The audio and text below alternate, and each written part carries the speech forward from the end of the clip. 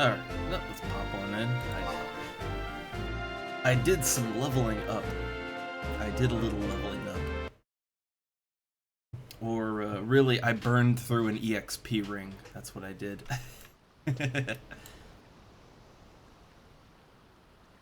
So, let me see, is it, when can I use my XP ring again? And also, I transferred some more items over from the old account that is not active anymore. Eventually I'll clean it out.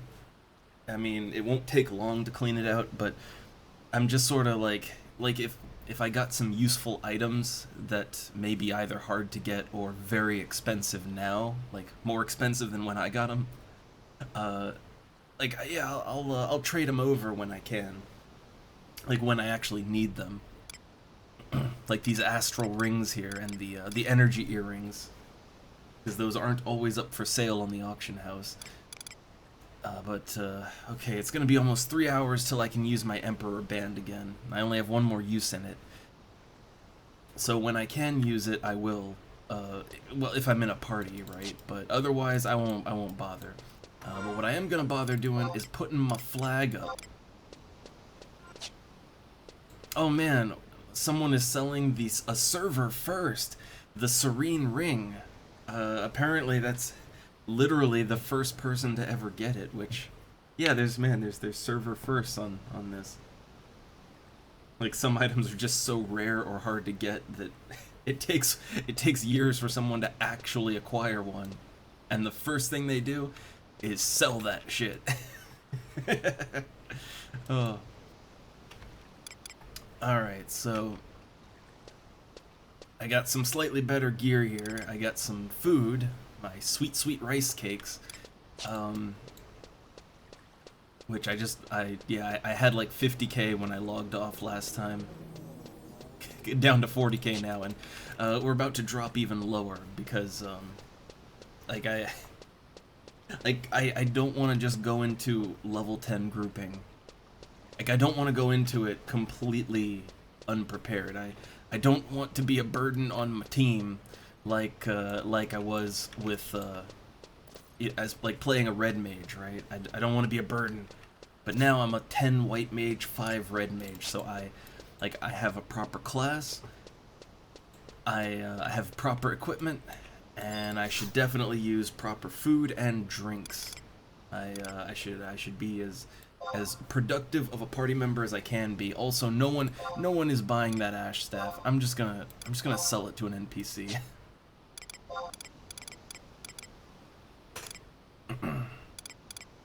Alright, so I want to buy some food. So, meals, drinks. Okay, so, alright, orange juice is a very basic one. So we got many different kinds of juices here. Usually I'd go with like orange or pineapple or melon. Yeah, like pineapple, I believe that is a 1 point MP regen. It lasts for a decent amount of time. The orange juice, okay, that's 1 for 90 seconds. That costs, orange juice only costs 200 gil. Like, it's only 200 gil. But this is a better refresh. It's a 2-point refresh, but it costs 1,000 gil. And I believe there's even better, like, yeah, there's the Yagudo drink, which is 2 refresh for 180 seconds. That costs 2,000 gil, so we're not gonna be using Yagudo drinks, but I'd say orange juice would be acceptable for us. Like, you know, orange juice is acceptable, like, for a minute and a half, right? It's 1 point of MP regen for a minute and a half. That is acceptable. Like, that melon juice would be better, but orange juice works. Now, of course, I can't just, you know, I can't just carry like 100 of them with me, which I would love to do. I would certainly love to have like 100 orange juice so I just never have to worry about MP regen. I would love that, but you know, you only have 30 inventory slots, and a lot of those slots are taken up by your equipment.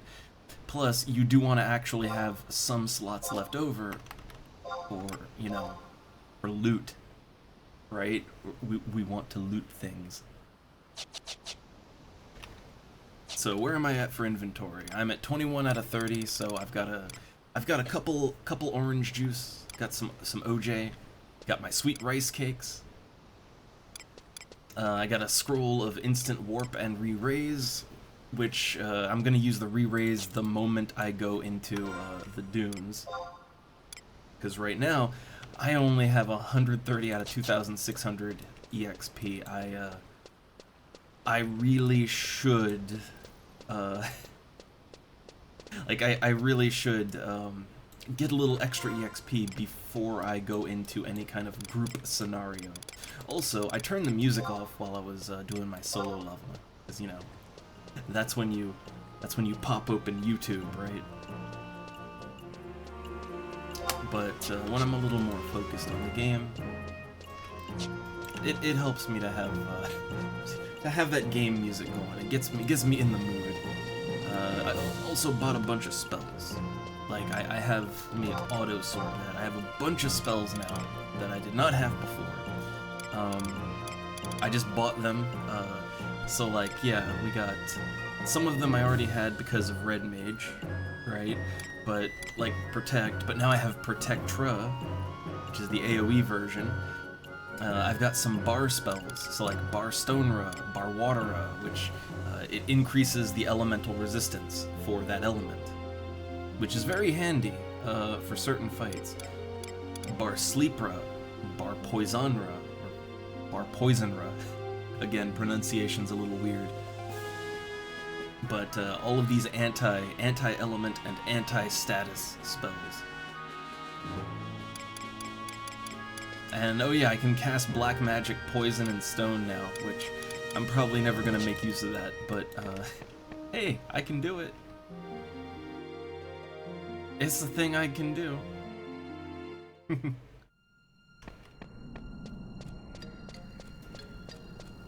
Alright, so I would like to get a little bit of extra bonus XP before I start grouping. Killing Quidovs is kind of the... like, Quidovs are the go-to. Just murder the hell out of them and you'll be great. Or these dingbats. No, they're too low level. Yeah, we're level 10 now, so... the level 1 enemies just don't do it for me anymore. I forget the cutoff level. Also, popping open that bottle of cool water now. Let me check. What is the temp? What is the current temp today? Well, Windows says 36, and Windows is always several degrees behind. So, basically, we're on fire. That's the current temperature. It's a wonderful sunny day. Oh. Okay. So, first off, let's see. I could use one of my bar spells, right? Bar Watera. I mean, Quidov are water element, so... like, they're water element, so theoretically, I should get some use out of that. Theoretically.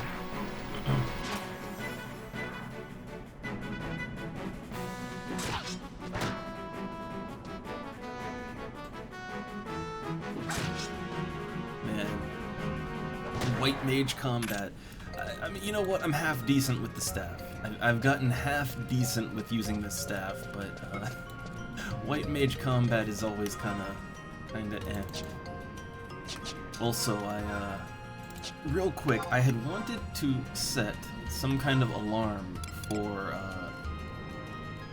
like when someone sends me a tell, because it's really easy to miss that. I forget how to do it exactly. Like there's a thing to set alarms.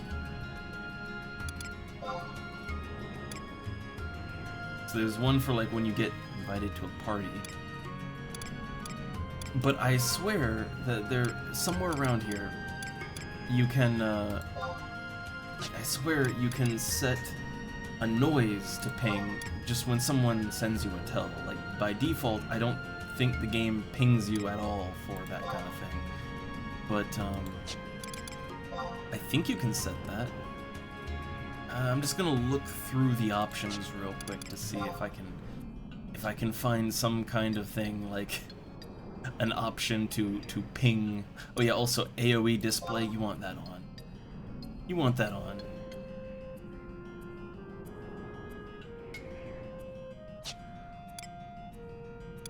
So what is this weapon effect? Right, if you have like some kind of weird enchantment on your weapon and it glows or something. So this is on-screen battle effects. That's not what we want. It's camera stuff, global options, chat filter off. Chat filter off, of course. I swear that there was some ability. I swear there was some way that you could make a tell ping you. I wonder, like for tell, chat filter, hold off, wait.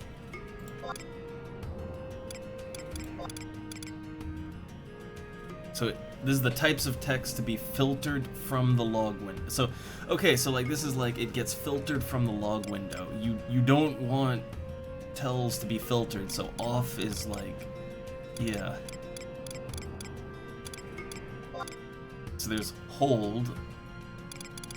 So, okay, there we go, off, and then there's a little music note. So, off with a little music note. I believe that will cause the game to ping me whenever someone sends a tell. So that'll... Like, the problem is, it's so easy to miss messages, right? And you don't want to miss a message like, hey, we need a healer for our group. It's a sweet, sweet XP group. Everybody getting levels for days. Come join us. Hey, why aren't you responding? Are you there?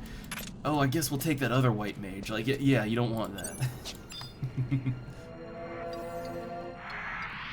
Okay, gonna pull this Quadog back. Of course, you start with the poison. I do have a white magic spell to cure poison now, but honestly, it's not really worth it to use it. Oh!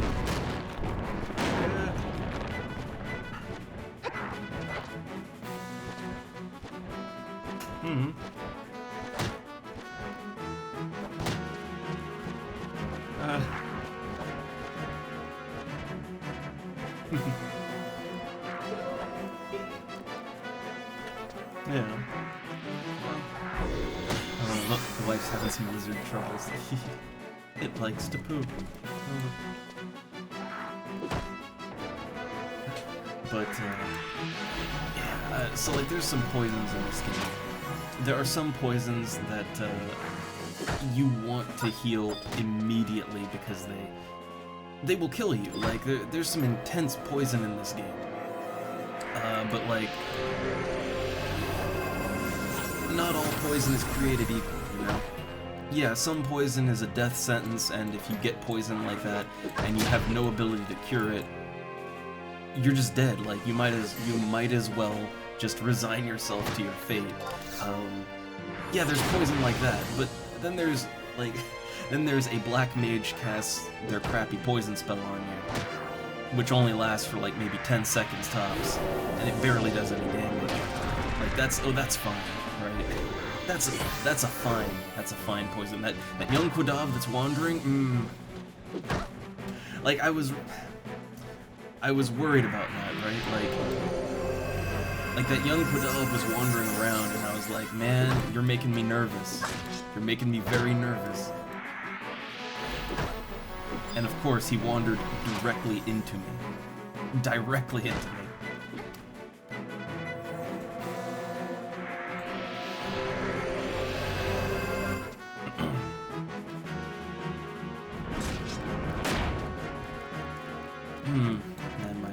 range combat, not the best. Not the best.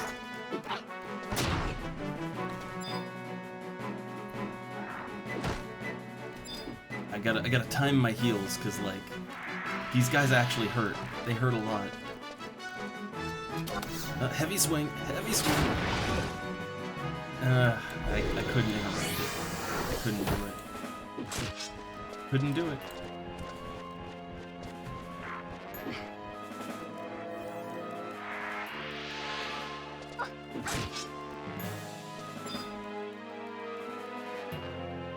Also, I really, man, it's a shame nobody's chattering right now, because I do wonder if the big fan thing that I have, like, next to my desk, it's just kind of blowing at, like foot level.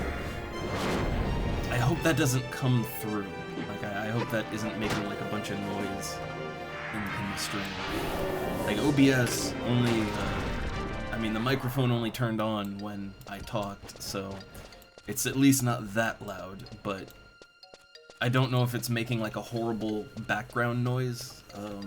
If it's making a horrible background noise, I might have to, I don't know, point it away or something, but right now it's kind of my lifeline. That fan is sort of my little lifeline here. I'm clinging to it.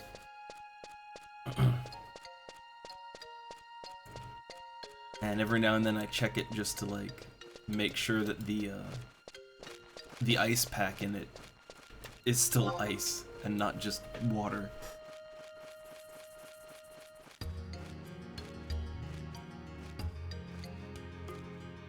It's already water. The ice pack is already just turned into water again, but it's cool still. It's the water in the thing is still cold, so it's still doing its job. Like those little ice packs, they like even though they're submerged in cold water, they melt like within a half hour. Like within a half hour, they are melted, and you just have like lukewarm water in the little tank.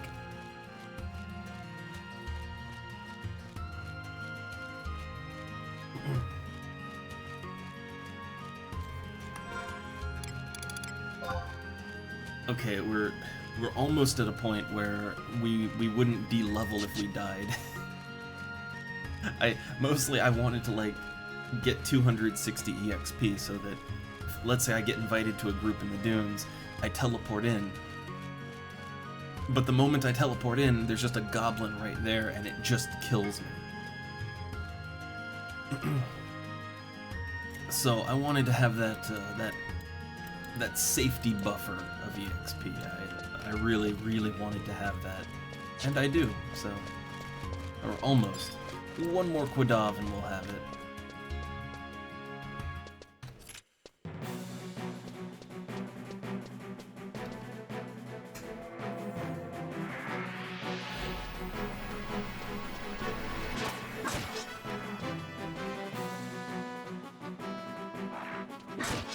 Also, since I'm just soloing, I might as well practice up my banish spells.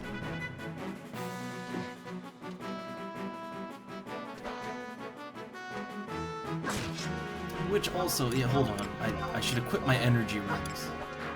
Or earrings, my energy earrings, so that's an extra 6 MP. I don't really want to equip the astral rings yet. Like, those are... It's 25... It's 50 MP total, if I use them. And 50 MP is pretty sweet, but... yeah, it lowers my HP by 50 as well, so... a bit of a double-edged sword. In a party, it's fine. Like, I wouldn't worry about that in a party, but when I'm solo, like, HP is precious, you know? Like, solo, my HP is precious, and I can always use my MP to heal if I have to. But if I don't have enough HP to survive getting attacked by 2 Quadavs at the same time, things could get messy. Like, you want to have a good base HP. Like, oh yeah, you know, don't want to get headbutted to death in one shot. Getting one-shotted never fun.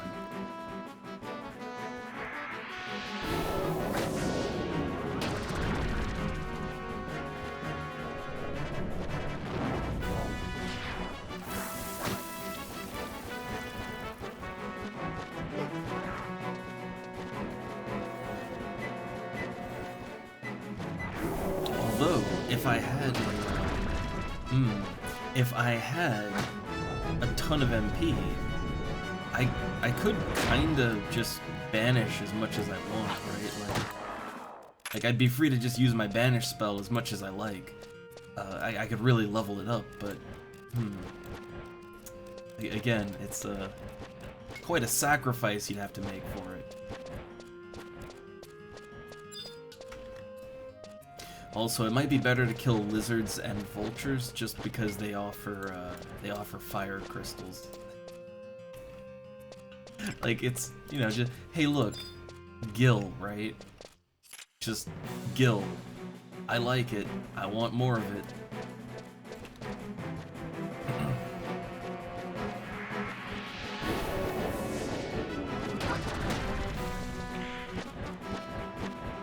I don't think I've actually ever even attempted to fight a vulture yet. I literally don't think I've attacked a single one. I would usually avoid them because of Hell Dive. Not a very not fun attack.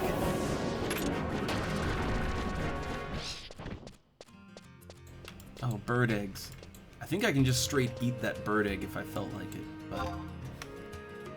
So, okay, you know what, let's try something, let's live dangerously. So, here is the effect of my astral rings. So, got 151 HP and 108 MP. Well, let's swap that around. So now I have 158 MP and only 101 HP. So my HP's taken a bit of a hit here. Like, I don't have a lot of HP to throw around now. I have to be a bit careful when I fight because, yeah, like... That's that is like you're dealing in Taru HP now, so gotta be careful. Which the funny thing is these like these astral rings, they are a game changer in the early levels. I would say all the way up to about level maybe 40 or so. Like, yeah, all the way up to, like, level 40 or so, these rings are just total game changers. Like, plus 50 MP and minus 50 HP is a huge change, and especially at level 10. At level 10, that is, like, completely swapping out your health and MP pools, but later on it kind of, you know, like, when you only have 150 HP, sacrificing 50 of that, which is, like, that's a third of it. That is a third of your HP to get a third more MP. That is huge at level 10. But level 50, you might have, like, 500 HP. And, you know, then you're only moving around 10% of it, so... Oh. I'm gonna shower in a little bit. I feel dirty. Oh. Too much sweat. No. Well, yeah. At least, you know, wash your foot. I already did. Okay. For anyone interested in reptile keeping, getting pooped on is part of the package.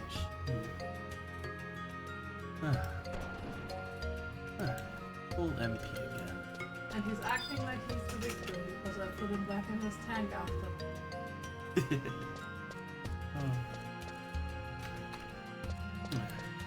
Another vulture. I think that's the same one, just spawned.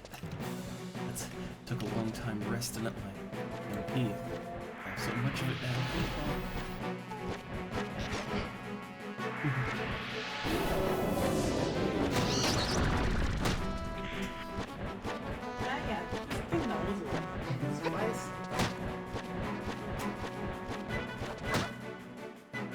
I think he appreciates the plan. Yes. Looks a little less. Like, for a while he kind of had his head hanging over here, like, looking at it.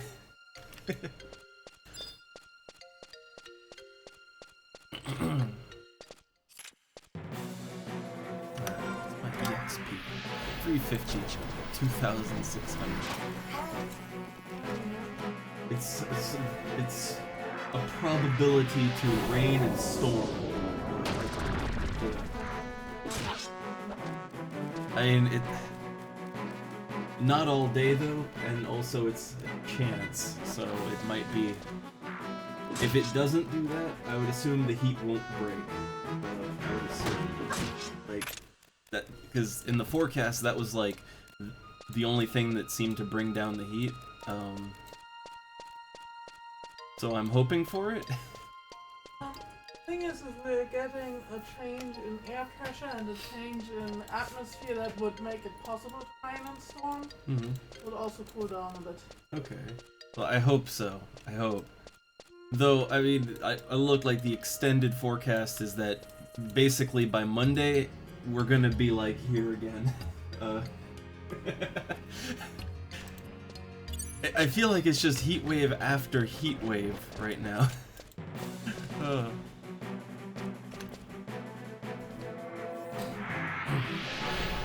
Which does Windows say about the temperature? Oh!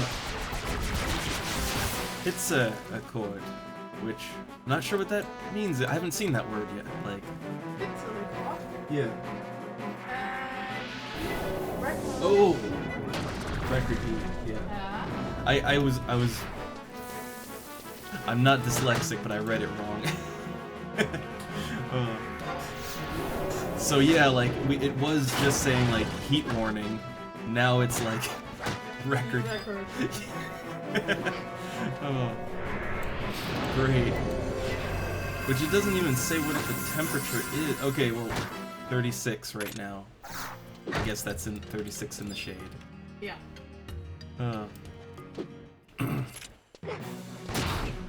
Yay, record heat.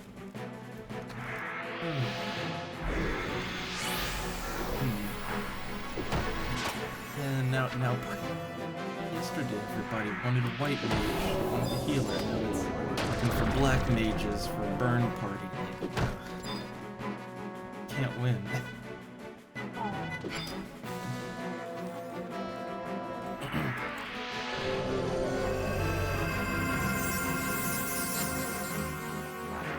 Oh, paralyzed.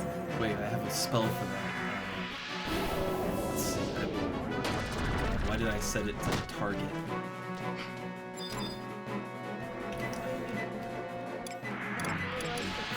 Yeah, it'd be easier that way. Like, okay, so I have to manually select it so I can do it on myself. There we go. Yay, no paralysis. During status magic feels good. Oh no. Oh dear. That's okay. That'll last for a whole minute, and I can't rest while it's on. And there's no, as far as I know, I don't think there's any spell that cures Dia.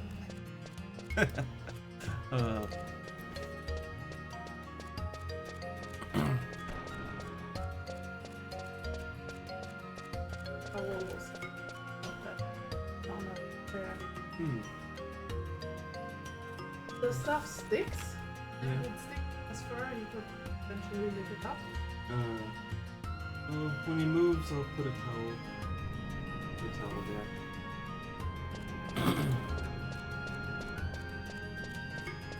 This wasn't Silver's favorite place right now. I'd say just get rid of it.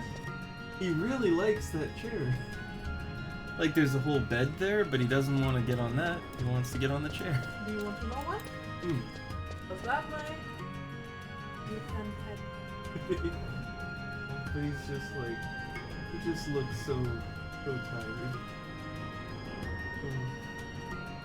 But we also have to petting.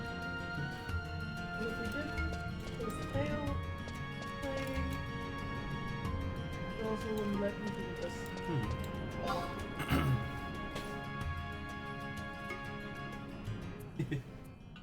Oh, just a puddle of cat. Very, very actively moving puddle of cat.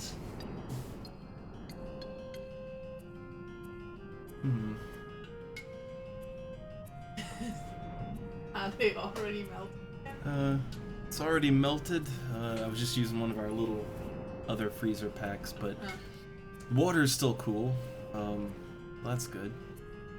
But I might need to change out, like I'm running out of ice packs to put in this thing.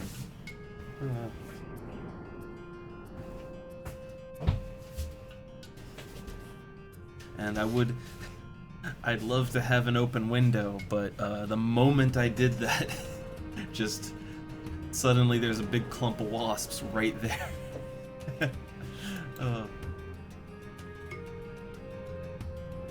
Which, oh god, upstairs, I hope they're not getting in. Okay. Like the wasps do not like the heat, so they kind of try to hide in here, and that's not great for us because they're wasps.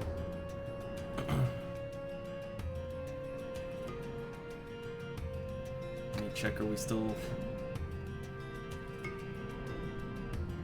Okay, yeah, I was just checking. Like, yeah, there's a heat level warning. Like, man, all the heat warnings. Like, warning, danger. Imminent heat death. The sun is exploding.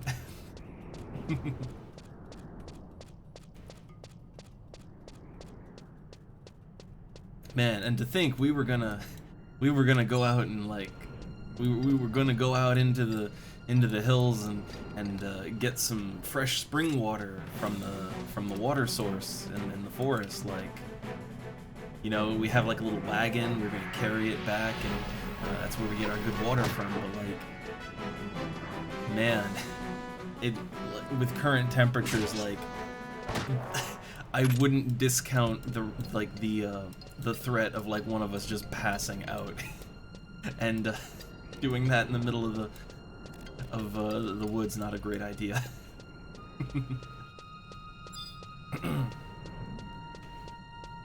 Well, that, and also have to like drive the water back, and well, you know, don't want to pass out behind the wheel either, so generally want to avoid any scenario where you might pass out outdoors.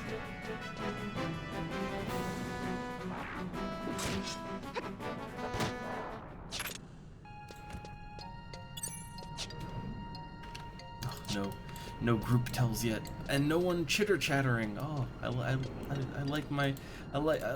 like hanging out with my chat buds, my chat friendos. And I wish someone would just say like, oh, do I need to point the cooling fan thing in a different direction or something? Because it might be making too much noise. I don't know.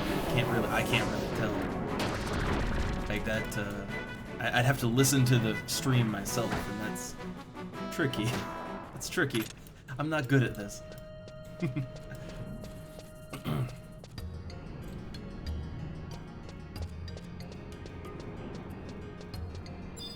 Alright, I thought my low HP would be a problem, but honestly, I'm doing just fine with it. My healing magic needs some work, though. I need to level up my healing magic a little more, which I guess means I should just heal more. Just heal more, right?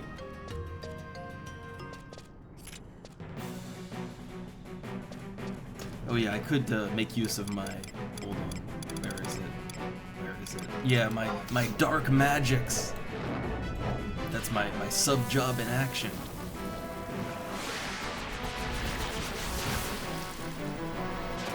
The darkest of dark magics.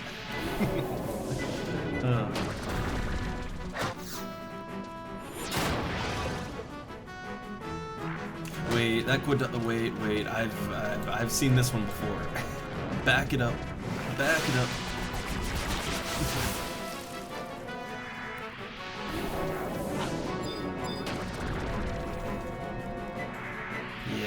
If I had stayed there, I'd have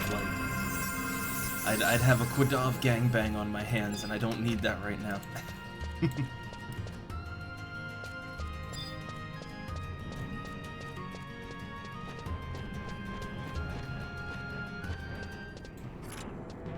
Oh man, he saw me. Or I guess he heard me. I believe Quadav detect by sound. So didn't see me, but he definitely heard me. He heard the white mage cheeks clapping. He heard it. He knew. Hume too thick.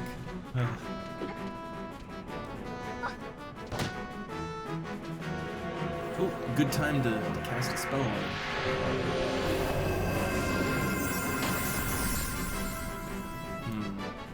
I see that young Quadav. I see him wandering around over there.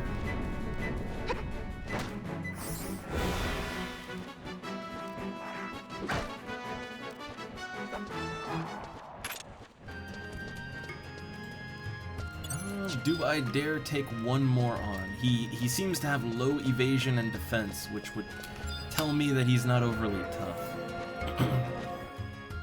Like, that says to me that he's an easy encounter.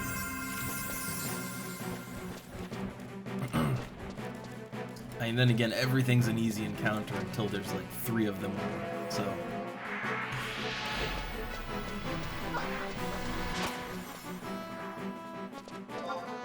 Okay, get in there with that heavy swing. Yeah! Does that count as a combo? I don't know. Felt good though. Okay, I can die twice and I won't D-level now.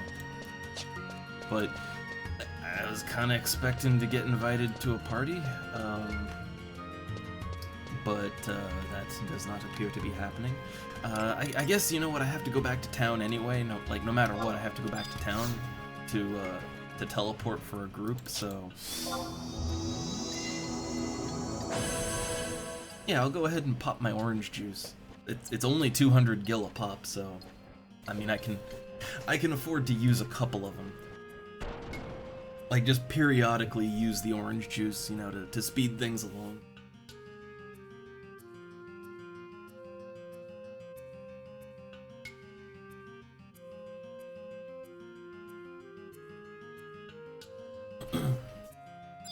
And, oh yeah, I need to rebuff.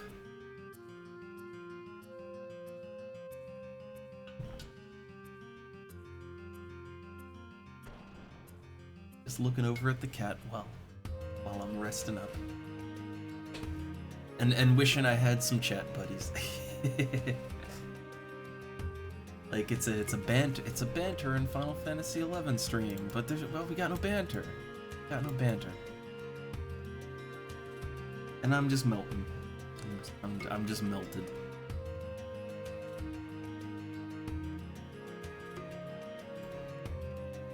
And I'm hoping my PC, you know, actually that's another reason that like I'm playing Final Fantasy XI right now and not something else. Like, hey, I got Cyberpunk, right? But you know, a reason I'm playing this instead is that this does not stress my computer at all. Like no stress whatsoever on my PC. But I'm pretty sure Cyberpunk would literally make my computer just die. Like, literal danger of something like popping inside the PC, and we don't want that.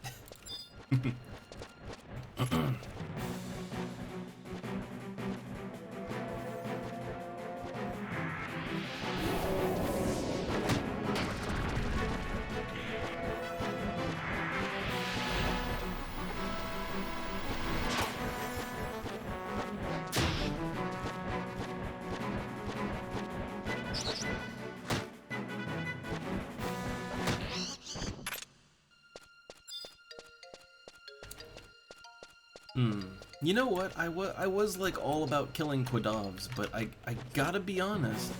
I think killing vultures and rock lizards is probably ideal. Like, I gotta be straight. I think it's ideal. Like, they have fire crystals, and fire crystals are worth so much more than water crystals. Like worth so much more. Just so much more.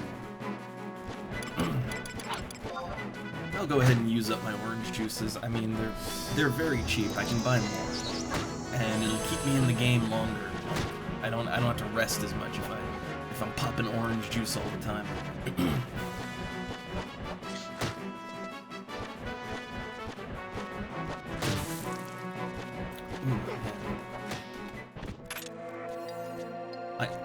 I gotta be honest, like, you know, nobody ever wants to see their white mage melee, but like, I just critical hit a fucking enemy for 42 damage, like that's actually more damage than I could do with a sword. Like a two-handed staff is actually pretty good. Like if you get a good hit with a staff, like it's a two-hander, right? It's a two-handed weapon. It deals good damage.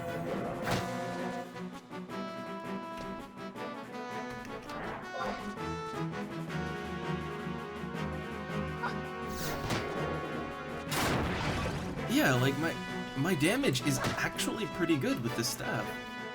I wouldn't say it's like obviously it's less damage than, say, a warrior with a battle axe or a dark knight with a two-handed sword. Obviously that would be more damage, but I'm doing more damage than, say, a red mage with a one-handed sword, or a thief with a dagger, right? Like, I can actually melee for more damage than that. But I guess it's, yeah, if I was in a party, no. Like, generally, people do not want their white mage to be melee. They want their white mage to be healing, and if they're not healing, just sit down, right? Like, just sit down and recover your mana.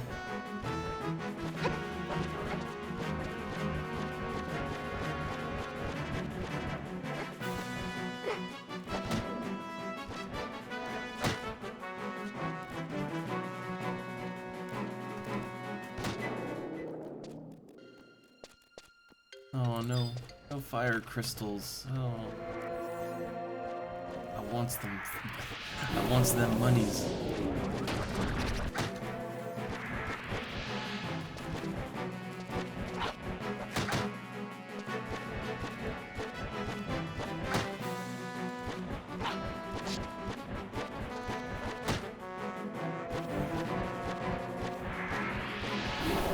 But more importantly, I wants that party. I'm a white mage. I'm party people. Like, if I'm not in a party, what am I doing as a white mage, right? What good am I? Who am I? Why do I exist? Like, without a party, a white mage just exists to suffer.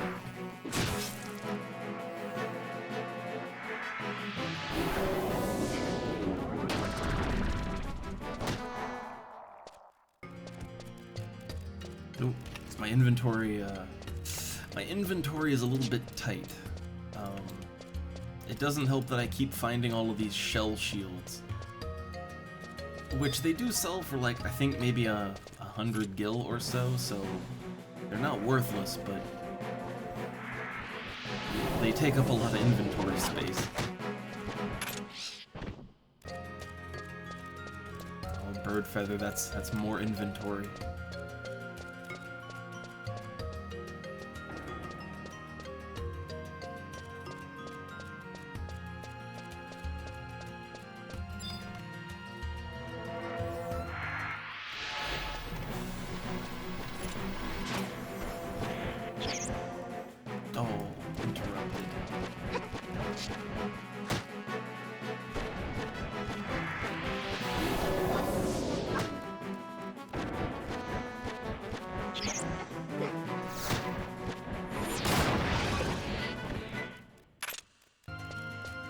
I think I have, like, what, 2 or 3 bird eggs now? And, I believe... yeah, I have 2 bird eggs. Oh, I got a scroll of bind. Huh. I already have the spell, but nice, nice. Let's go ahead and pop that orange juice. I'm using up all the orange juice I plan to use for parties, but, well, Inventory space, man. Inventory space. Honestly, all the shell shields that I'm finding, I can probably sell those for enough money to make up for the bottles of orange juice. Although really, I guess I should just be crafting my own bottles of orange juice. That's what I should be doing.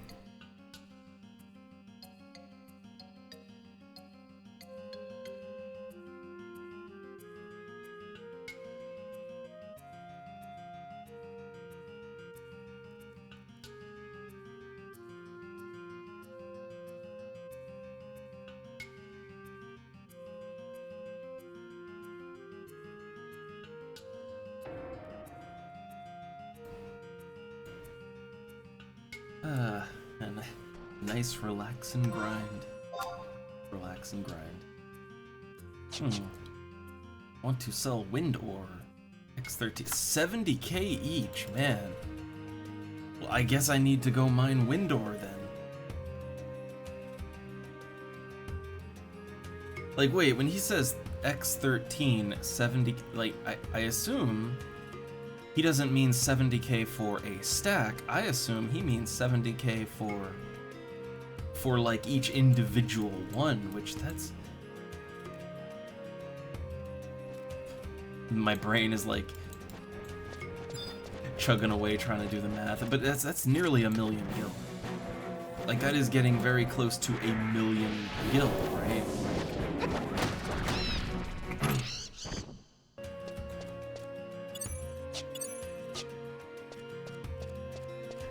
Like, it's so hot that, like, the little battery-powered calculator in my head is just breaking.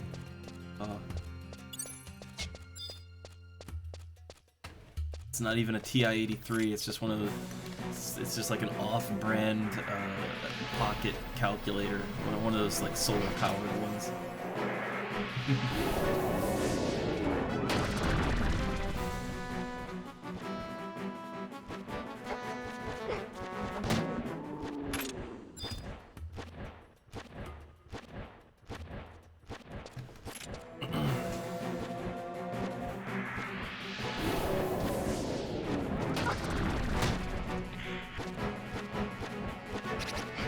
Also, when I need to rest next, I think I'll take a quick minute to go to the bathroom, because again, I'm chugging water. I'm just chugging it, so I will probably need a minute. But just a minute.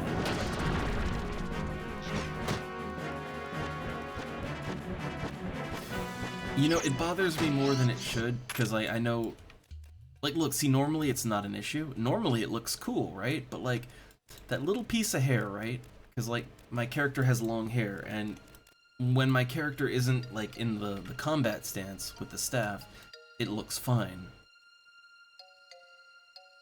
It looks good, even, right? Like, oh, you can see you got little, you know, like, your character isn't just bald, right?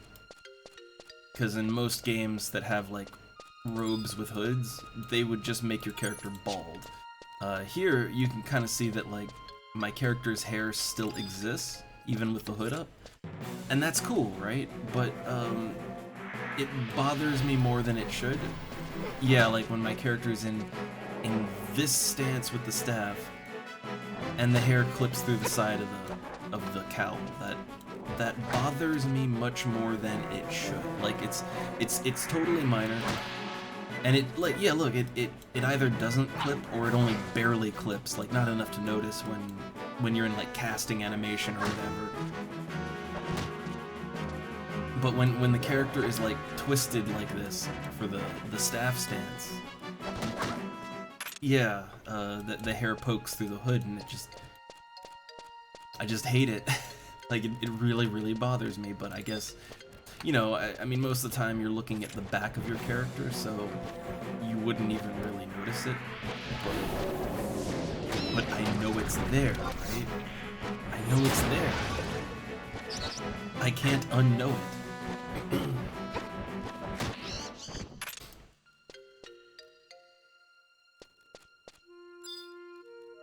Oh, I should heal myself.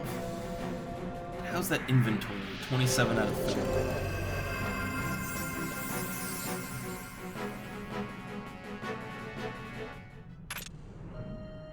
I know he's gonna come back. Like, I know he's gonna come back, and I could possibly run into him, and we could have a problem fight on our hands. Like, I know that young Quadav is gonna come back, and he's gonna be a problem. But he's, like, you know, in that moment, he was just walking directly away from me. Yeah, see, look, there he is. There he is.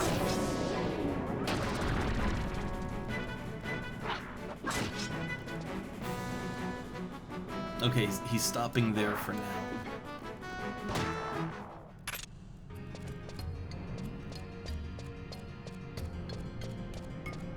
Also, with all these water crystals, we should try to do some crafting again.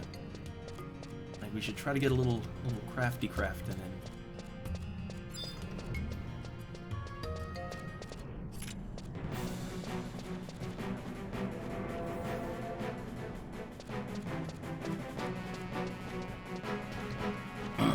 And hey there, Azul.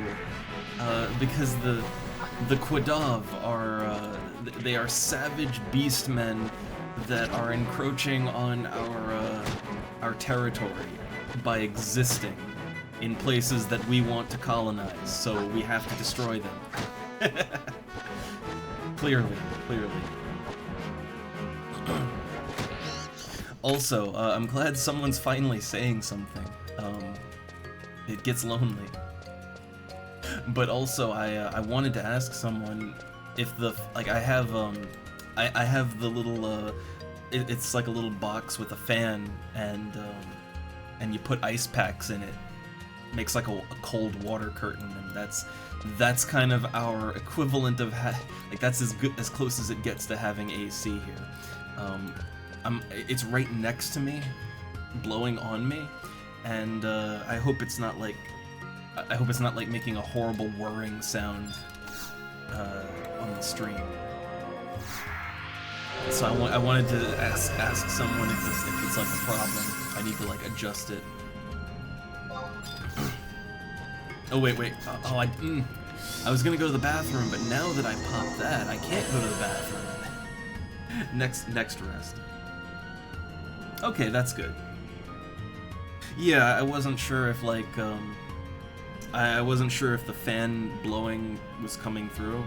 Like, it's by my feet. Like it's a little shorter than I'd say it's like maybe knee height. It's blowing at knee height next to my desk. Which, you know, my microphone is up in front of me next to my screen, so it shouldn't pick that up. But if it did, I ain't turning it off. Like, we are literally in record-breaking heat wave right now. Like I pop open Windows to see what the current temperature is, and like it's so high now that like it's gone beyond heat warning to just this big red like death symbol with record heat, right? Like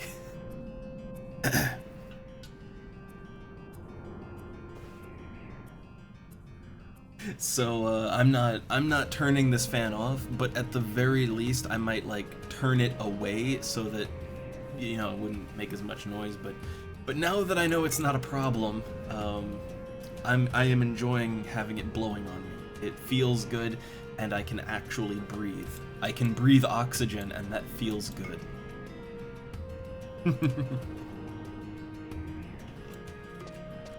Like, even the cat is next to me, just like he's just like hanging his head off the side of the chair, just enjoying the fan. Yeah, it is. God, it is hot and dry. Hot and dry. Which I guess is better than hot and humid. Like, hot and humid is you die now, but hot and dry, like, still not great.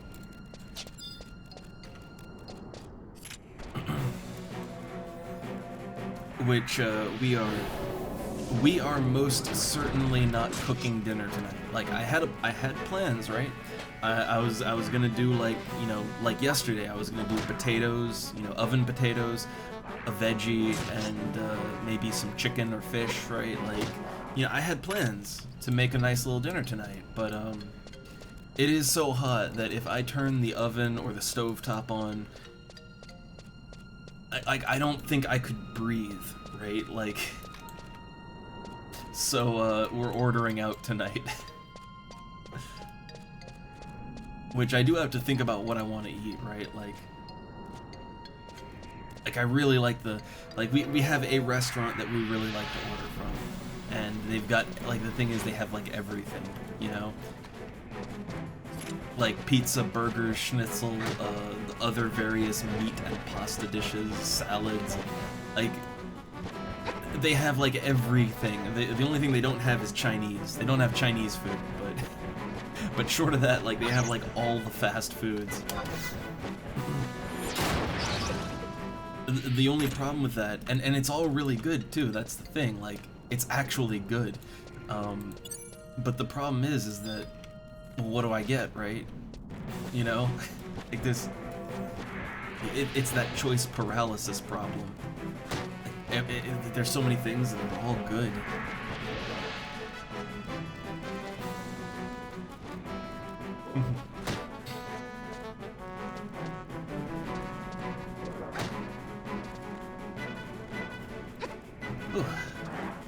Every now and then I just have to take a breath because it's just so warm.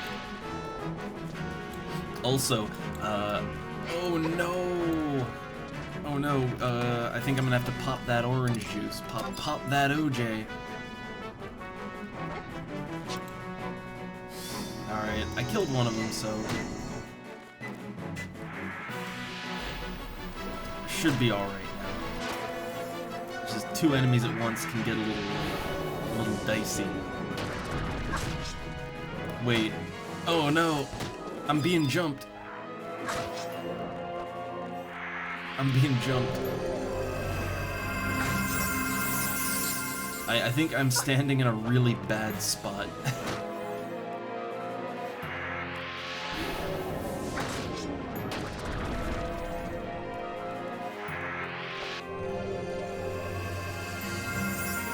I hope that one over there doesn't join in.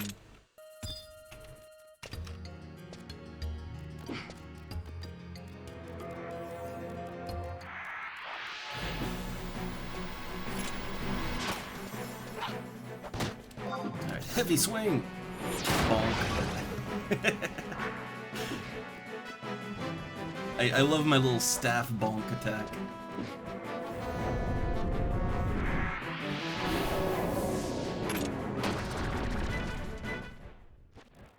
And down he goes.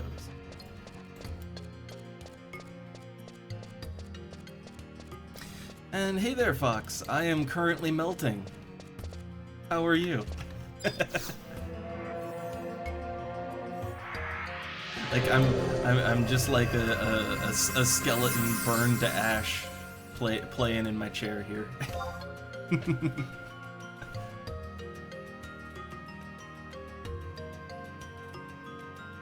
But I have my little fan next to me, so it's my lifeline.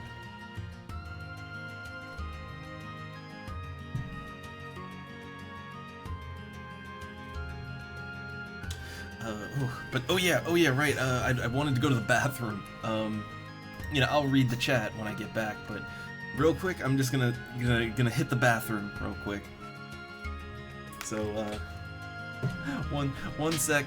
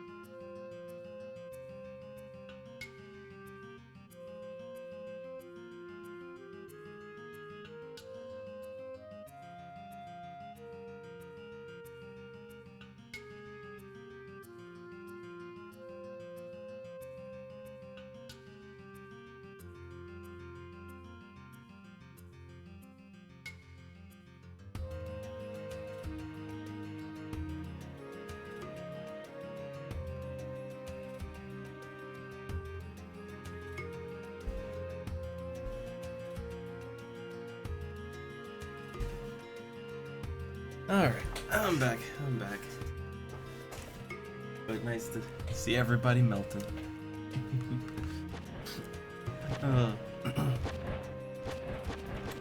Oh, also, I did mess around more on that WoW server. I made, because okay, I wanted to do something a little different, you know, not just all dwarf all day, right?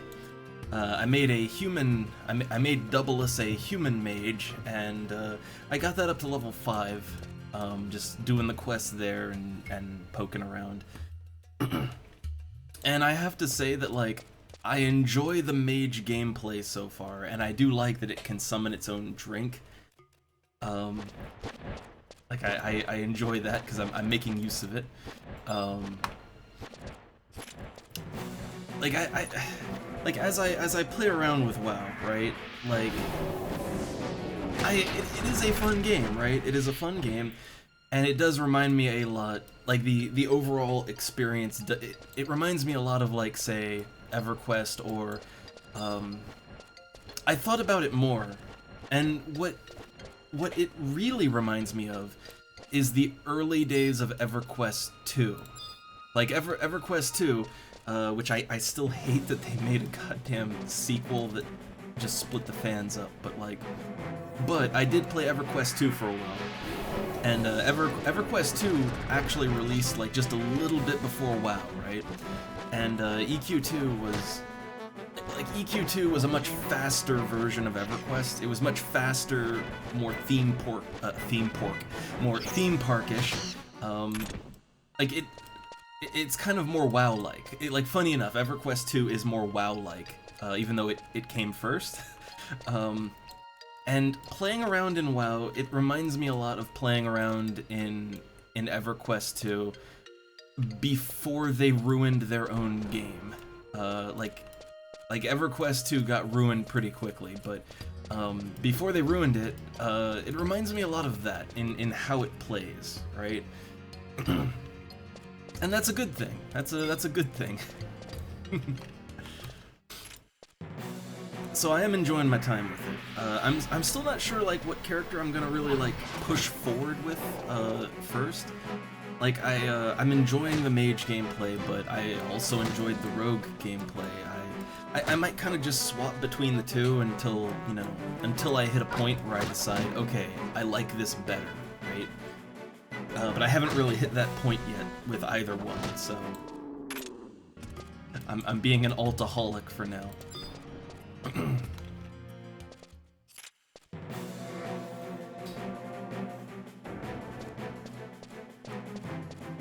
But I think again, I have this problem where when I played the mage, yeah, I guess, you know, I guess it's good. Like, again, I'm a little used to this now, where, like, you just do everything on one character. But yeah, I guess it's fine to have multiple characters in a game like that. But one issue, right, that I had with mage is that the spells so far, they feel kinda, I don't know, they don't really feel like they have much punch to them yet. Like I'm not really seeing, like, a big nuke spell, right? Like, and I mean both in terms of actual damage and in terms of like special effects too. Like, you take EverQuest, right? And, you know, I played around with my wizard son on stream in EverQuest, and, like, as simple as EverQuest is, like, you know, they don't have a lot to work with in that game, but like, as a wizard in that game, when you cast, like, a fire shock spell, like, you know, you get the, like, burning hands, and then there's just this loud ass explosion sound, and, like, a big fireball, like a fireball gif just shoots off on the enemy. And like, it, again, the game is super primitive, you know, it's primitive and basic, but like the magic has this sort of explosive effect to it, right? And also just wizard, like, you know, in EverQuest, like, a wizard can kill an enemy in, like, 3 spell casts, you know? So far, I feel like if Mage is World of Warcraft's wizard equivalent, it doesn't feel like it's as punchy, right? Like it has as much. There isn't as much dynamite in their spells, so to speak. Okay, so yeah, if Mage gets some more juicy, explosive spells later on, then I'll be happy. But right now, it feels like I'm shooting off like 4th of July sparklers, right? Like I've got little sparklers that I'm waving around. That's what it feels like, you know, like an EverQuest wizard is like when an EverQuest wizard shoots off a spell, it's like shooting off a rocket launcher. And right now, as a low-level mage in WoW, it's like I'm shooting off maybe like a very low-yield Roman candle, right? So yeah, but again, if that changes, I'll be happy.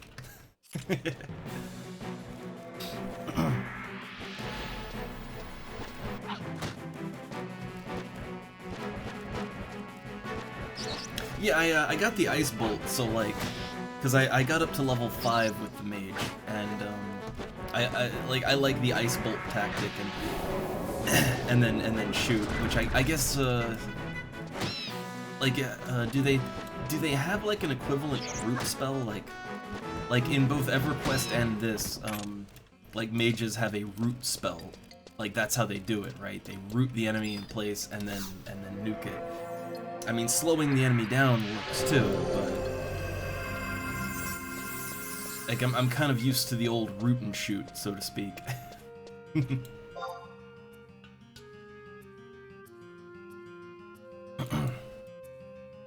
Though honestly, like slowing the enemy down to kite them, I mean that, you know, that's classic too. That works.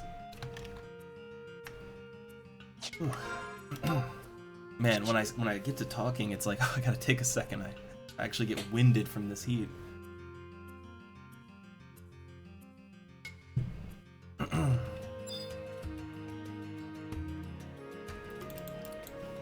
But I will say also, I kind of like I'm already seeing that mage in WoW is it's a little like, see, here's the thing, right? Like for me, like EverQuest and EverQuest 2, like they are kind of my comparisons, right? Like I have EverQuest, EverQuest 2, Final Fantasy, like those are kind of my comparisons. So like when I look at something in WoW, I'm comparing it to the various other games of the era that I've played, right? Whereas I've seen a lot of people that, you know, they started with WoW, like everything always compares to WoW, right? For me, it's the reverse. But what I notice with Mage is it's sort of like it feels like a weird combination of multiple EverQuest classes, like in EverQuest, right? The wizard is the like, you know, it's the high damage nuking spellcaster that also has like teleports and, you know, stuff like that, right? Teleports, damage shields, stuff like that, which I saw like Mage kind of has that too in WoW. But like that's what like an EverQuest wizard does. But then you have a magician, right? And a magician in EverQuest, like that's a summoner class. Like they summon elementals. They have some wizard spells too, but like they summon elementals, and they can summon their own food and water and all that. And so like I feel like WoW's Mage is it's a weird hybrid of two classes. Like it's a hybrid of magician and wizard from EverQuest. Like they have a lot of the same functions as both of them, but like rolled into one class, which is, for me, that feels weird but interesting at the same time.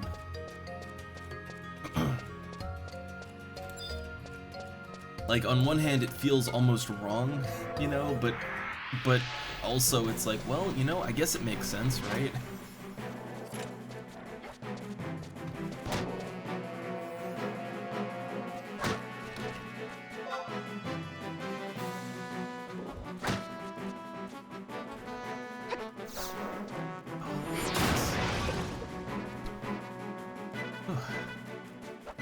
Man, Like, I'm sitting here gasping.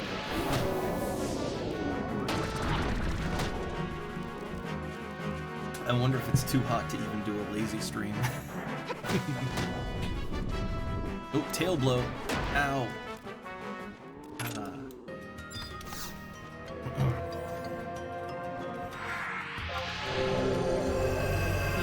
Almost halfway through the level.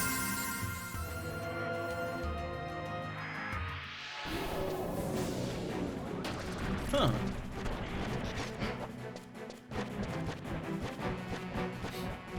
Which, yeah, I'm not sure. Like, again, I'm not getting deep into the meta, and I guess I'm probably never going to be a meta player with Warcraft. Like, for me, I'm having fun, kind of just exploring it. You know,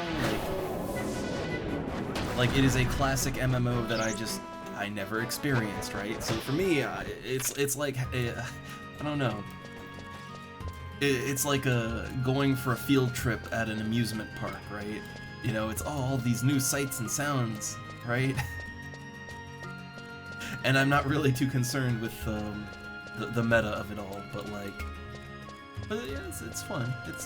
I'm having fun with it, and I guess eventually I'll want to try some of the other classes too. But I generally like mage type classes in games, and I generally like, if there's no bard, then give me a rogue, right? So that's what I'm going around with.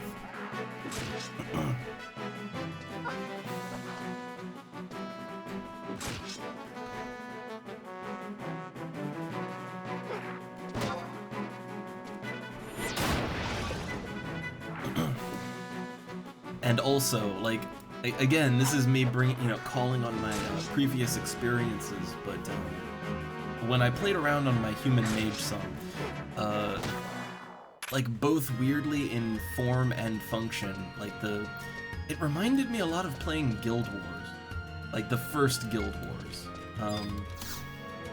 Like very, very specifically, it reminded me of pre-searing Ascalon in Guild Wars, like just playing around the human newbie area, right? And the music, so every now and then, I swear, the music in like the human starting area in WoW, I swear every now and then the music borders on like becoming the Guild Wars like Ascalon pre-searing music. Like every now and then it feels like it's almost like it's gonna get into that, right? And again, that's not a bad thing, it's just it's weird. See, this is what I'm noticing, right? Like, I think I can see why the game pulled people in, you know? But yeah, like, honestly, there's a lot of similarities there, too. Like, especially with pre-searing Ascalon. Like, there's a lot of form and function comparisons there. Which I still like Guild Wars. I need to play it again. We'll do, like, a lazy stream with Guild Wars one day. But, like, yeah, it reminded me of that. And I think I can see one of the reasons why people like why they got into WoW and why it clicked with them, because, like, as someone who's like pretty much played every game other than WoW, when I go into it, like, I'm noticing lots of bits and pieces of other games, and I will say probably they borrowed a lot of inspiration from other games, and maybe as the game went on also built on it with, you know, pulling other games' elements, you know, with that in mind. But, like, you know, I noticed lots of bits and pieces of, say, EverQuest or Ultima in there. I noticed little bits of, like, the first Guild Wars, which is about as old, right? Like, but I noticed lots of little bits and pieces, lots of fragments of other games, like, done in a way almost exactly like those other games. But there's lots of little, like, fractured bits and pieces that come together to make a cohesive thing, right? And I think that for people that are not, like, people that weren't initiated to MMOs and hadn't played those other ones, they were pretty much getting, like, the good bits of a lot of other games, right? Like they were getting all the like the greatest hits of other games, and for people who maybe played one or two of those other games, they might go into it and be like, oh hey, it's kind of like that other game, but oh they've there's some parts from this other game I like too, and it's like I think it kind of resulted in a very comfortable experience, you know, like a very polished and comfortable experience, which. I mean, you know, you look at a lot of the old MMOs I play, and while I love them, and I think their uniqueness is why they're still fun, like, they may have, like, a couple of really, really fun bits, but then there's a lot of rough edges, right? And I think, like, WoW took all the good bits and smoothed out the rough edges. That's probably why, again, along with the marketing hype, I think, probably it's what pulled people in.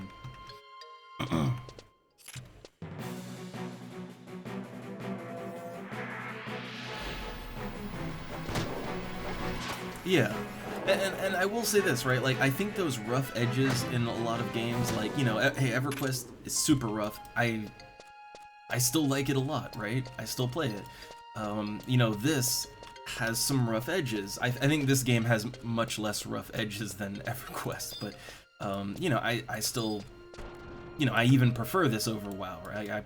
This is my preferred game, but like, you know, I think those rough edges can kind of build character, you know? They can make a game unique and interesting. But that said, rough edges can chase people away. Rough edges can make a game, it can make a game really appeal to a certain niche that will just love it and always support it, but it will be a niche, right? But when you smooth out those edges, then you bring more people in, and I think that's what WoW did. You know, they looked at what worked and what didn't at the time, and they kind of they did that, but they smoothed it out. And yeah, I mean, I can't fault it, right? That's smart. That's smart.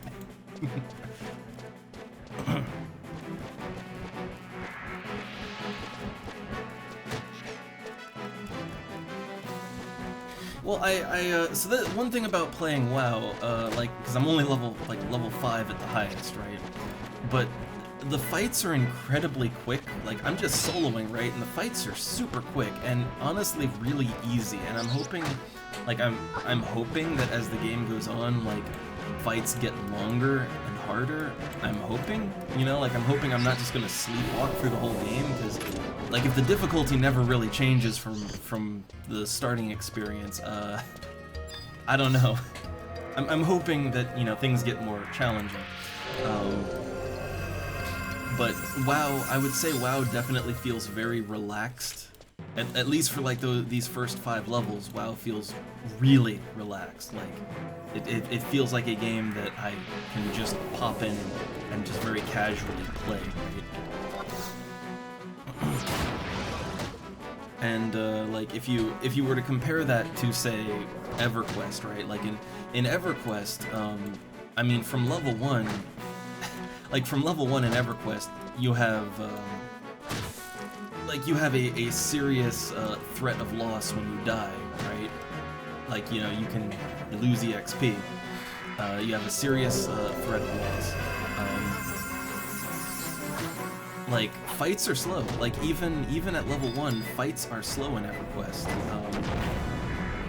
And then you have downtime. Like, like, let's say you're a wizard in EverQuest. A level 1 wizard, you might, like, kill an enemy or two with your spells, and then you have to sit down and meditate for maybe, you know, 2 or 3 minutes. So, like, it doesn't feel like it feels a little intense, right? It's an intense game. FF11, I'd say FF11 is a little more like WoW, a little more relaxed, but even then, you know, the low-level player experience, like, there are hostile enemies everywhere. You know, like, death is very easy to happen, and fights can take a bit, and, you know, it feels a little more intense. I think it's chill, but it is a little more intense, right? I think WoW does a pretty good job of, like, easing players in, you know?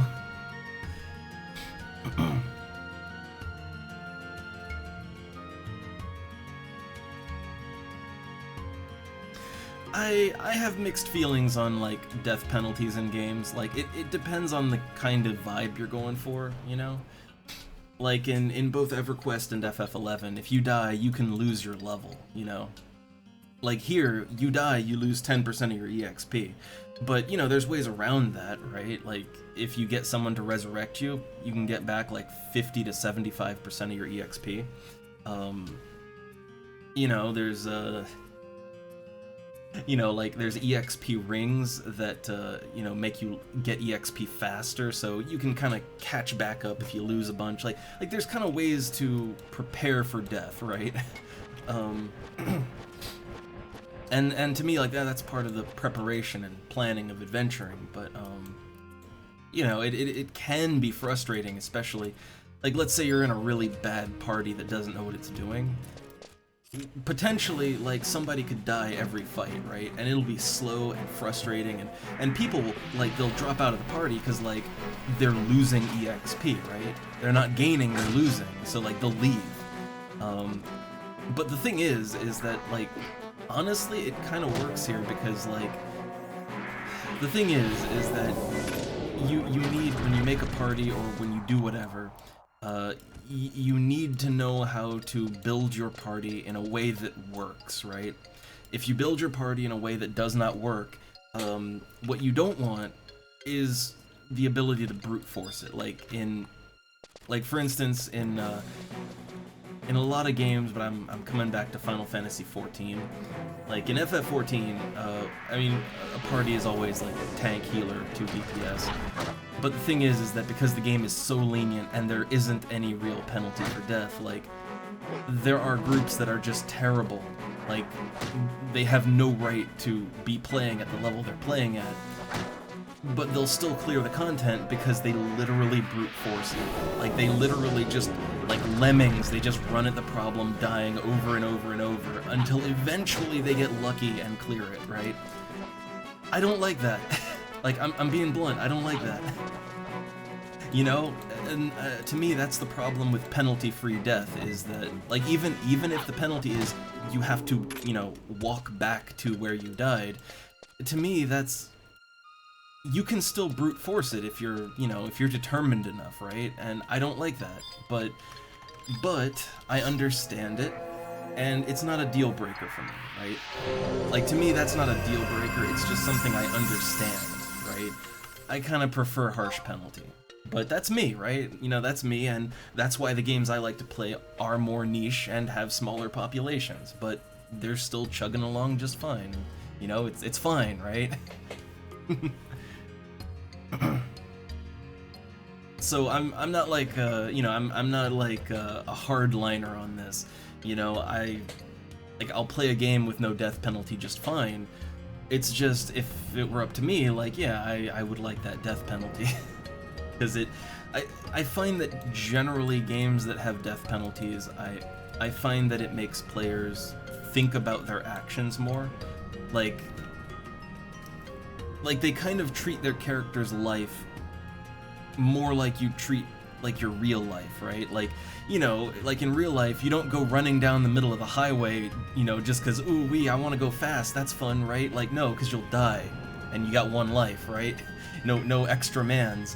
And the thing is, when I play an MMO, part of the reason I'm playing is for immersion, right? Like, I want to immerse myself in this wonderful fantasy world, and, you know, if people treat death like, oh, it's just, you know, it doesn't matter, right? Then, like, well, that kind of takes me out of it.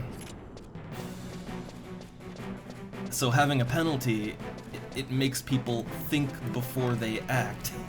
Like, it doesn't keep them from doing stupid things. I do stupid things in this, right? But knowing the consequence, you know, you at least plan what you're going to do a little bit, right? Like, you at least try to have maybe an escape plan or something in place, you know?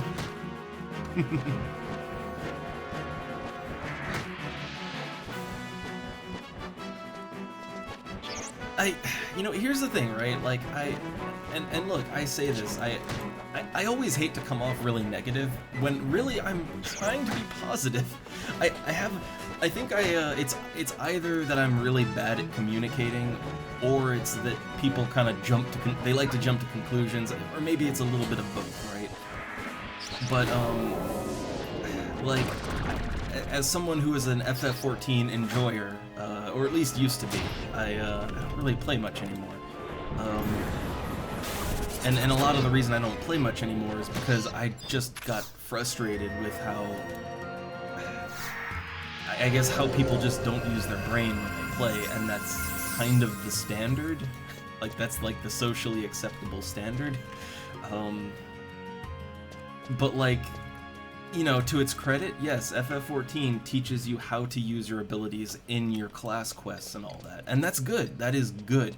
I think the problem is that even then, a lot of people just don't pay attention to it. Like, I think because a lot of the quests are easy to cheese. Like even if they want you to do something, a lot of players will cheese it and they'll somehow complete the quest without actually doing what they're supposed to do, so they don't learn anything. Or there's a shocking amount of players that like get to max level and they just don't do their class quests, and shockingly they exist. You know, or there's just players that don't care. Like, I'm gonna be blunt, there are a lot. So like, okay, here's the thing. In FF14, I have two characters that are mentors, right? I have Mentor Roulette open. And Mentor Roulette basically always puts you in shitty groups, usually dungeons, right? It puts you in crappy groups in a dungeon, and I usually play as either the tank or the healer. And so I do a lot of mentor duties, right? So I see the worst of the worst, and I have seen level 90 players that do not have any idea how to play their character, and they complete content just fine because someone else in the group is willing to pick up the slack for them, right? But see, what I don't like is that it's possible to play like that, right? Like like, let me give an example. In this game, right? In this game, if you're invited to a group as a necessary function, like if you're invited to the group as, say, a healer, and you have no idea how to heal, or you just don't care, and you're just playing it really sloppily, really lazily, you are going to get your tank killed, and then the enemy is going to turn on the DPS and kill them, and then it's going to turn on you and kill you, and everybody is going to lose 10% of their EXP, and they're going to hate you, and you aren't going to be the healer for the group anymore. You need to learn how to play, right? Like, you know, you will be politely told to maybe, you know, maybe practice a little bit, right? Practice and come back, right? And to me, that's how it should be, you know? Like, I don't like playing with people that don't care enough to play the game, right? And that's why I honestly hit that like bitter moment with FF14, you know?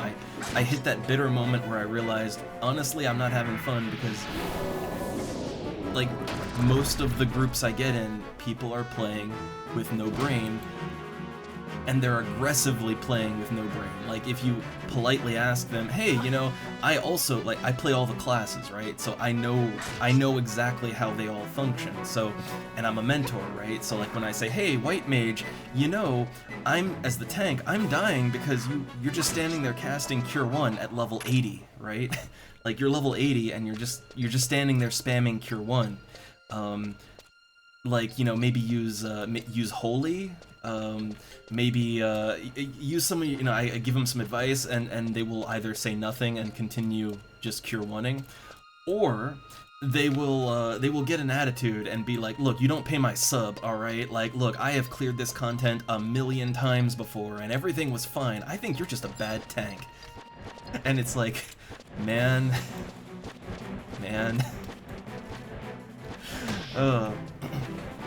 So yeah, that's why I don't play FF14 anymore.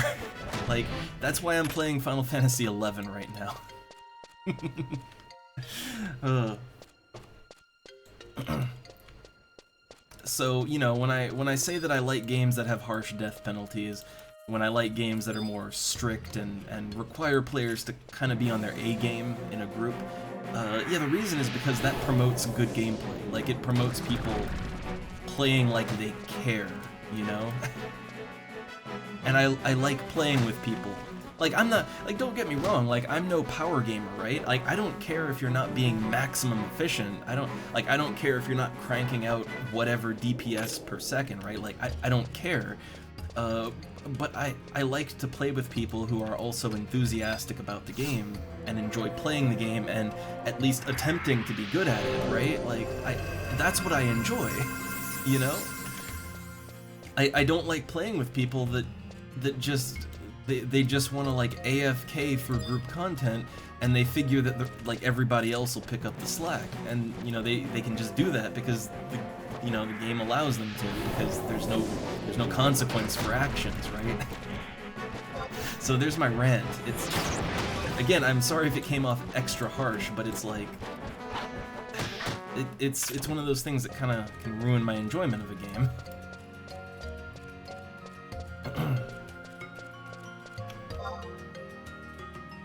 Also, hey there, Burn. I do seize you.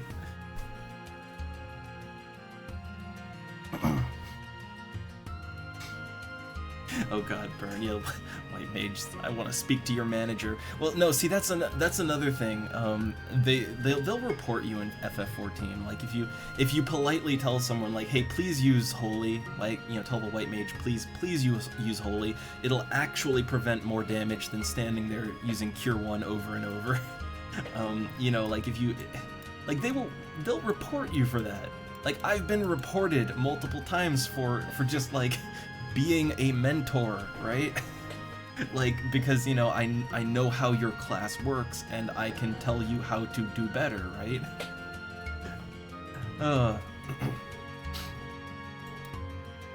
And I did die in WoW, Fox, and I did the ghost walk back to my corpse, which is, again, that is at least something. That is at least a penalty.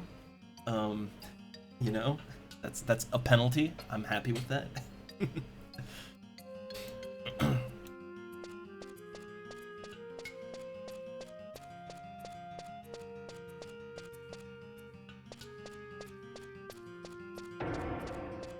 Again, I would have preferred, like, if it was an EverQuest style corpse run where you're naked when you do that run back, but you know, it's fine, right?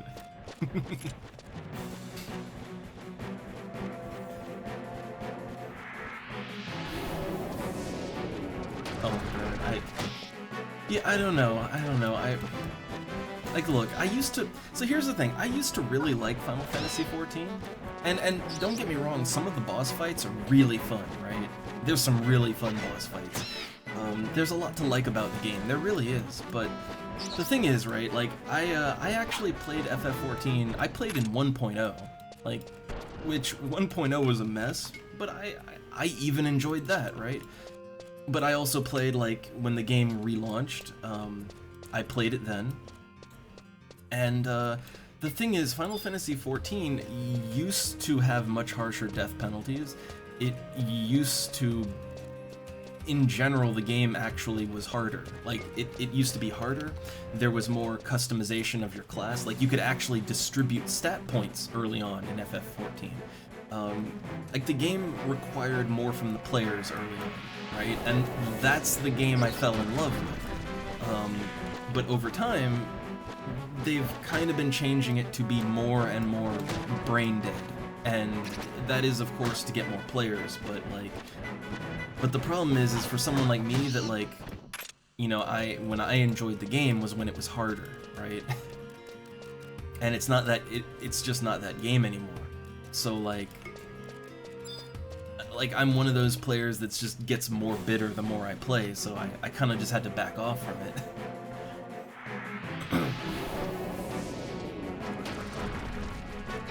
And, Fox, like, I had two characters I played on, I played on Goblin on the North American server, and I also played on Shiva, which more recently on Shiva, the that's like the unofficial German server on Light. Which I will say, in general, I enjoyed playing with Germans a little bit more than with the NA crowd. Like, I will admit, like, a lot of my problems with the players is on the NA server. Like players are worse there. Like, I will be honest, I've never had a problem when I play with Germans. Like, they might not be, like, a lot of them are bad, right? Like, there's a lot of bad German players, but the thing is that they generally, like, they don't have an attitude about it, and generally, if you talk to them and tell them to, like, you know, like, hey, here's what you can do, they generally listen. But, like, yeah, it's mostly NA and English players on the European data center that, like, they have this weird entitled attitude about being bad. like it is my constitutional right to be bad at this game and to drag you all down with me. But since that's the majority of the players, like, you know, it's frustrating, right? Mateus, the other Balmung. Ah, yes.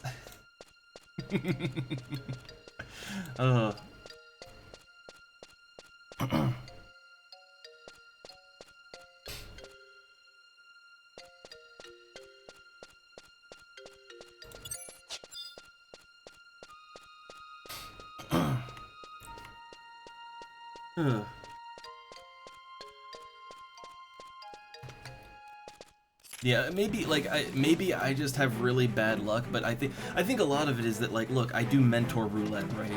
When you do mentor roulette, because hey, I gotta go for that 2,000 duty mount, right? Like, which I gotta be honest, that was a mistake. I should never have tried to go for that. That killed my soul.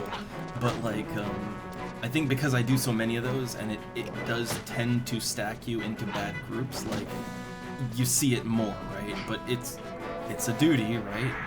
There's a reward for it, and I don't need any other rewards. Like, my characters have, like, hundreds of millions of gil just because of, you know, been playing that long, right? So it's not like I need anything. So I go for challenges, right?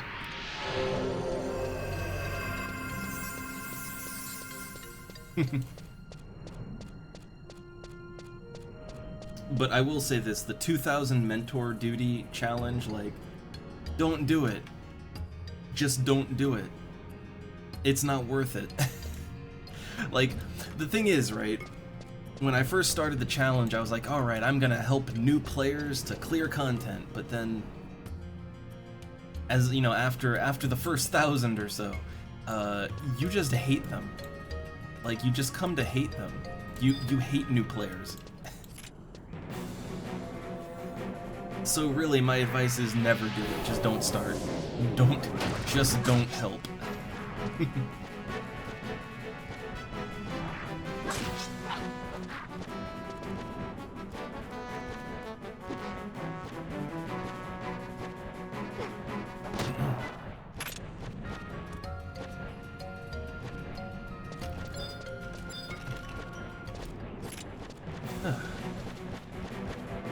Also, just taking a moment here, like, what's the heat say? It's still, yeah, it's still giving the danger, warning, record-breaking heat. I always check to see, like, oh man, the weather gonna change, it's gonna cool down. Nope.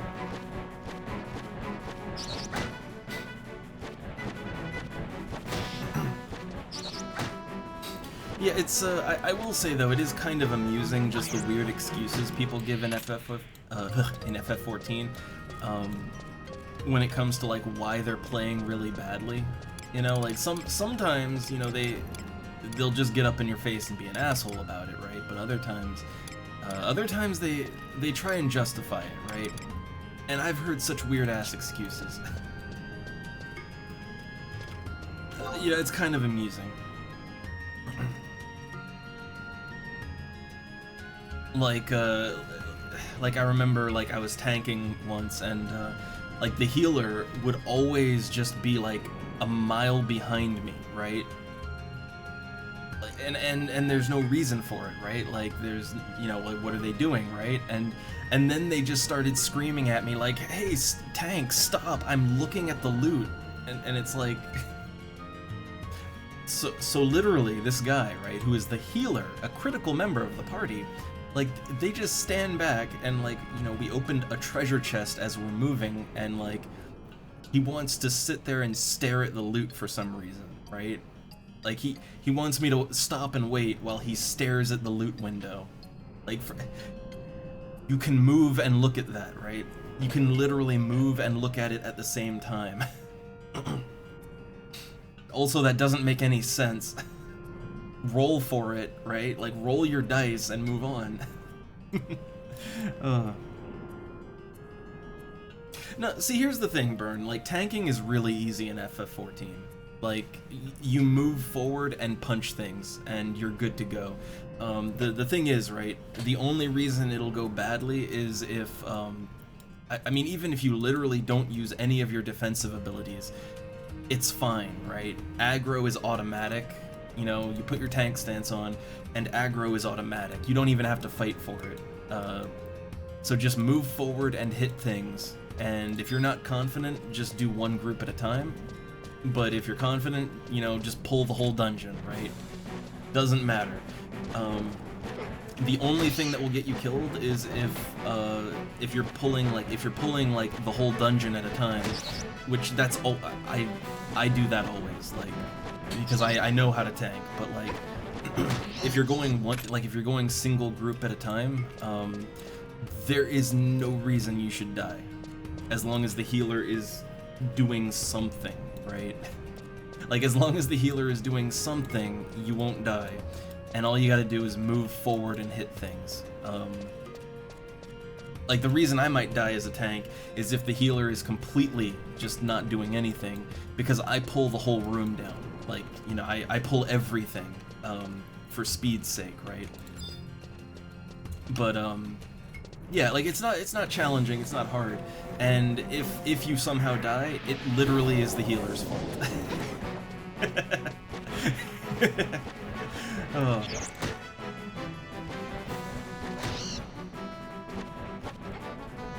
Yeah, I gotta say, like, if you have to AFK a lot, which, look, every now and then that happens to me too, right? Like, every now and then you gotta AFK a lot. But the thing is that if you gotta AFK a lot, either A, just put the game down for a bit, you know, like maybe do something else, or play a class that isn't super critical, right? Like play as a DPS. You know, then if you're not doing anything, it doesn't really matter so much, you know? Like I'm not saying like, oh, just quit, right? Like, no, I'm just saying, like, so, you know, people like that, so you're not a burden, you know, either do something else in the game for a little bit, or yeah, play a class that isn't critical if they're AFK for a minute, right?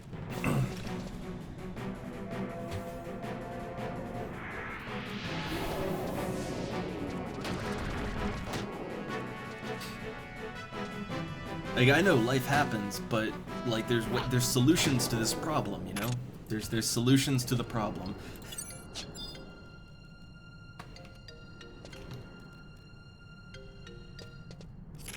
Also, man, I wanted to get into a nice, sweet XP group, but I think I'm actually too low level still. Like, I think generally people want a level 11 character to sync to, because level 10 is kind of pushing it, you know? Like, level 10 is a little low. So I think I gotta get level 11 before they'll actually invite me to parties. Oh man, it's been a while since I've seen somebody that uses dialogue. It's been a while. And okay, look, for all my bitching and moaning here, again, I am not trying to put down, I am not trying to even be harsh. It's just like, I'm being honest, and also I'm not, you know, I'm not just saying, oh, just quit, or oh, that's the worst. It's what I always say is, like, there are solutions to these problems, but I feel that many players think that they're doing just fine, right? Like, they don't listen to criticism. They don't see their flaws. They think that they are hot stuff and that they can do whatever they want.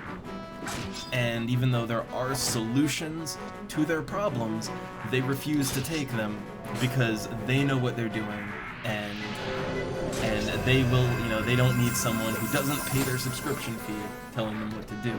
So, like, when I run into people like that, like, that bitterness meter, right, my salt meter starts filling up. Like, I am a generally very chill guy, but, like, if I run into too many people like that, my salt levels get too high, alright? I get in the danger zone.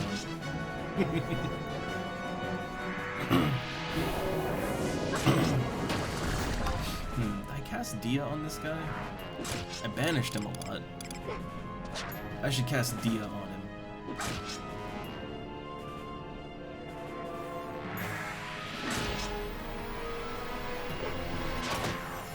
Yeah, I know. I kind of forget when I made the jump to faster internets. Also, benediction. Please? Benediction? Benediction? Okay, there we go. I don't know why it didn't do right for a second. So I used my 2 hour, but hey, I'm not in a party, right? I'm not in a party, so it's all good. This Quadav is unusually tough. Like, this is an unusually tough Quadav. Or I'm unusually unlucky. Ugh. Ugh. Good EXP on him, though. I don't like that I had to fire off my 2 hour ability, but, like, well, it happened. It happened.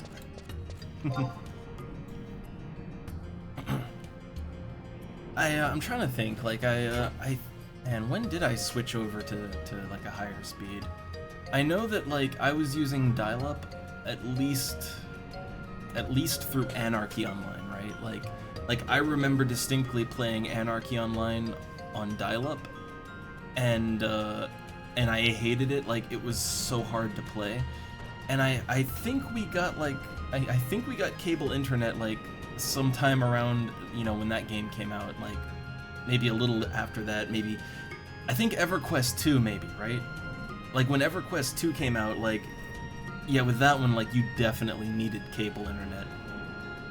And I think around that time, like, I managed to convince the parents to just please upgrade, right? Just please upgrade. We need this internet. But every game before EverQuest 2, I played that on dial-up.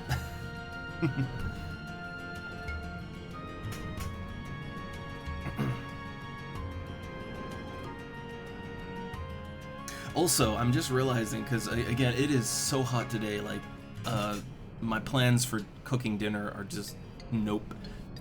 So we gotta order food, and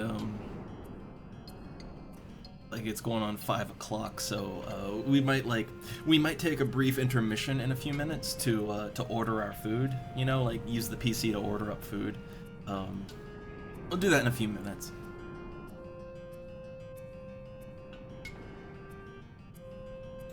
Oh no, Burn, all the updates.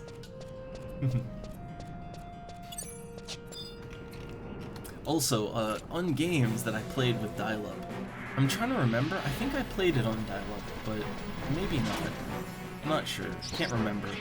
But, there's one game that I really liked, and yes, it was one of those games that got killed because it wasn't doing WoW numbers, so, you know, but look, EA ran it, so, like, EA is kind of, I think they were one of the worst offenders for pulling the old, well, it's not World of Warcraft, shut it down.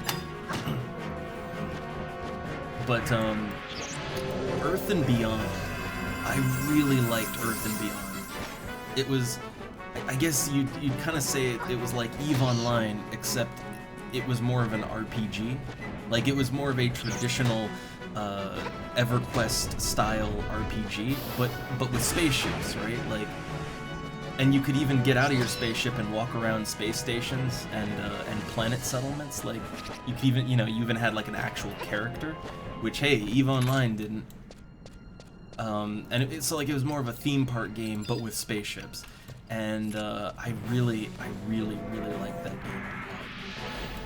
And like every class in that game played very differently. Like, they each had their own little niche. Like there was like if you were an explorer, then you had like all kinds of stealth stuff and I think heals too. I think you had like stealth and like shield heals and stuff like that. But you had things to really like. Your gameplay was more exploration mission based, right? And then if you were like a military guy, like I forget what it was called, maybe Enforcer or something. But if you were that class, then your ship would be all about like, tanking and also dealing damage, but mostly being really tough. And your missions would just be nothing but combat, right? Like you would get nothing but combat missions. And then my favorite was the Terran Trader, right? Like the Terran Trader was it was a class all about buying low and selling high. Like their abilities were all about making money.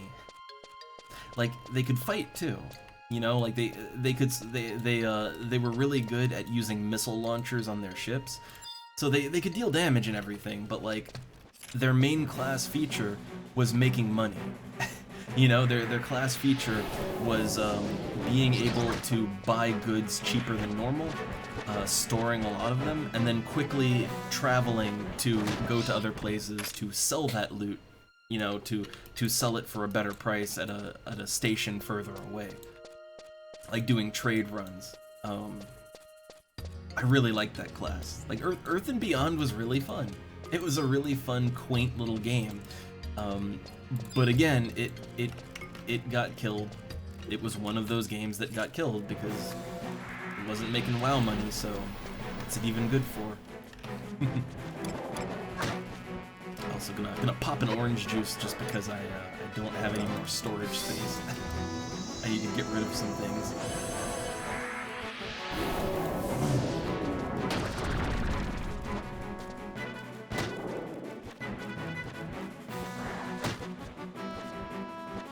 And I'm trying to think, what other games, like Earth and Beyond, if I remember right, it was kind of short-lived. But I liked it. And other games. Asheron's Call 2, or Asheron's Call, I'm not sure how it's pronounced, but it was a sequel to Asheron's Call, and I never played Asheron's Call. Like, I completely missed it. I didn't even know it existed. I think that was one of those games that, it certainly had a dedicated base, but like, outside of that, I don't think it was that popular. But they made a sequel to it, and it looked neat, so I gave it a try. And I have to be honest, I don't think I've ever played an MMO that was that badly unfinished. Like, people like to talk about New World, which I never tried. I was never hyped for it. But people talk about how that was like a rough launch. But Asheron's Call 2, when the game launched, there were no NPCs. Like, when the game launched, there were towns and everything, right? But there were literally no NPCs at all. Like, they launched the game so unfinished, they didn't have time to put NPCs in. So, because of that, there were no quests, right? Like, there were no quests, there were no, no way to buy and sell, no way to repair your equipment, like... So what they did is, it was a game that was designed to be like an open sandbox, but still a proper, like, EverQuest-esque RPG. So basically you relied on players to do everything, like, you needed like a player blacksmith to repair your gear, you needed, you basically had to have players fill the function of the NPCs, but, and for some games, that works, right? Like, you take EVE Online, like, EVE Online is designed that way, there's no, there's no like NPC merchants in EVE Online, but the thing is that game is designed with that in mind, right? Like Ashiron's Call 2 was not designed to be like that. It was designed like a normal MMO, and they just didn't finish it. Like they had to put it on store shelves, right? So yeah, there were no NPCs, there were no proper dungeons. Basically, it was a big, open, empty world with absolutely nothing in it. No features even, right? Like just literally open terrain with no landmarks. You know, there were towns with nothing in them and no NPCs. And so all you could do was run around and kill monsters. And loot them, but and then break the loot down into materials because you couldn't even sell them, right? Like that was the most broken, unfinished game I've ever seen. And I don't think any other game's launch compares to that I know of.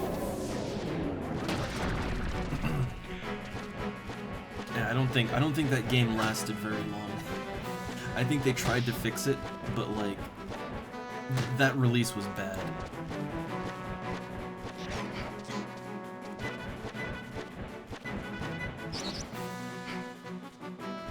Yeah, see, I think the era of like calling a game, for instance, a WoW killer, for a while, yeah, like for a while, both players and developers alike were calling their game like, oh, it's good, it's, you know, this thing has all the features, it's so great, you know, this is gonna be a WoW killer, right? I think generally people have backed off from that, you know, but for a while that was a thing, and generally those games didn't do well. Because you have to look at it like this, right? If you're trying to kill World of Warcraft by just copying World of Warcraft and being an off-brand World of Warcraft, you're not gonna kill it. You've basically killed yourself, you know? You know, it's like, do I want a Coca-Cola or do I want Great Value Cola, right?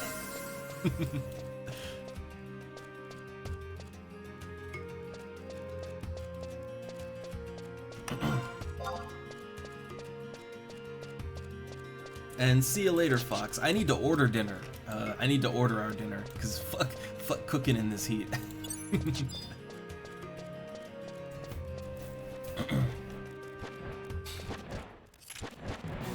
But I guess as a concluding thought to the WoW killer nonsense, I think the only thing that's gonna kill World of Warcraft is World of Warcraft. And I mean, from like, since I literally only see people complaining about it these days, I can only assume that they are well on their way to doing that. Because yeah, like, you know, I don't think any game is gonna come along and steal all their players, right? Like, FF14 is doing a good job of pulling away players, but like, it's not gonna kill it, right? I think, you know, what's gonna kill it is that Blizzard is gonna fuck up so badly that they just finally chase all their players away, right? I think that's what's probably gonna kill it. Or they're gonna have some brilliant idea of, like, I don't know, doing what EverQuest did and be like, hey look, here's World of Warcraft 2, the sequel, and then, like, you know, that'll split the community in half and just create so much chaos that everybody hates, like, everybody hates everything. I think that's probably, if anything, that's gonna be the way it goes. But no other game is gonna kill it.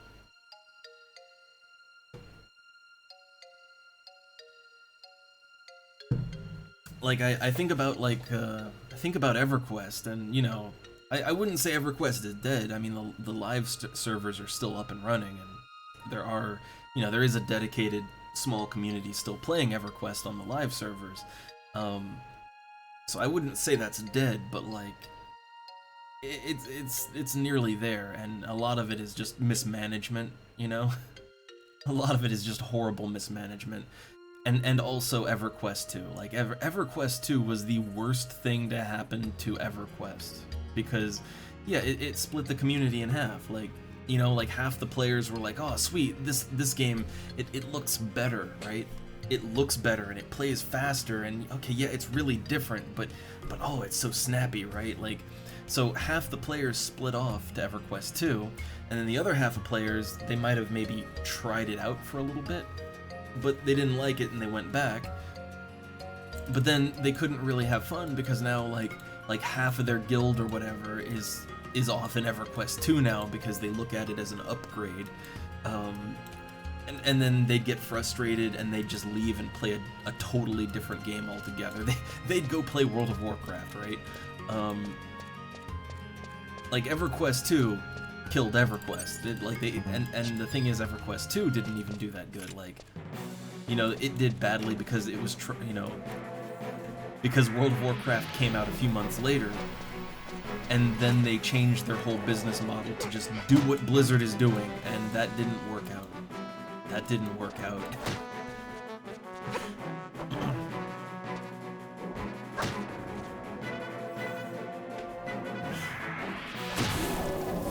And then they tried to like do an EverQuest 3, or it was like EverQuest Next. And that just didn't even get off the ground. And really, all that would have done is fracture the community even more. Like literally, all that would have done if it actually came out is it would have further split up the community amongst 3 games instead of just 2. I think they overextended, because oh yeah, they tried to do EverQuest Online Adventures on the PlayStation 2, which I liked. I will be honest, I kind of liked it more than the original EverQuest. You know, if it was still around, I'd totally play it, but I'll have to look around and see if there's an emulated server of it, because it was really fun. But really, it's the same problem.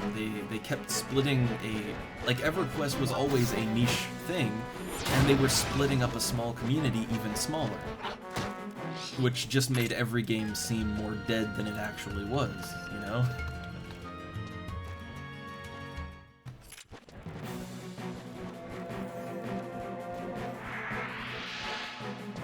Ooh, this vulture might be a little tougher. I'm not sure.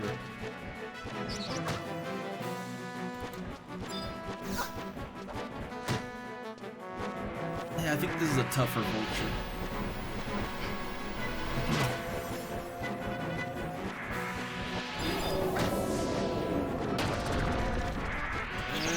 The dog's getting a little close. Okay. I think when I need to rest my character again, I think we'll take like a little brief intermission to... we'll take a brief intermission to, like, you know, get our food ordered. That won't take too long. That's like maybe 5-10 minutes tops. But I am starting to get really hungry.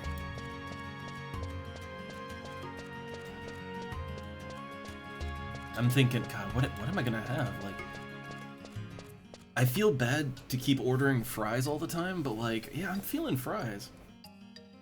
I'm really feeling fries. I forget what I had last time. I know I had fries, right? Oh yeah, I had fries and the tacos, the nut tacos.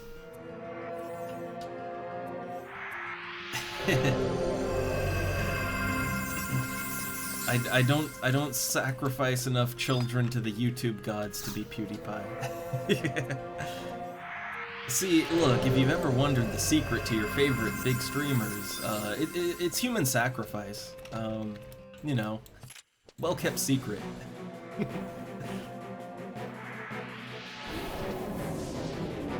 But you know, I just can't do it, right? I just can't do it. I want the fame and power, but I just can't do it.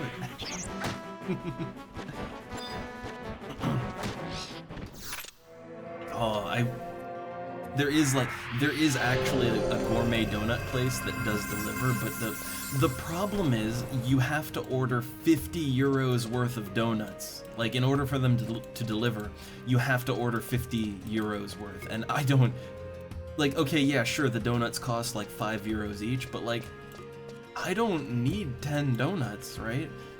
Like, these are heavy-ass donuts, too. Like, these are, like, donut cakes, right? I don't need, like, 10 huge, heavy brownie, or, God, 10 heavy, huge donuts. Yeah?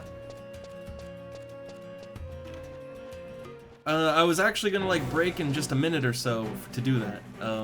So be ready. Okay. Alright, so yeah, we're gonna order in a little bit. We got a second.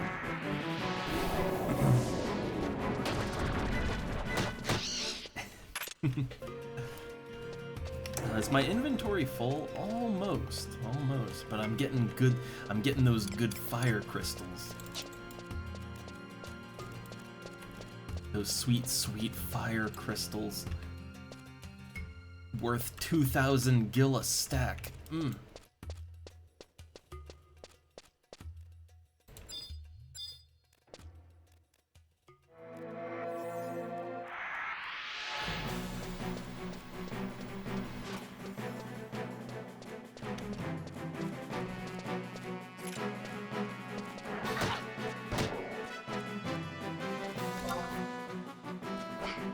Yeah, it is getting to the point where my belly's starting to kind of rumble, you know? Like, oh, I want some food, some foods. Oh, whip out the dark magic. There we go. Whip out the blackest of magic.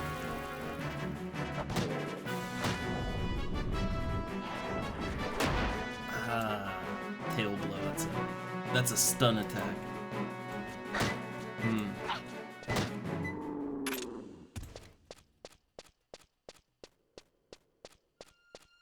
Alright, let me back off and, I mean, so like Dunna said she'd need a minute still, so I guess I'll wait a little bit before, we order. I guess I just have to think about, I should at least, like, get the website up so I can get ready to order.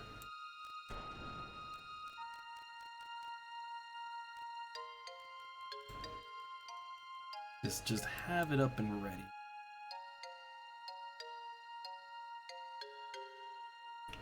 Gotta whip out Leaferando.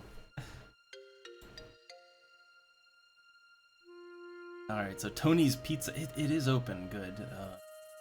I always look and see if there's any other places open, that like any new places, but no new places open. I'm getting it ready, and I gotta think about what I want. I'm kind of just feeling a burger, I gotta be honest. Like, I'm kind of just feeling like fries and a burger, you know?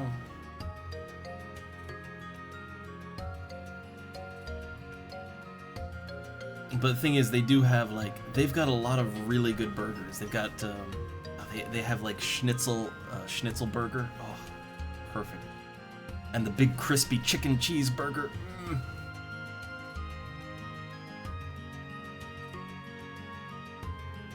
So yeah, I'll probably do like, I'll probably order like a cold drink, burger, and fries. And they'll probably give us like they always give us a complimentary salad, and you know, the thought is great, but like a giant burger and fries is so much to eat already that I can't really, like a salad is a bit much to stuff down.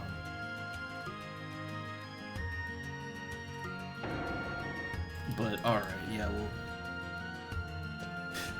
The funny thing is, there is like an American burger. There's like a big Western burger, and I think they even have one that's just like called like an American burger. Let me take a look. Yeah, like there's a different place we order from where they have the Mr. America burger, right?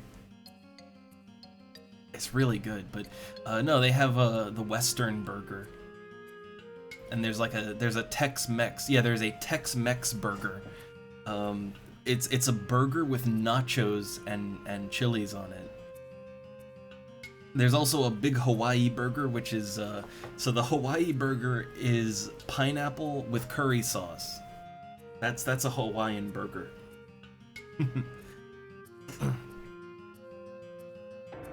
But I'm thinking the big crispy chicken cheese. I like that one.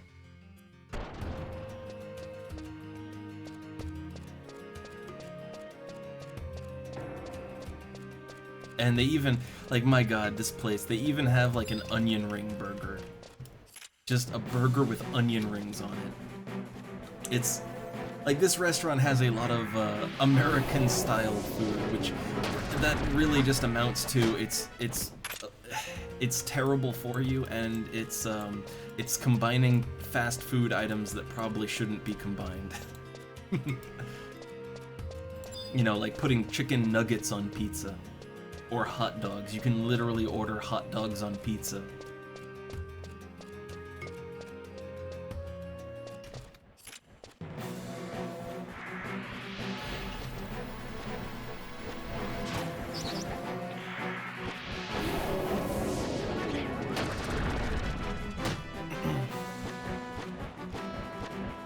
Yeah, I know, all that processed food.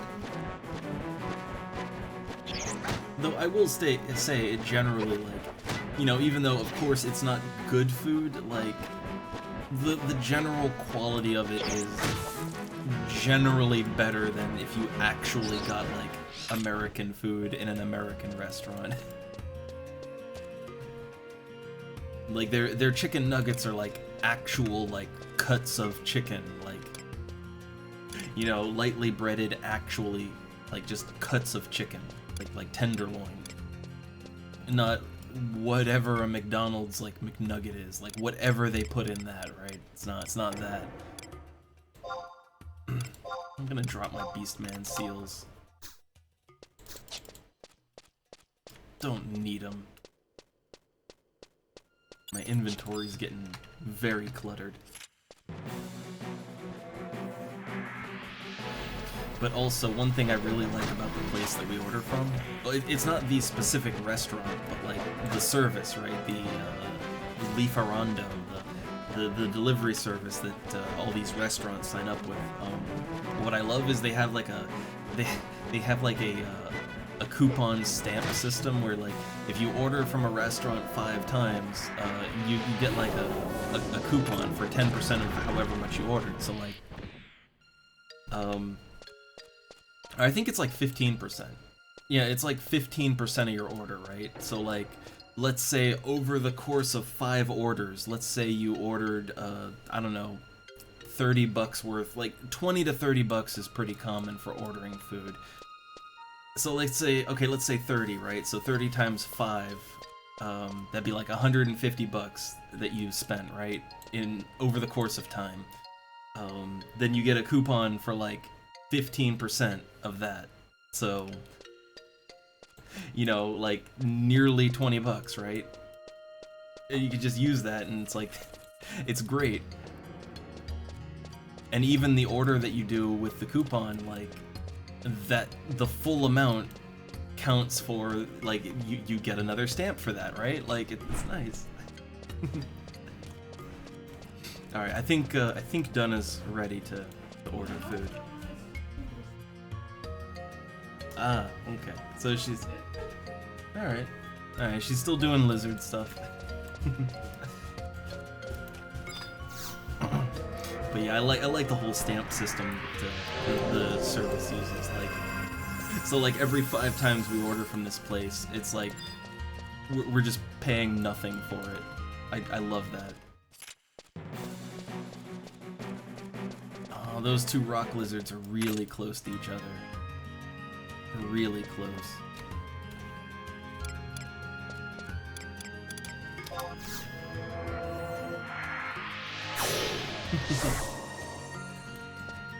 Like, funny enough, there's not that many fish dishes, but they do have, like, lots of seafood in general, like, you know, like they've got, you know, the pizzas with like squid, octopus, and you know, mussel, and like all the shrimp, like all the seafood crustaceans, right? Like just all of them on a pizza.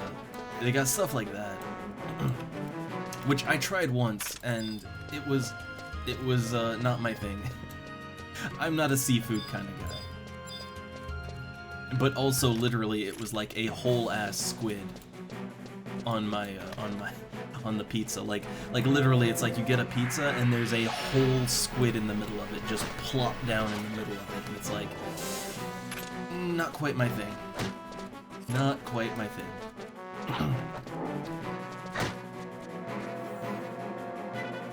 You know, I feel weird chewing on, like, this whole squid's head, right? Like, it feels a little weird.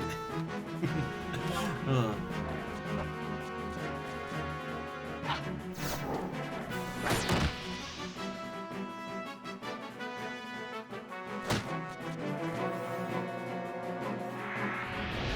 Oh no, baleful gaze! Alright, I avoided it. Yeah, that's the turn you to stone attack.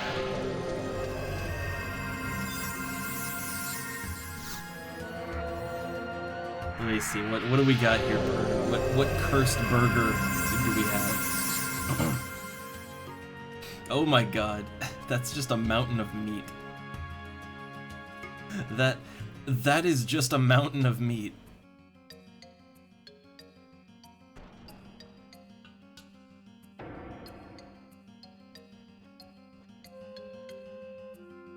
Yeah, I don't know, like I think like, you know, eating whole ass seafood,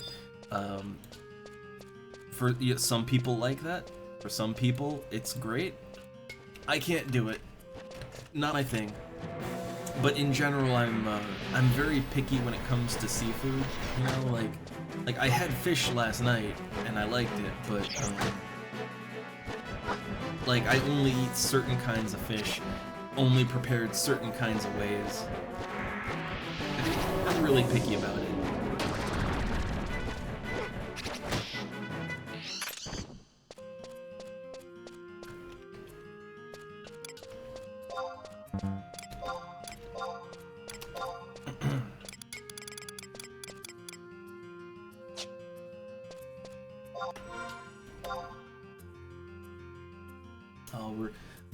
We're 40 EXP from leveling up.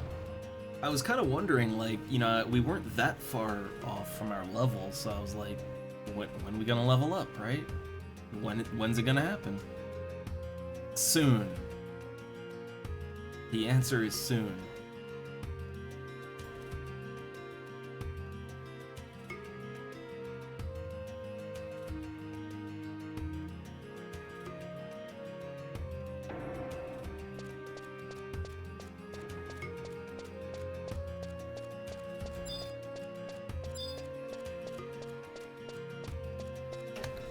Oh, okay, well, alright. I guess we'll take a moment here. So she's ready to order up some foods, so give me a sec to get to a good safe spot, tab out, and go on a brief intermission.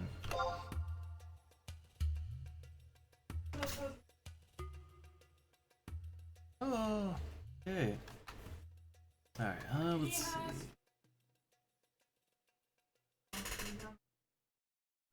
Good. Alright guys, so intermission, let's switch it over to, yep, intermission screen, don't panic, be right back.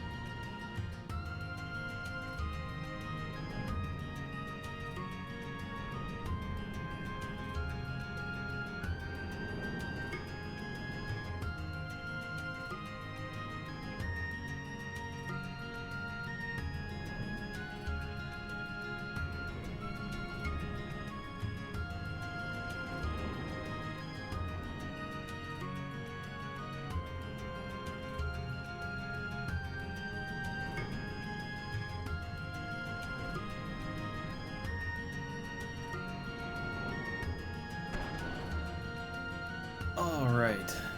I am back. I see UL's here. Nice. We got our food ordered. We ordered a little much. Also, I see UL's not feeling great, which, that's not good.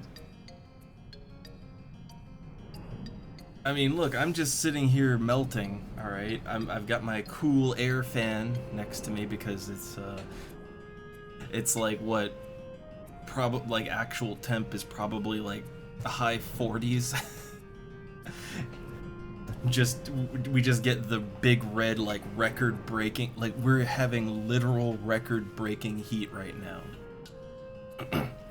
Which, I do want to put out there that, like, that means it's, wait, that would mean it's, like, higher than 46, because 46 was the last record that got broken, like, a summer or two ago. So that means we're over 46. Oh, man.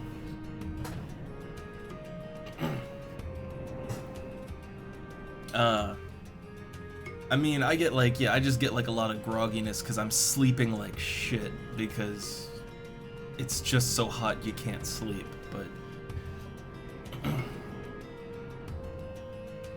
but yeah, like, I'd say, like, kind of that groggy nausea feeling. I do know that kind of feeling, and it's always kind of bad because you tend to be very unproductive. Like, you're maybe not so sick that you just want to lay down.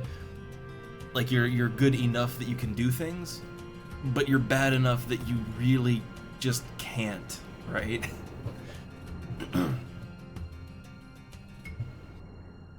Like, it's this sort of weird in-between feeling.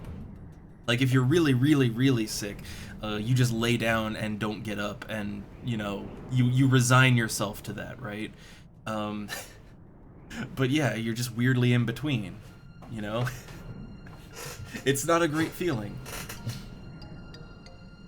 Which that's, I mean, to be honest, like, because of the heat and the stuffiness, that's kind of where we're at. Like, you know, we're awake, we're conscious, but, like, you know, like, we just feel so terrible, we can't really get anything done.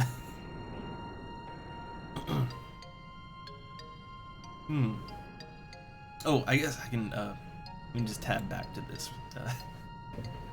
I just tabbed out to order food, which we went a little bit big.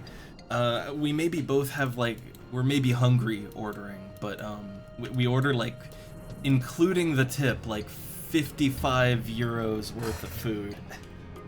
Like, when you include the tip for it, the 10% tip, like about 55 bucks worth of food. Like, we ordered maybe a little too much, but also we ordered drinks and dessert too. Like, we ordered, like, an ice cream and some drinks too, like a big bottle, a big liter of Mezzo Mix, and I ordered a Red Bull, like, which literally they'll just hand me a can of Red Bull. But I kinda need the energy, right? And also they always chill it, so, like, I need a cold Red Bull right now. I could use it. Let's see, how long is that gonna take to get here? About 36 minutes is how long it's gonna take. We intermission again. Oh man, it's fun, record-breaking heat.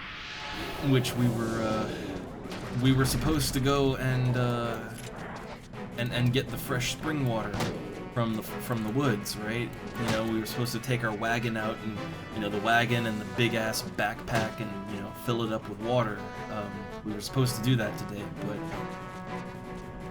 but like, I went outside to water the garden, and I felt like I could pass out. So, you know, having, like, a big backpack, like hauling a backpack and a wagon full of water, like, yeah, it's not gonna happen. Would prefer not to die in the forest alone, right? Oh.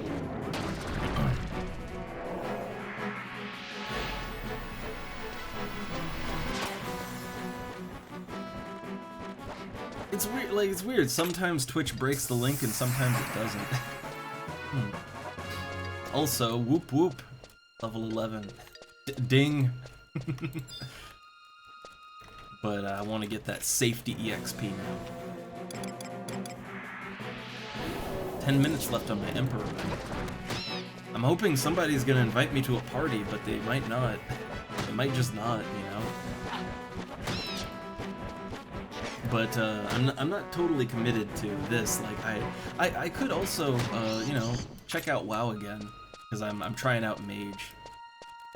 So we might switch over to that at some point. Hell, we might switch to that, then switch back. Like, you know, we're adults. We can do whatever we want.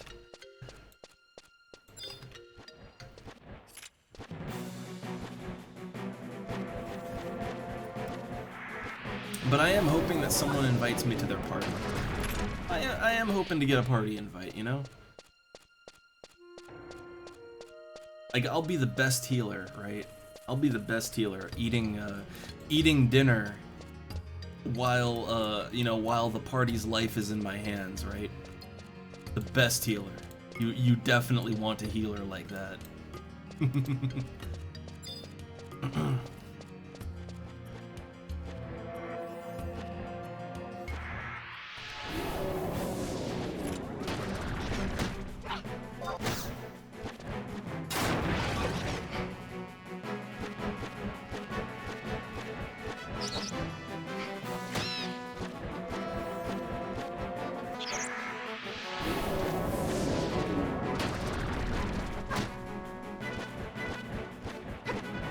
Also, I'm trying to think, I hit level 11.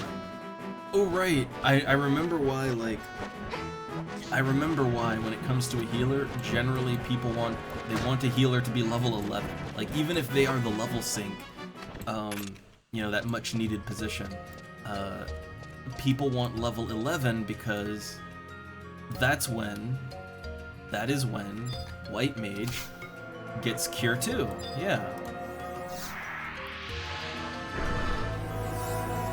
Yeah, White Mage gets Cure 2 at level 11, so, yeah, like, now I can actually be a good healer. I know, right? Like, look, I want to heal you, right? I want to...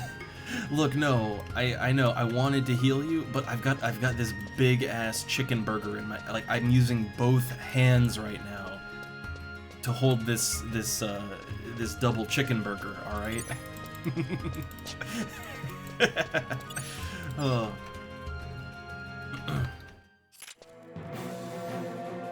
Like, it's really important, okay?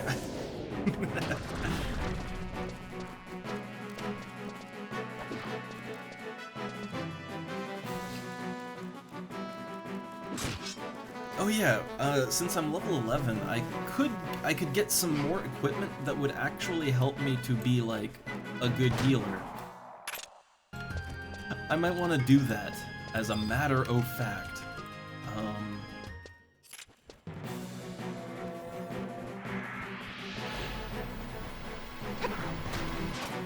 Yeah, I mean, look, just hanging out's great. I mean, literally, if we, like, when I play with people in this, like, like, even in the group that I was in, like, which, you know, chatting was a little minimal there, like, yeah, you know, people were just, you know, having a little back and forth chat, like, that's just what you do when you play, because it's a slower game, you know?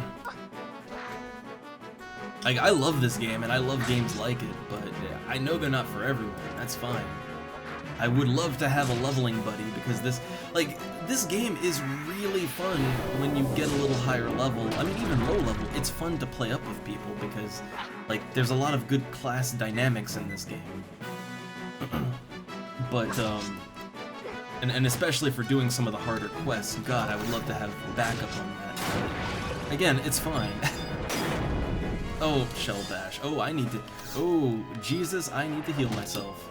Right now. There we go. I didn't realize I was so bad off. I can poison. I can use my black magic. Oh, interrupted. Come on, get a lucky staff hit. There we go. There we go. Oh, is my inventory okay? My inventory is full. What is my status at? I would like to get a little bit more EXP before I do anything.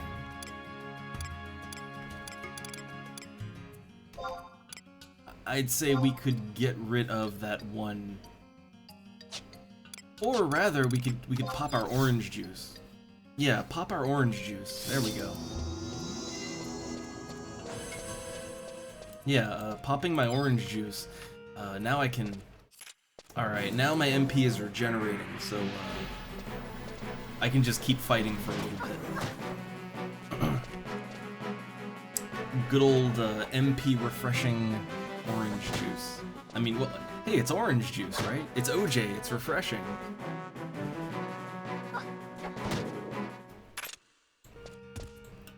Like literally casts refresh on you. Okay, Beastman seal. I don't really want to keep the Beastman seals.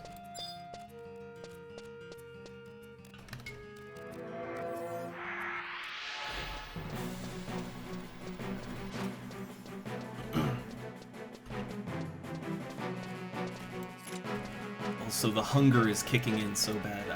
Like, to be fair, we probably should have, like, it's like 5:30 right now. Like, we probably should have ordered our food at, like, I don't know, maybe 4:30. Like, we should have ordered the food like an hour ago, so we were a bit slow on that.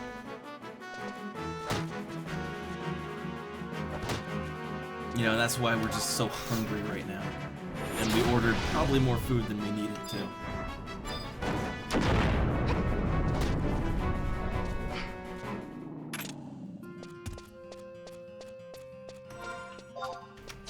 Let's see. We are at 200 out of 2,800. Okay, I need to get 80 more EXP, and then I can die. Like if I have 280 EXP, I can die once, and I won't lose my level. And I always worry that, yeah, death gonna happen.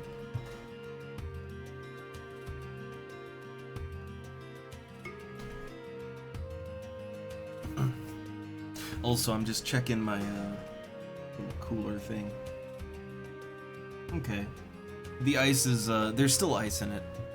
Like the way that the little cooling fan system, yeah, it's just like, it's just this neat little tower that it's a fan, but then it's just shooting water through it, and you got your freezer packs in there, so it's just kind of blowing air from cool water. It feels so good. Like, it feels nice. It honestly feels. It feels like an approximation of air conditioning, kind of. You know, not nearly as effective, but like it feels pretty good having it right next to me blowing on me. Feels pretty good. Although I wonder if I can crank it up a notch. Let me see. Oh yeah, there we go. I didn't have it on full blast. Which I hope now it doesn't make too much noise. Like, I didn't have it on full power, but now it's on full power, and oh yeah, that's nice. That's nice. But it is a little louder now, too.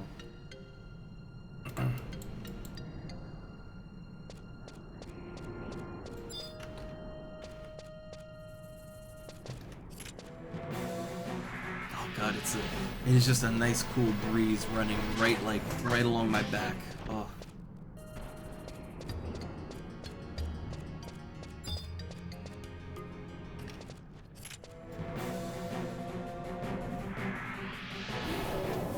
Yeah, I gotta say, you know, we got it for the reptiles terrarium. Like, you know, we got it to keep him cool in case, you gotta regulate a reptile's temperature, right? But right now he's doing fine. Like, his terrarium is maintaining good with the normal fan. You know, but like, if we didn't have this, I might be in trouble down here. So I'm very happy we got it.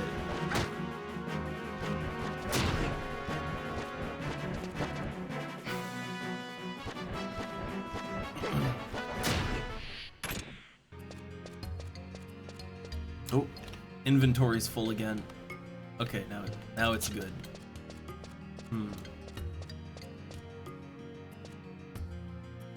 there any other vultures I can kill? Ah, there we go. I'm trying to go for things that drop fire crystals. I only need one more fire crystal, and I have a full stack I can sell. I am very interested in selling fire crystals. They are worth 2,000 gil each stack. So if I can get 2 stacks, that's 4,000 gil right there. I'll take it.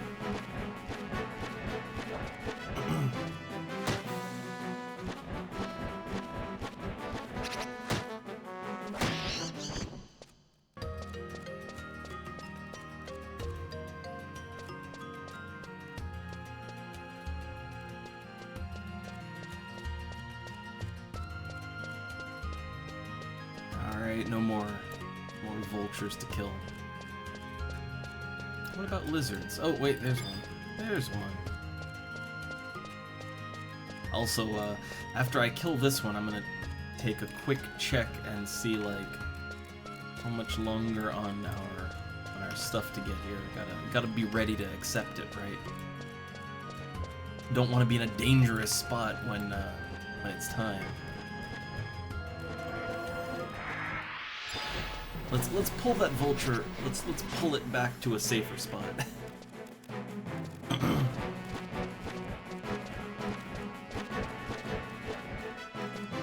Yeah, just bringing it over here where there's less danger around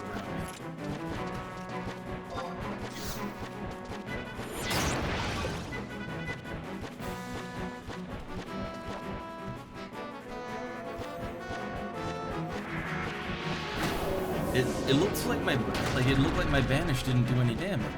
It did 3 damage.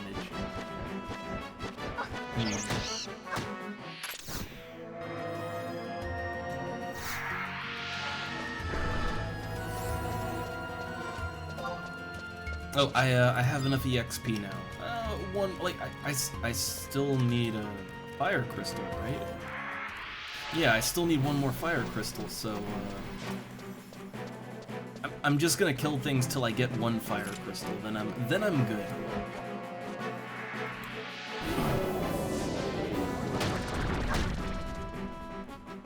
Let me just tab out and check. 23 minutes. Like, I'm just so hungry that, like, every second feels like an eternity. You know? I'm just waiting for that ring of the doorbell.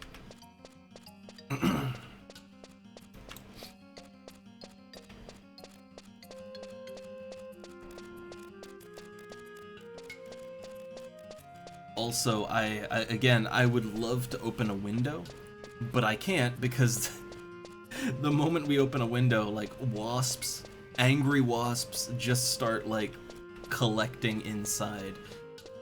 Like, they are so, like, the wasps, like, the heat, right? Like, we're in such record-breaking heat that even the insects, like, they can't be outside. Like, if there's any open windows or doors, they just start coming in because, like, they're looking for relief from the heat.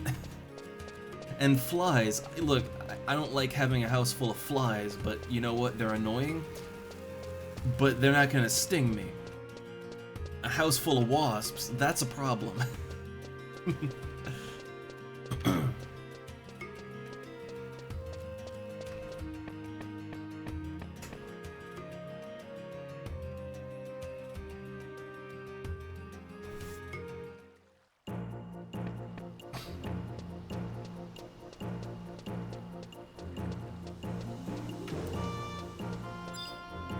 Alright, let's see.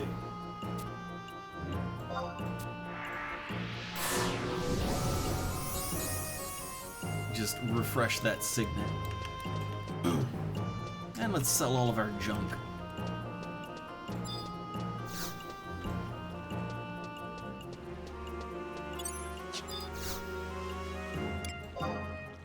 Okay, so the water crystals we can keep. I will, in fact, use them for crafting purposes. However, yeah, all the other stuff I can just get rid of. Yeah, these shell shields. I did use up all of my orange juice, so Yeah, like the shell shields, I kind of need the money.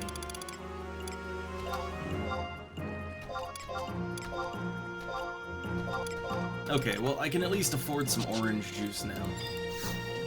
I mean, I could already afford it, but like, I mean, I won't dip too much below 40,000, and when the fire crystals sell, I'll be good for cash.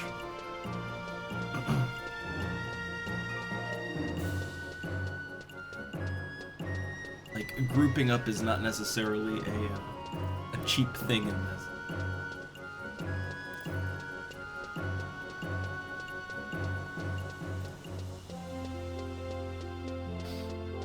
Alright, so, oh yeah, oh wait, right. I need to buy some equipment too. I needs to buy some equipment. So, okay, well first off, let's sell our fire crystals. We don't need those, so pop them up for 1,920. Because I gotta sell fast.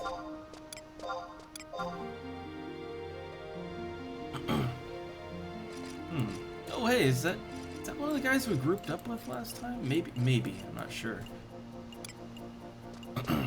Alright, like I'm bad with names. I'd recognize some of them, but not all of them. Okay, so I need to buy some more food.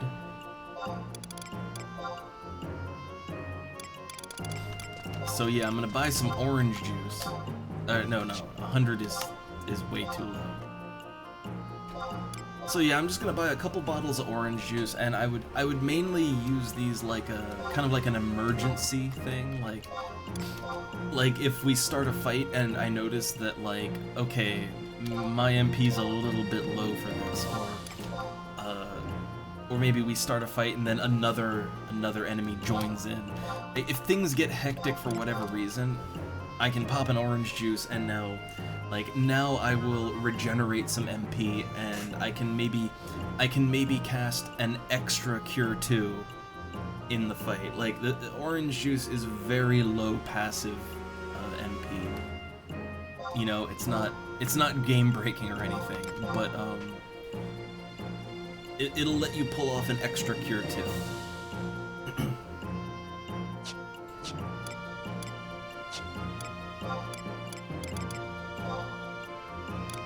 Now, armor. So we could go with a doublet, a doublet. I wish they had the +1 version. They don't. So that's 10 defense, which is, I mean, what we're wearing now is 12, but it would allow me to wear a headpiece. So, like, okay, if we got that, we could pair it up with, let's see, where is it? With a hairpin, yeah. So we could pair that up with a brass hairpin, or maybe better, I don't know. What else we got? Bone hairpin, no, that's not as much. Brass hairpin +1 is only just 11 MP, -4 HP, 11. I'm just kind of seeing what our options are. Eldritch bone hairpin. Okay, so it's 4K for that one brass hairpin, right? It's 1 more MP than the normal brass hairpin. The normal brass hairpin is only 700 gil. Honestly, it's 1 MP, right? 1 MP is not gonna make or break anything, so. Alright, we're gonna buy the brass hairpin, and we're gonna buy the doublet.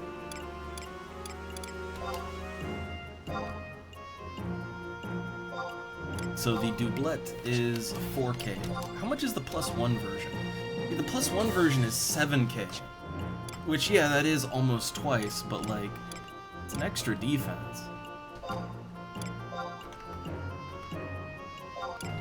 But the good thing about the doublet, the good thing about it is that it's actually a good piece of armor for not just mages, but like red mage. It's good for red mage, but it's also good for thieves, beastmasters, bards. Summoner can wear it. Like it's a good piece. You know, it provides decent armor, and you can pair it up with a headpiece. Like that's just the main issue with the other one, is that you can't, like the other one, you cannot pair it with anything. So let's go doublet and a brass hairpin. So that'll give me 10 extra MP. Alright. So yeah, look, new fashion quest. I really like the look of the doublet. Like the robe is neat. I like the hooded robe look, but I like the doublet. Now there's some armor. There's other armor pieces we could get, because right now we are still wearing level 1 fishing gear that gives a grand total of 1 defense. Now the thing is, right, as a mage, I could pretty much go into combat naked. Like as a mage, I can pretty much just go naked in a group. It doesn't matter that much. But if I get attacked, like this, it would be bad. It would be very bad if I get attacked. So let's try to actually get some proper equipment. I mean, maybe even get some statted equipment. Oh wow. No one's selling the pants piece. That'd be 7 defense, but literally just no one's selling it. Those are just level 1. Oh man. Like literally they're just not selling the piece that we would need. That ain't great. Yeah, it looks like we might have to just tough it out and wear fisherman's gear. Like, we might have to actually tough it out with fisher gear. That's not ideal. That is very not ideal, but I guess the important thing is that we have, like, as the white mage of a party, the important thing is that we're good at being a white mage. And with 2 energy rings and 2 astral rings, and a brass hairpin, and the Legionnaire staff, with all of this plus MP shit, we will be a good white mage. Like I have 110 HP and 175 MP. Plus I have MP drinks, and I've got this sweet rice cake that gives an extra 17 MP, and vitality, and mind. And it gives me a boost to my recovery when I heal, so yeah, like, okay, we're fine, right? We're fine. We have lots and lots of MP and ability to regenerate MP. We'll be okay. Now, if the enemy aggroes us, we won't be okay. But I guess just try not to do that, right? Try not to get too much attention. Don't over heal, and you'll probably be fine. Probably. Alright, let me check. How's my order? Okay, oh god, 11 minutes. 11 minutes. I am so hungry. So hungry.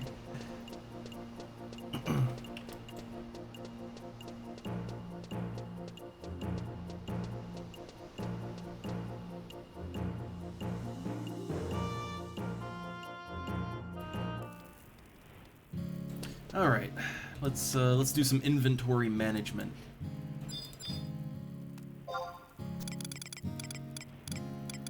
So I'll put the tunic away. I don't think I really need anything else. I wish I could wear the leather armor. That would at least be, you know, a little defense, but it's fine. It's fine. Also, I'm rather sad that white mage in this can't use a bow. Like in a lot of the older Final Fantasy games, white mage was actually a class that could use a bow. Like in some of the old ones, they could use a bow every now and then.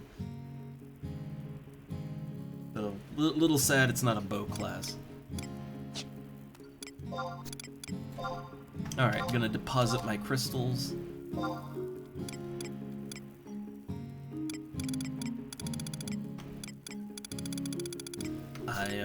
I do have prism powder, which we shouldn't need it.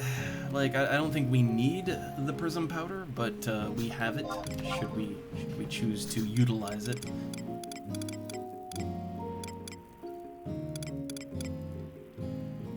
How much inventory space have I got? I'm almost full. I am almost full on my inventory.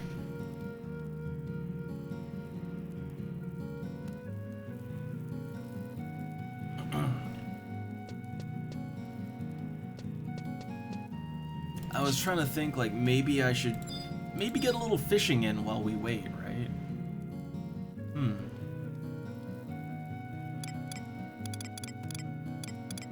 Also, check that delivery box. Oh, here we go. Oh man. So I from my solo leveling, I had some bat wings that I sold for 1k a stack. And oh wow, my fire crystals already sold. Okay, cool. So the fire crystals that I just put up on auction have already sold. Nice. That's a healthy economy right there. Okay, yeah, I don't know, let's do a little fishing. Why not?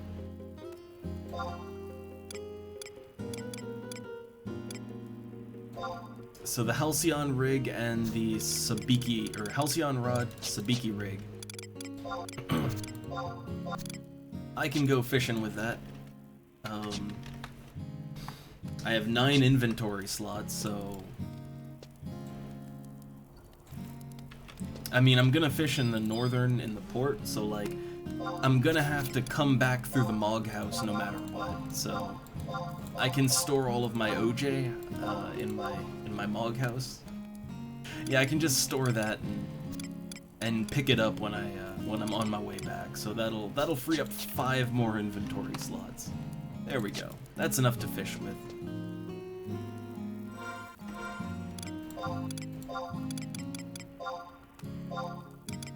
Let me just make an actual fishing macro. /fish. Okay.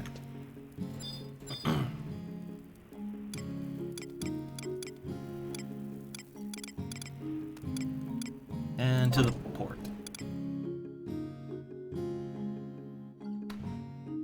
Ooh, my order is supposed to be here any moment. Any moment. God, I can't wait. I am hungry as fuck. Just absolutely hungry as fuck.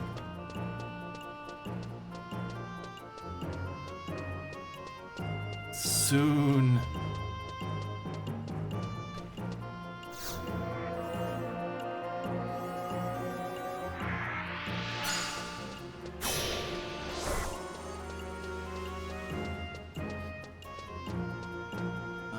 I guess I'll do a little fishing before they get here.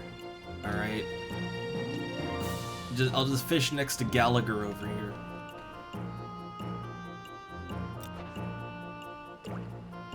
Fishing commences.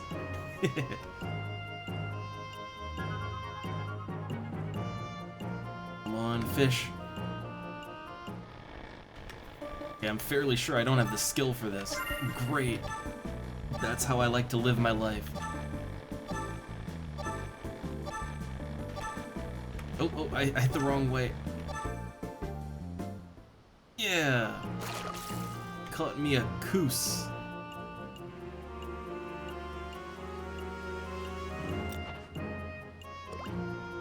I don't know why, I just love fishing in this game. Like, I will fish all day, every day. I love it.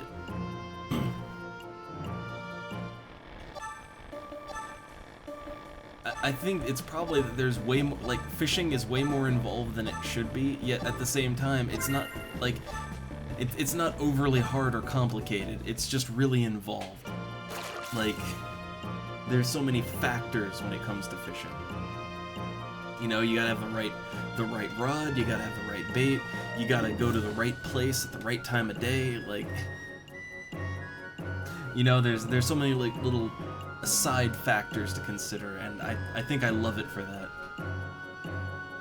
You know, you have to make a spreadsheet for when certain fish appear at certain places, right? And then what to use to actually catch them.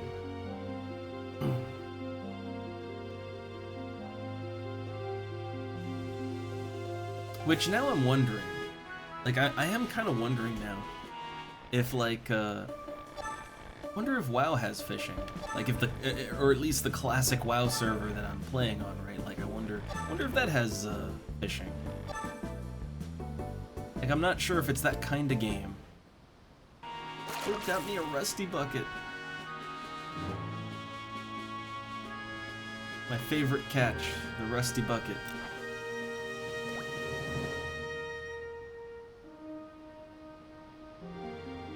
I remember EverQuest had fishing.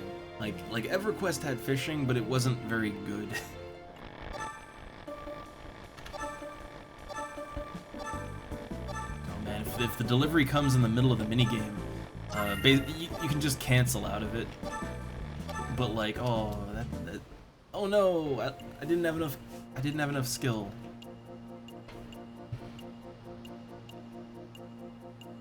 Ooh, I hear maybe thing arriving? Maybe? Gonna give it a sec. Food might be here.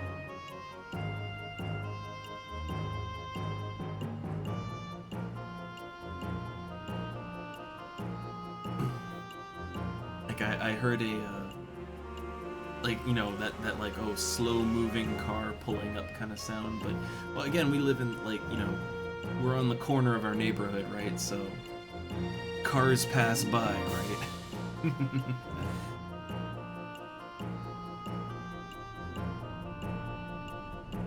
Might have been nothing. Might have been nothing. And again, I can just cancel out of fishing if I have to. But yeah, like I was saying, EverQuest had fishing, and fishing in EverQuest was weird because you would very rarely actually catch like a fish. Like 99% of the time when you would fish in EverQuest, you would fish up like a sandal, right? You'd get like a rusty sandal or a bucket, or like you'd fish up some kind of trash and not an actual fish, and it wasn't a lack of skill either. It was just that was just fishing, right?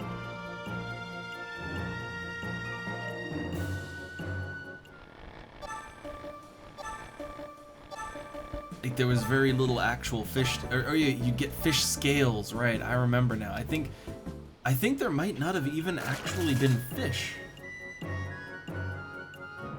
Like if I remember correctly, you literally might not have even been able to catch fish. The best you could hope for was to catch like fish scales, right?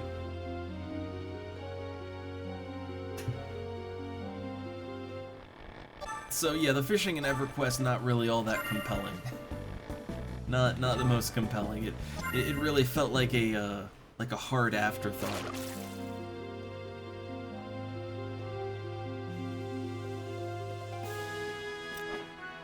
Also, man, it is upsetting me that I am a level 11 white mage / red mage, and like I'm actually prepared for a good group, right? Like I got all the items and stuff, and like nobody needs a healer, right? Nobody needs a healer. I am upset. I am offended. I'm a white mage. Is there a manager I can complain to about this?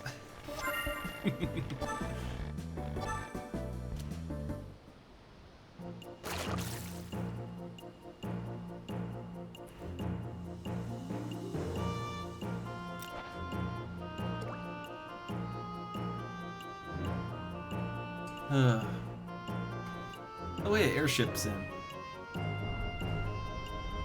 Well, there it is, and there it went.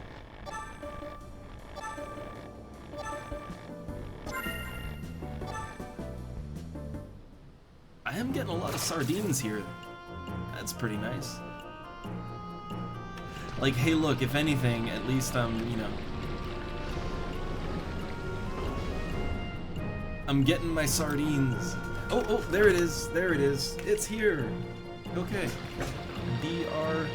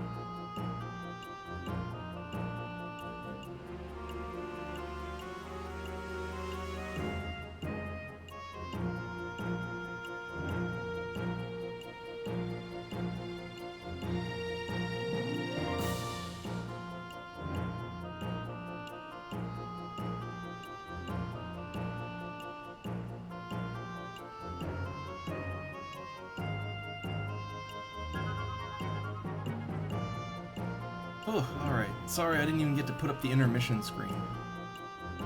Let me see, let me,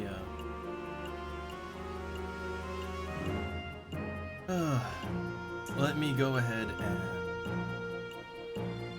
put that up. So now we're having the dinner intermission. Ye old dinner intermission. I guess by now it's kind of routine.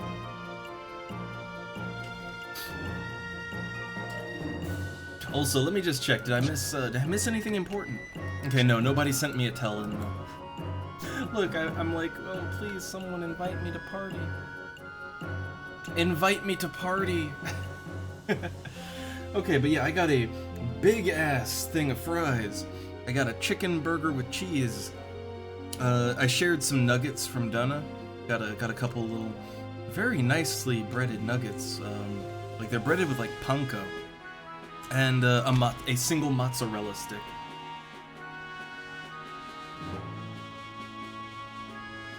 And of course, I have a yogurt sauce as my dip.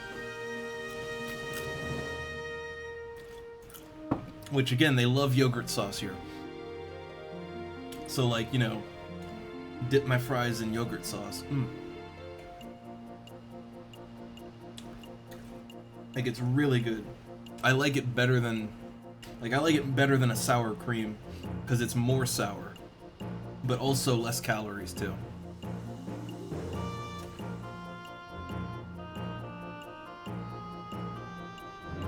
Like yogurt sauce has that, it has that nice sour, like it has sourness with a bit of a tang to it, and I really like that.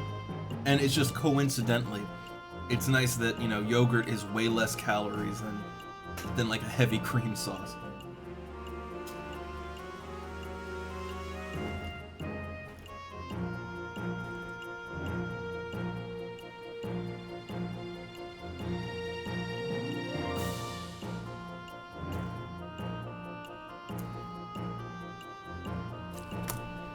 Oh yeah, and I got a Red Bull. They just, you know, dude just hands me a nice cold can of Red Bull.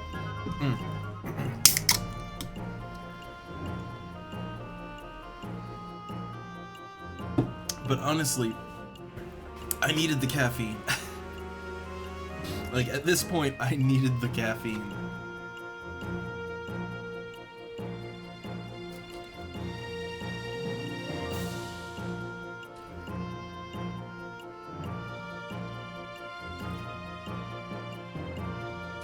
And now the sounds of dinner.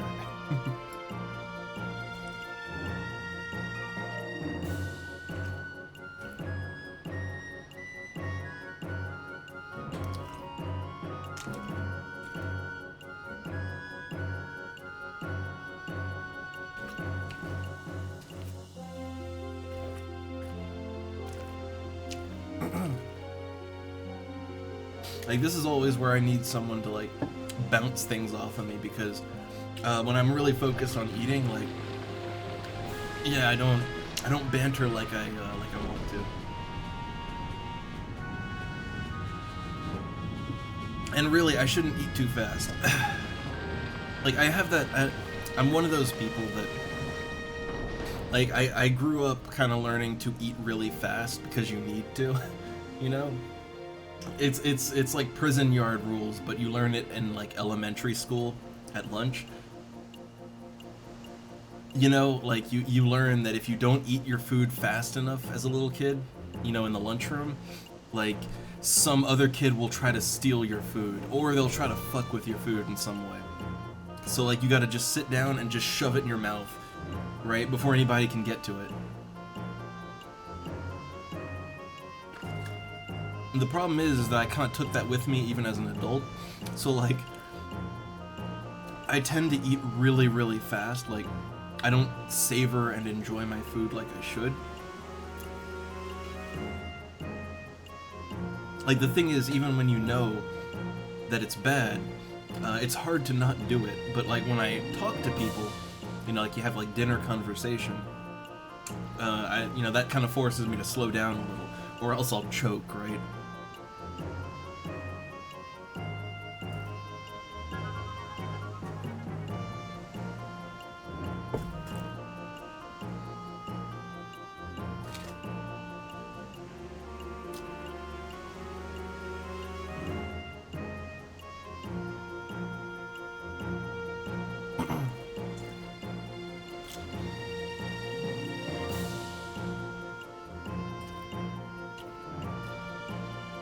Also, these are damn fine mozzarella sticks. Damn fine.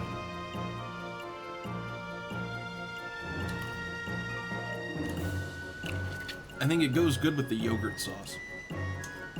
Like, it goes exceptionally well with yogurt sauce.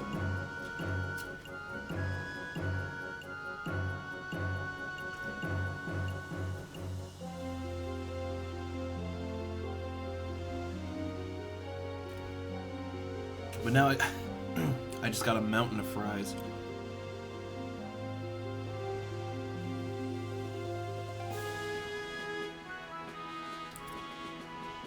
A mountain of fries to get through.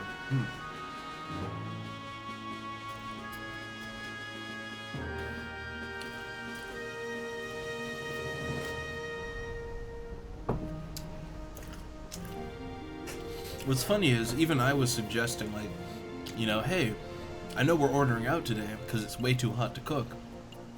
But, you know, why don't we get, like, a salad, right? You know, like, hey, Tony's has salad, right? They've got salad, they got pasta, they have veggie dishes. They have healthy, proper meal food. But we both got, like, yeah, we got, like, chicken nuggets, mozzarella sticks, burgers, fries. And I think it's because, like, yeah, because it's so hot, we want comfort food. Like, yeah, this is our replacement dinner, but, like, but we want it to be, like, comfy food, right?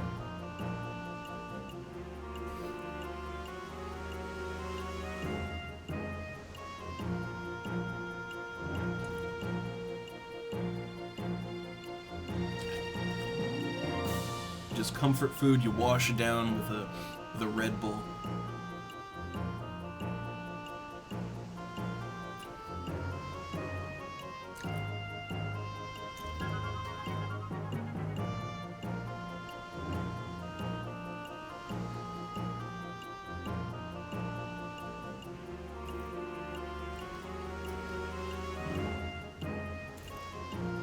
Also, I am wondering if, due to the nature of these streams, if I should, like, switch it to just chatting, right? I do wonder.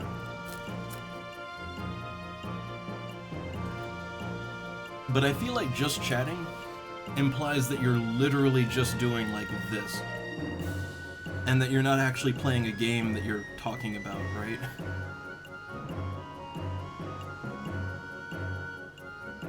Like, we just chat, but we also play a game and talk about games.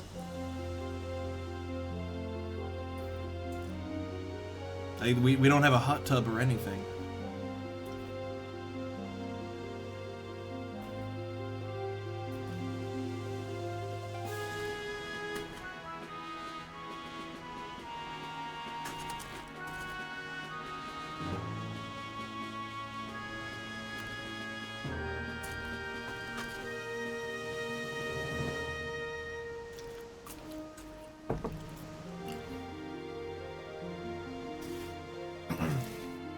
Also, oh god, so much salt on my fingers.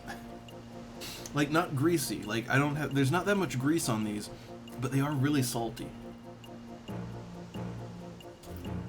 Really salty fries.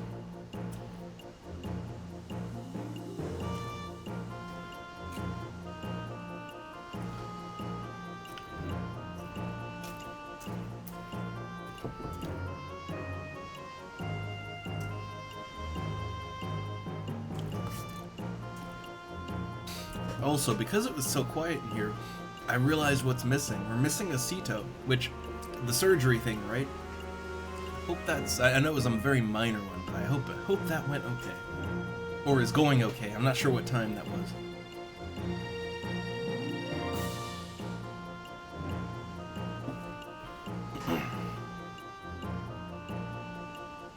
Like, I think I've only had, like, surgery one time in my life. And that was literally just for the wisdom teeth, right? The standard wisdom teeth.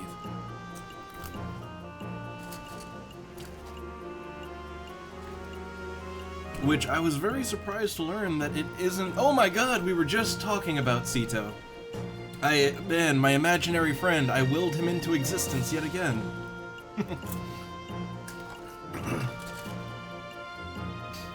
Now I just imagine Sito in like a Peter Pan outfit, just bursting through the window.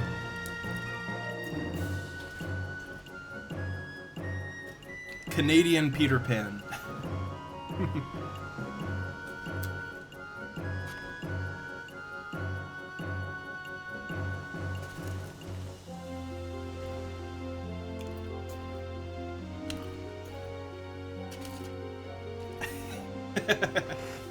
Well, no, wait, I guess Peter Pan was not an imaginary friend, right? Like, yeah, it was all about, like, make-believe land and whatnot, but Peter Pan was not imaginary himself, if I recall.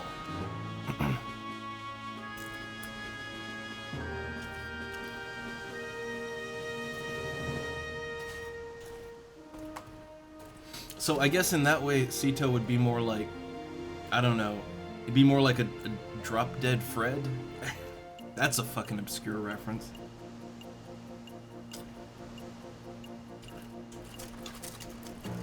I don't think anybody got that one.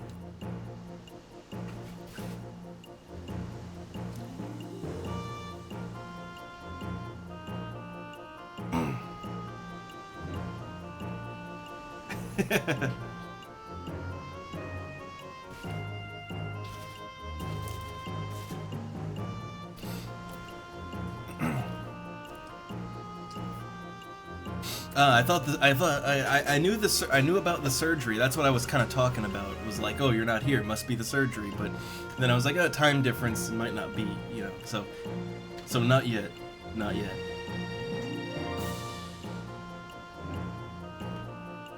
Man, maybe one day. As an aside, maybe one day someone will get my Drop Dead Fred references.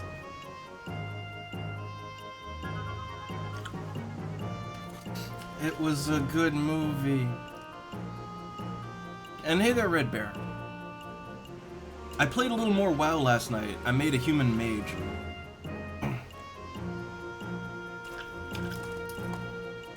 But today I'm just, I'm leveling up my white mage in FF11.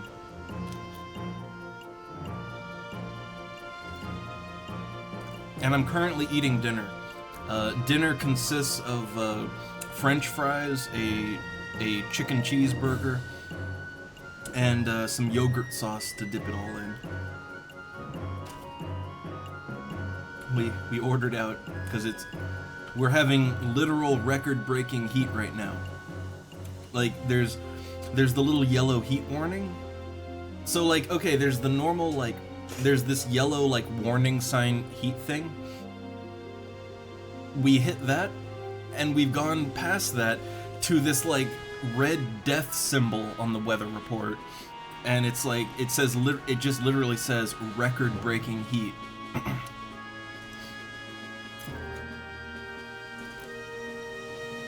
Now to put this in perspective, like for this time of year, record-breaking heat would have been about 46 Celsius, I think, like last year or the year before it. So we're over 46 Celsius.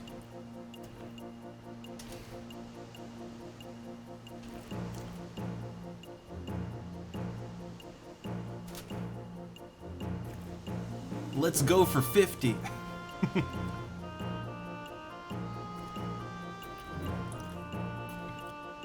We're going for the high score.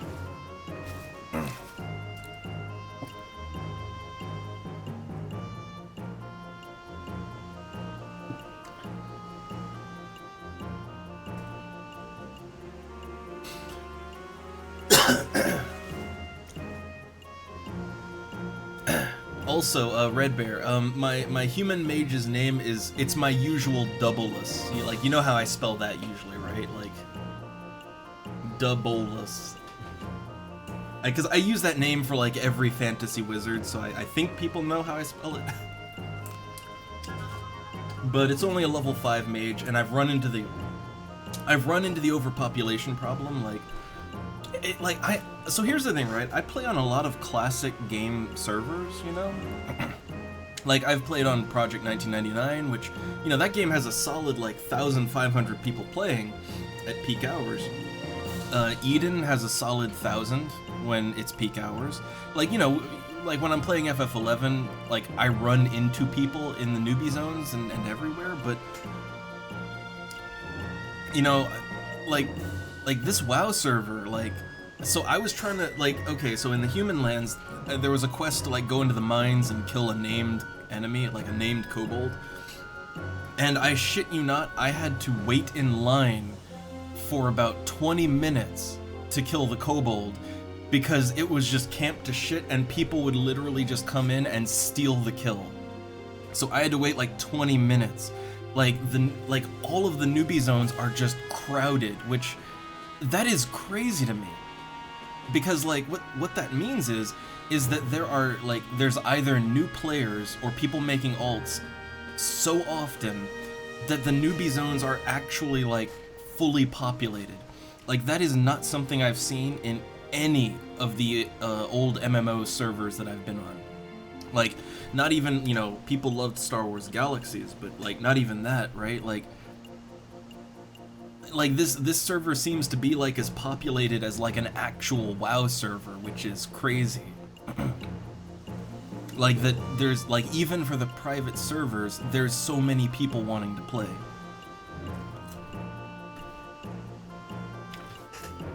Like, I'm gonna be blunt, I don't think I've even played like a live MMO that had this many people on it. Like I think about like EverQuest back in the day when it was still new, and like the newbie zones, they were not nearly as crowded as they are on this WoW private server. Like, is this just like, is this what WoW is like? Yeah, like is this what WoW is like? Like, is this just how it is, right? Like, it's so popular.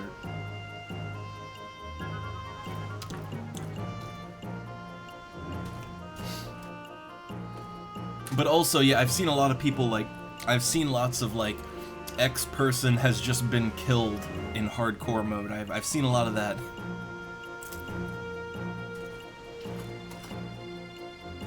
Which, hardcore mode is still insane to me.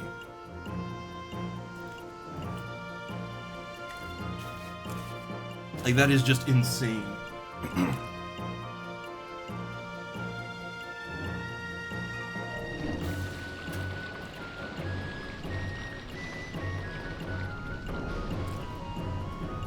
Also, sorry, again, it's hot, I'm a little out of it, and also I'm eating, right? So I'm focusing too much.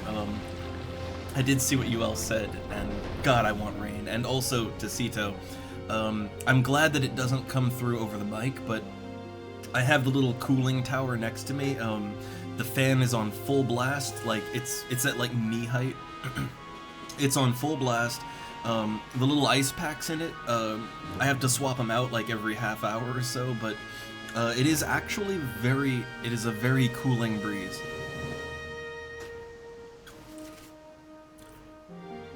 I just have it running like right on me.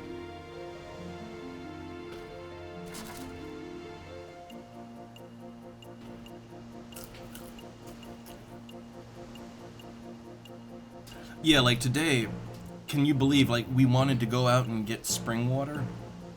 Like, we wanted to go out today and haul, like,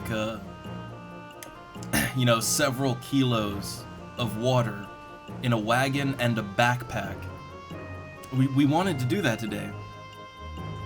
But yeah, I think we both realized that if we tried that, we might literally die.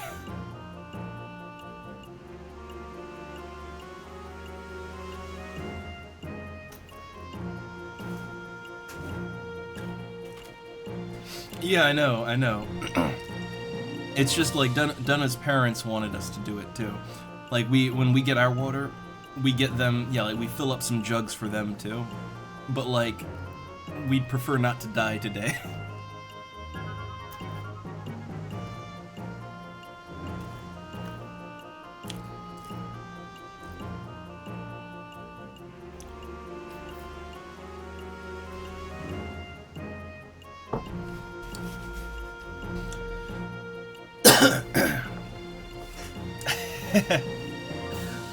Yeah, I mean, like, with my little cooling apparatus, I'm okay, but it's not great.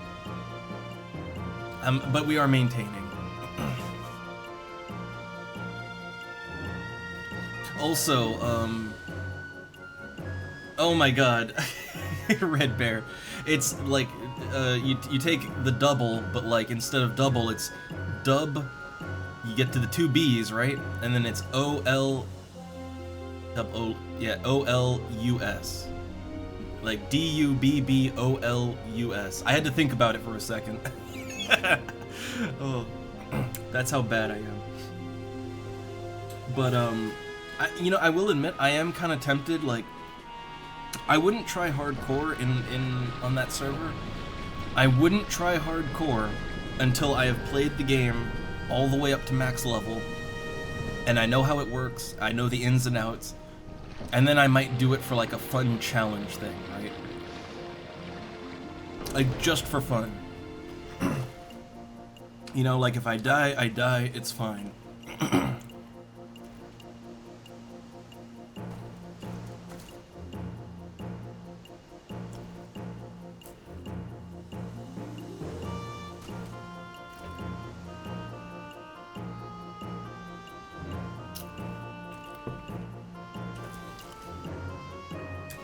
God, I have so many fries.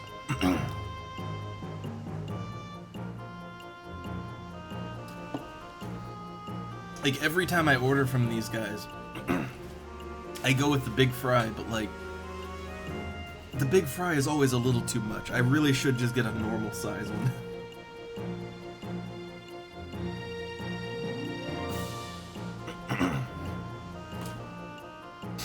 I mean, yeah, Red Bear, like, like, it's an MMO, like, death is everywhere. Like, you know, I imagine you would have to play, like, you would have to play so carefully, right?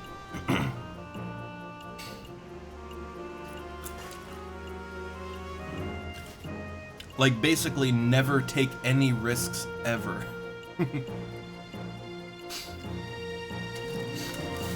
And I think, again, for a challenge that could be fun, but I wouldn't want to do that my first time through.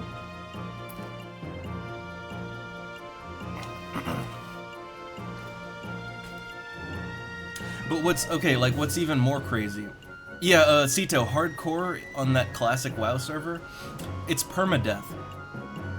And guess what?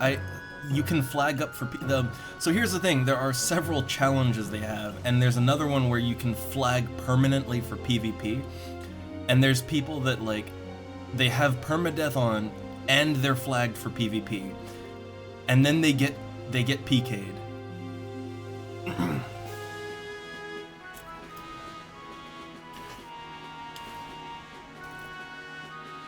Like, I gotta be honest, right? Like, to me, that just, it sounds like absolute hell. Yeah, like, that sounds like absolute hell. Like, that sounds like you'd just be stuck in this, like, I don't know, this nightmare of leveling and dying, but, like, you know, some people, they want it, right? And it's there for them.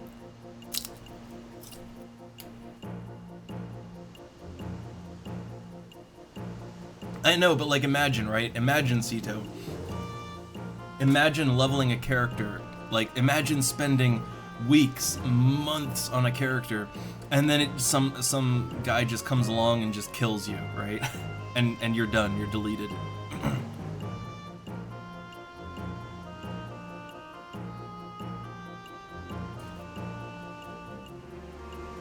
Yeah, I know, like, basically you're gonna get ganked. Like, you're gonna get ganked. But, like, I think that's a separate thing. Like, as I understand it, I think the PvP flagging is a separate thing. Like, apparently there are, apparently there's multiple challenges that you can flag your character for. Like, there was, like, the PvP one, there's hardcore, then there's, like, exhaustion, which I'm not sure what that is, but yeah, there's challenges.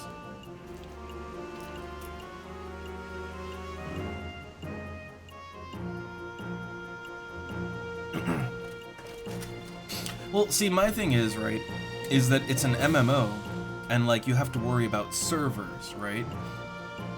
And, like, what if, you know, like, what if either the server hiccups or maybe your internet connection goes a little unstable for a sec, and yeah, like you run off a cliff or whatever, right?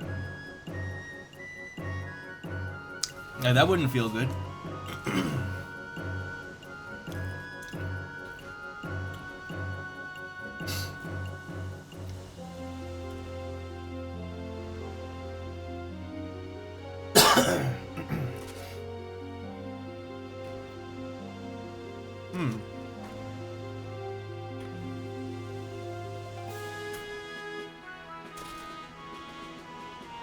Yeah, like people just, people just kill you just because. That's welcome to PvP and MMOs.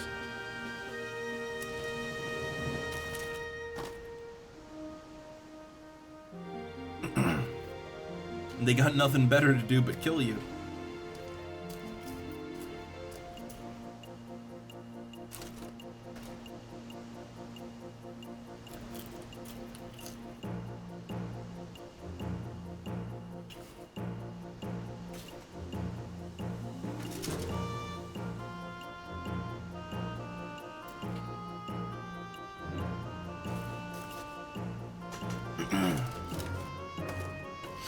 And UL, I'm kind of surprised you don't have something like that. Like I remember there was that one skirmish map I played where I tried to create sort of a, zombie apocalypse scenario.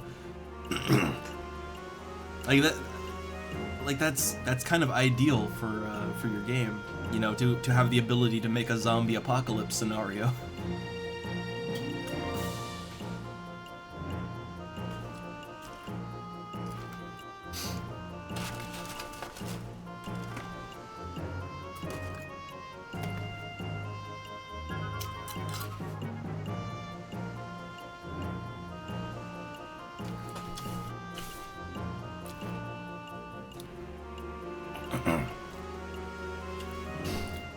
And yeah, you have the zombies, but but just a little something more to tie it all together,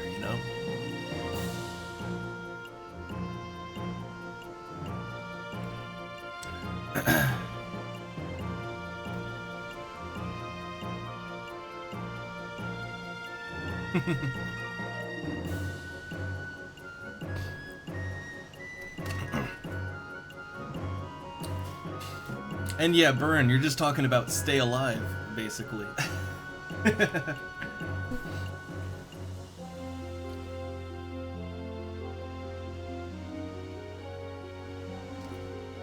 Oh, neat, Red Bear.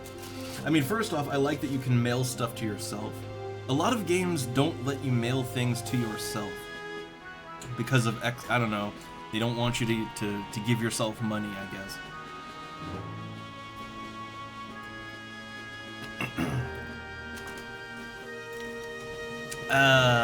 That is quite a catch. That is quite a catch.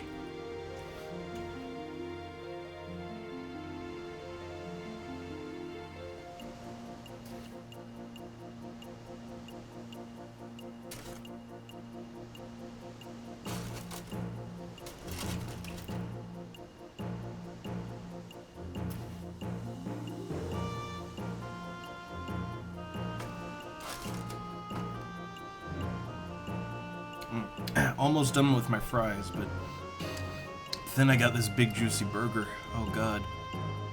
Not sure I'll see how I feel after the fries are finished.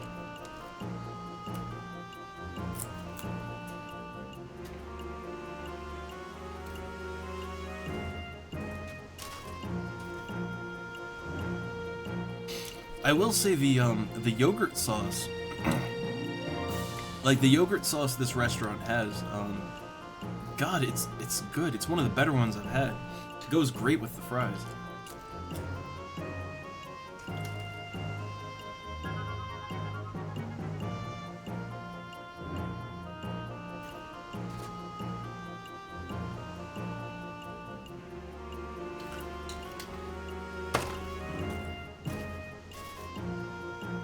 Okay.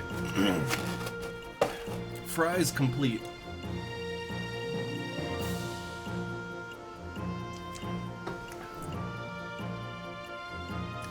Oh, you gotta have like your zombie, your fat zombies, your boomers, your It's kind of funny how there's just like accepted zombie subtypes now. Before Left 4 Dead, I don't think you would see so like before Left 4 Dead, I never remember seeing like zombie types in a game. Like before that, you would just have zombies. You know, there wouldn't be like special zombies or anything like that, but like nowadays it's almost standard to have special zombie types.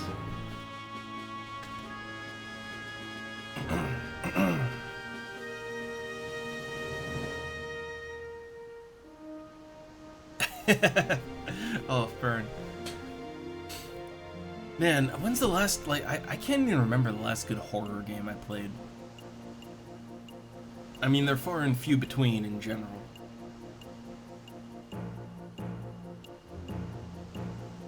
I don't know that I would classify Martian Gothic as a proper horror game. But that's probably one of the last ones I played.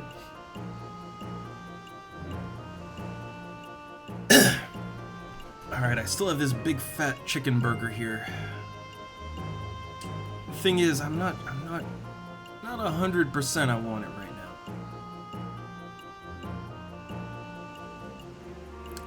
Like, I'm pretty full of potatoes, I will admit. Like, I filled up on potatoes, and, you know, Donna had, like, she had a bit more chicken nuggets and mozzarella sticks than she can handle, so, like, she gave some of those to me. So I had, like, some nuggets, mozzarella stick, the giant serving of fries with all that yogurt sauce, like... Yeah, I think I'll wait on the burger. I will just leave it in its little cardboard box. Like, I'll put it in the fridge, and or maybe no, it doesn't need to go in the fridge. That'll kind of make it a little difficult to warm up evenly. But I'll put it in a closed-in space, like in the oven. Yeah, I've been fully starched.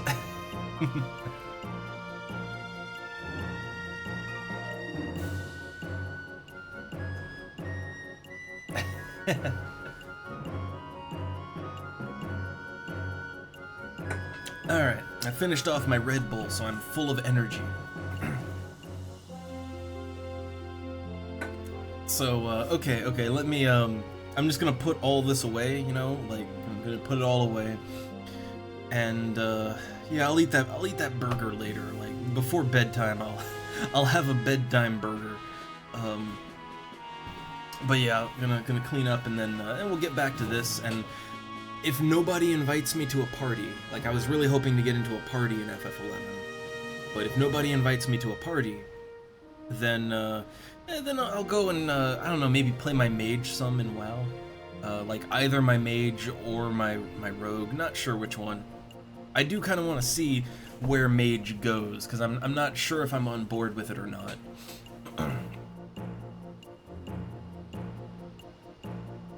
Also, Red Bear, like, why would you leave the Newcomers Guild? Like, it's basically a free chat channel, right? Like, it's basically a free global chat channel.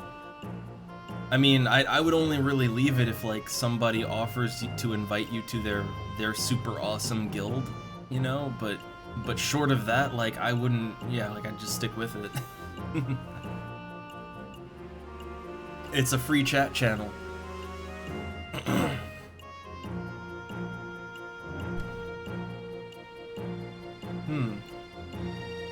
And yeah, Zito.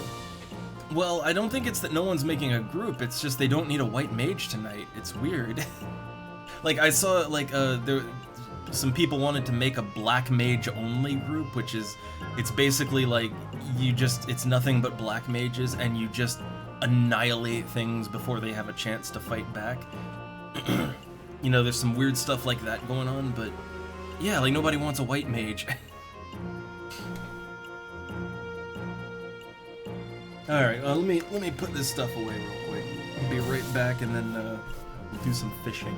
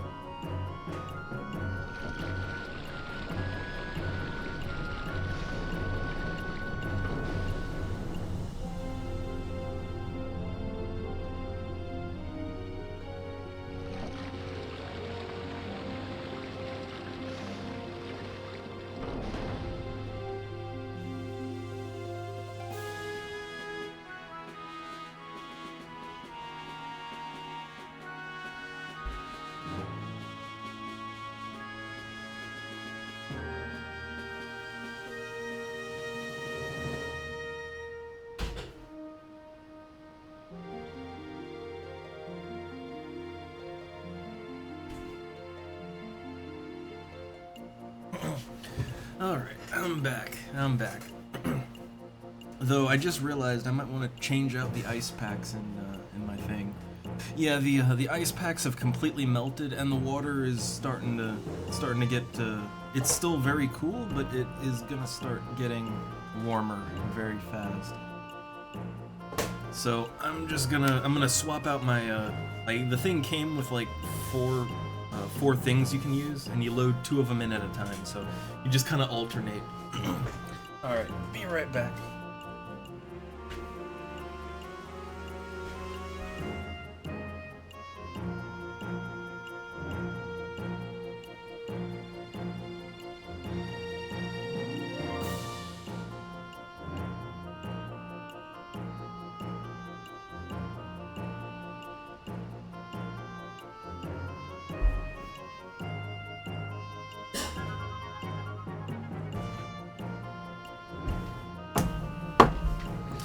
Okay, loading it up real quick, and then we'll get... Well, I guess we'll get to fishing, right? We'll do some fishing. Alright. Fresh ice packs. Man, this little cooling thing is it is a literal lifesaver. I mean, we got it for the reptile, but it's saving me right now. And I think the cat appreciates it too. Like, he's just like sitting there on the chair, like he's just pancaked out, like, you know, hanging his head off the side, like taking in the breeze. So I think he appreciates it too. And fortunately, the lizard is regulating, so we don't need it up there. Like, when we got it, we did not plan this usage, but here we are. Alright. Okay, we're back into the final list of fantasies. So yeah, like, I got all my equipment here. I'm all good to go. Oh, let me just close down my I had some tabs open.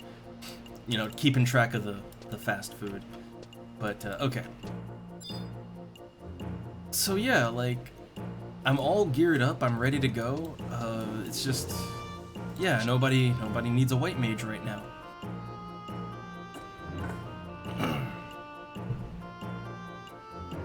Like, yesterday when I was leveling up, everybody wanted a white mage, right? Like there were several parties all just begging. Like, they were begging for a white mage. Or even a red mage, right? They were like, anyone that can heal, please come help us. And today, nothing. Today, nobody wants a healer.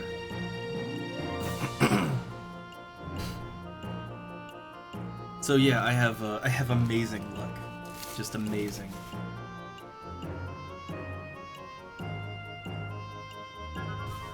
But I guess I could real quick just go over some of the changes I made to the character. Like, we're level 11, got one of those today. But I put some, I took some more of that nice gear off of my other character.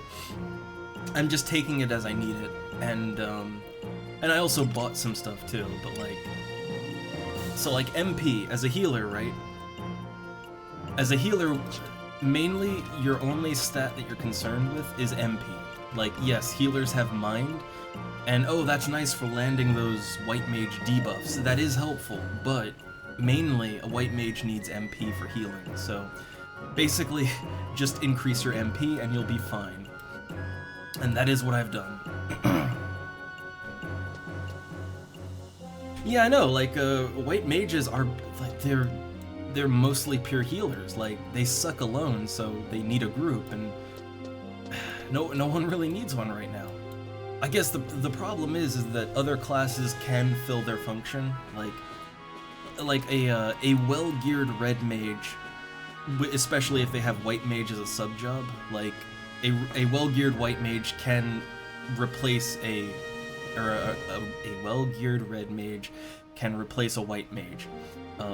And the red mage, like, red mages have better stats for debuffing, so they would even be better at the white mage debuffs. like a summoner with white mage as a sub can totally replace a white mage. And they've got the summoner abilities on top of that. Like, see, that's kind of the problem, is white mage, like, when you invite a white mage, you just get a white mage, you know, like, you get a healer. But if somebody else just subs white mage, you know, like, well, okay, they can fill my function good enough, and they also bring other things to the table, so, like, that's kind of the problem.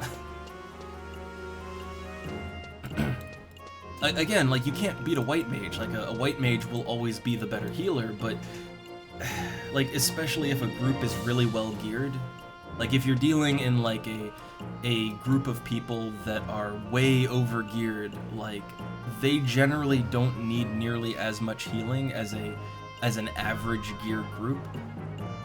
So often they'll want something other than a white mage. Like, they kind of want the other offers, right? That's the, yeah, it's a min-max thing.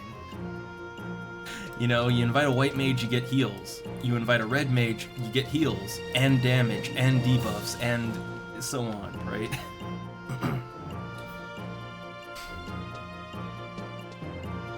Yeah, like, that's the problem.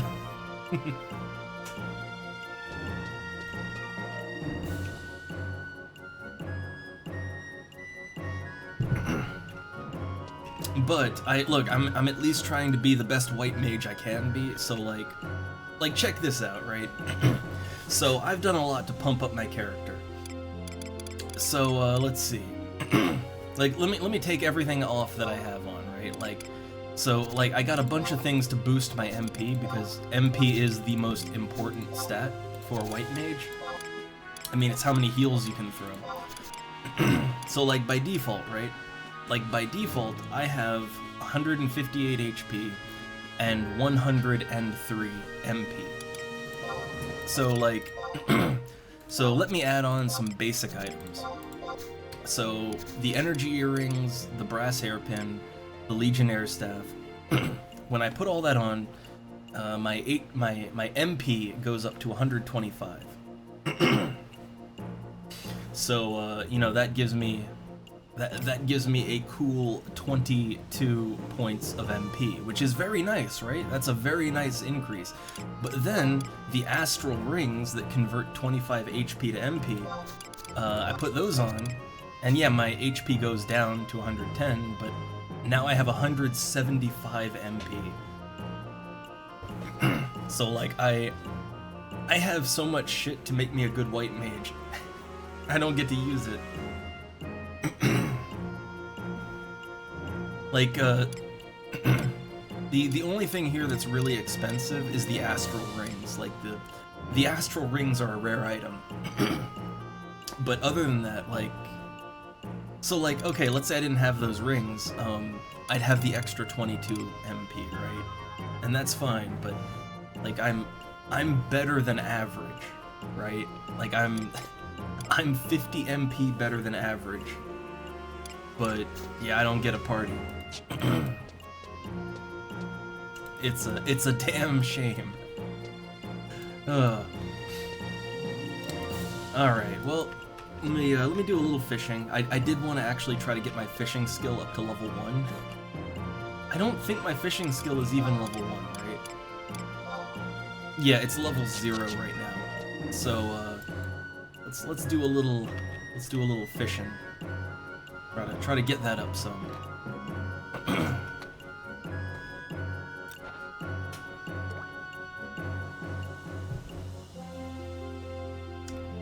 My favorite activity in an RPG, especially JRPGs. It's always the JRPG that offers fishing, right? A lot of Western RPGs have fishing now too, but I feel like a lot of them only have fishing because, you know, JRPGs did it and people liked it.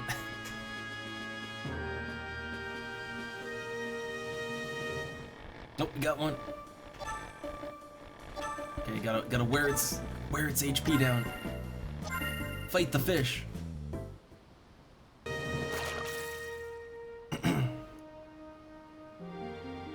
Ooh, nice.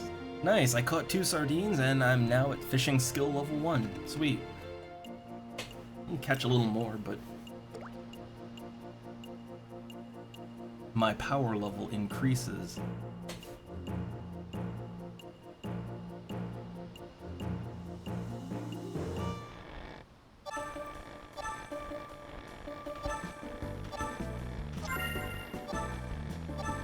I like the fishing music too, it's very... It gets me in the mood for fish. The maximum fishing skill, oh boy, I think 100 is the cap, although I do believe you can go over 100 with equipment. Like, with equipment, I think you can go over 100. But like 100 is the... Yeah, I think it goes like... I think it might even go up to like 120 or 150. It does go higher, but 100 is kind of the maximum for like that's the highest level fish you'll catch, right? Like, you can go higher, but you know, the fish aren't going to get any stronger at that point. So we have a ways to go.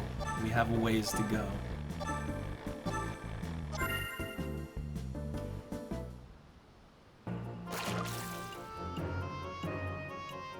And I think, so like we unlock some things with the Fishers Guild when we hit level 10.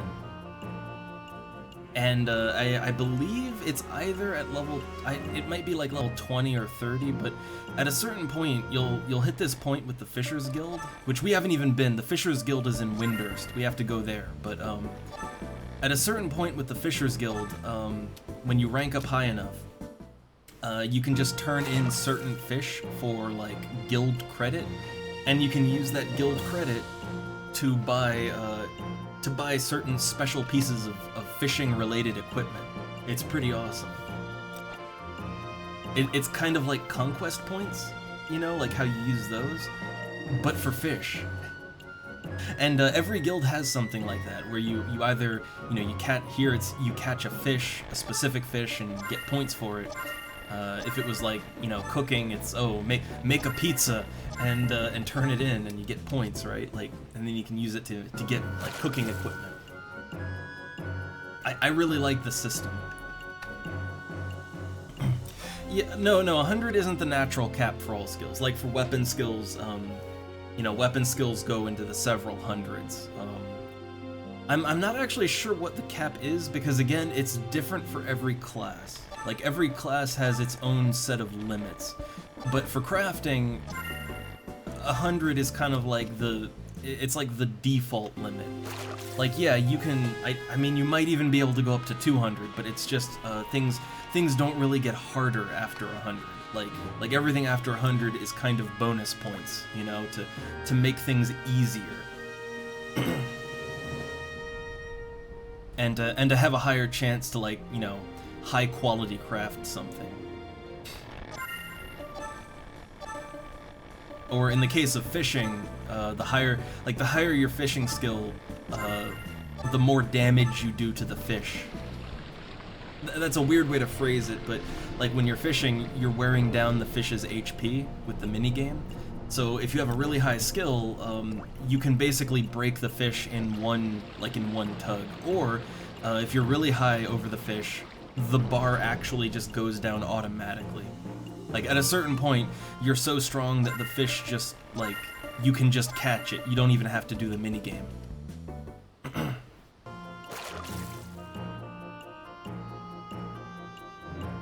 But I've never hit them. I'm gonna be blunt, I've never hit the maximum for anything in this game. I've never gotten close to hitting a maximum.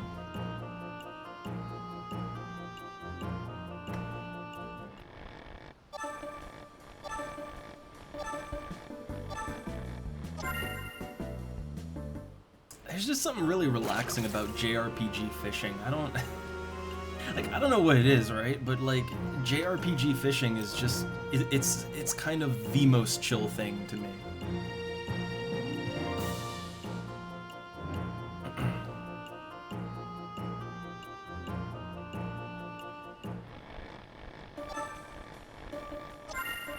Oh, this is a tough one. I might not even have enough skill to actually catch this. Yeah, I lost it.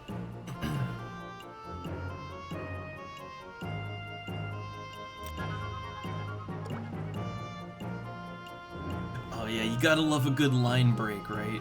You gotta love that. Like, I always like it in games where you can fish, when not only can you, like, not just this game, but like, I can think of a couple of games where, you know, like, not only could you break the line, but you could literally snap your fishing rod in half, and now you can't fish anymore. Like, I love that. It's adding danger to fishing.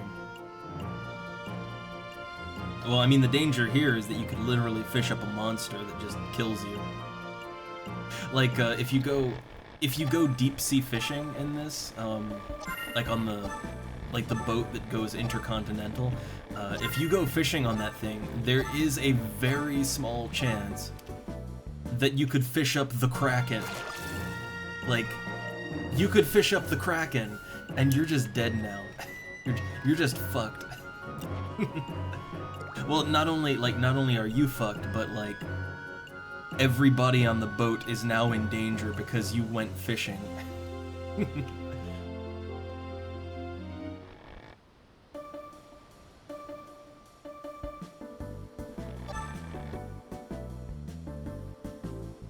Oh, this is a different one.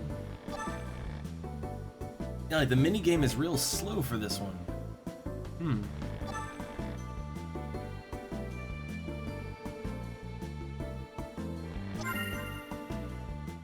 Ah, the old cobalt jellyfish. Alright, but, okay, let's... Yeah, I got, oh nice, I got more than a stack of sardines. I got a bunch of coos too, which I just sell those, but... Cool, got some stuff.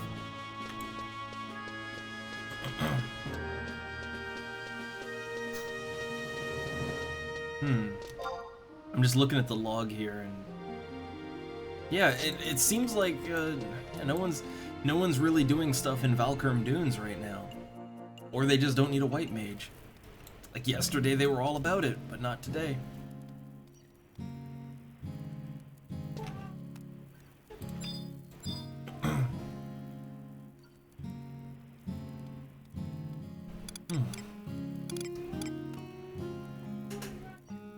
Oh? Yeah?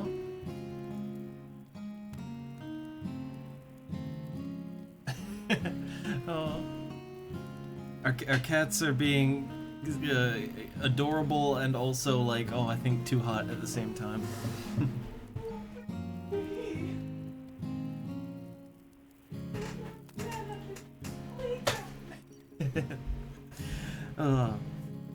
Also, I just adjusted my little fan a bit, like, to actually point it more at me, not across me.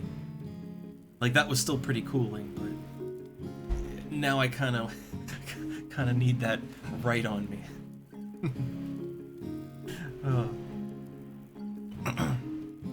And yeah, I know, Sito, like, White Mage was in high demand yesterday, but, suddenly, I guess they had enough, right?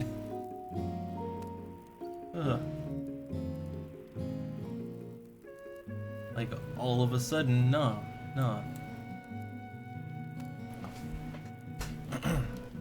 So, let's see. Caught a bunch of Bastor sardines.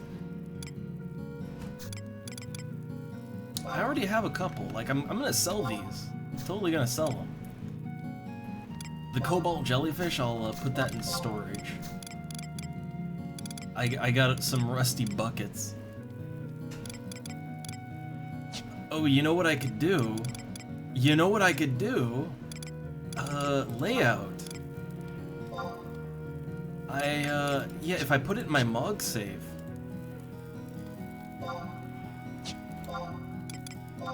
Yeah, if I put it in my Mog save, I can totally decorate with this rusty bucket. I can totally do that. I'll put it in Mog Safe 2. Rusty bucket. Layout.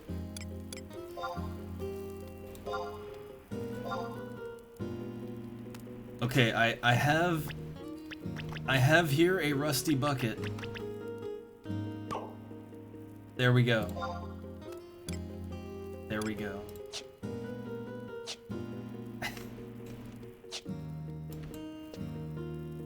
Ooh, ooh, wait. This just gave me a Mog enhancement. I didn't realize it would do that. But like, yeah, look, I got a bucket in my house now.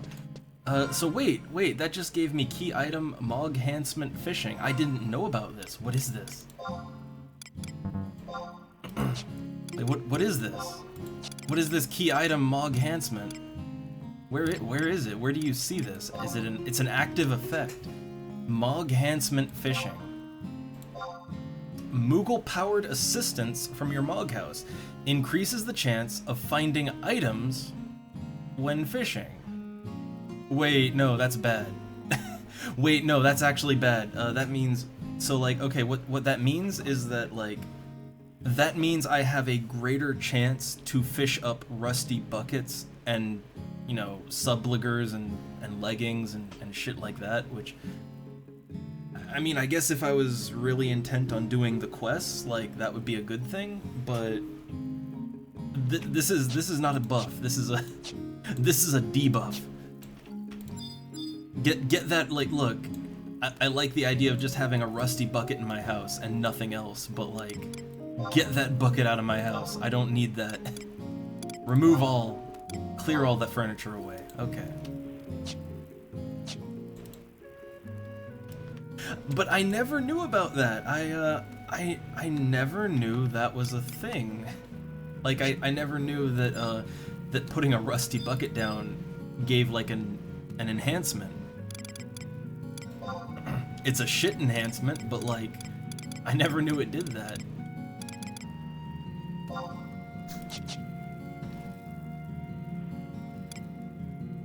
Yeah, see, like the item, like nothing about the item description, like nothing says that it does this. Nothing, like there's nothing to indicate that it does anything.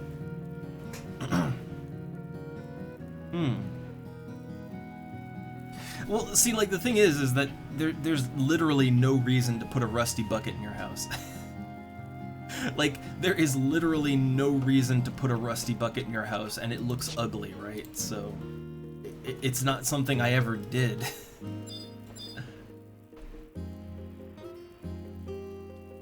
But, yeah, a lot of the furniture that you can place in your house, I mean, like, the obvious use is, if you put, like, chests in your house, then you get more storage. Like, there's chests that give you, like, 10 points or more of extra storage space. So, yeah, like, you can, you know, you can use it to kind of just be a warehouse, or, a lot of furniture gives bonuses. There's lots of furniture that gives some kind of bonus, a little stat increase, maybe elemental resistance. There's lots of little bonus items. But I never knew about the rusty bucket. I never knew about that one.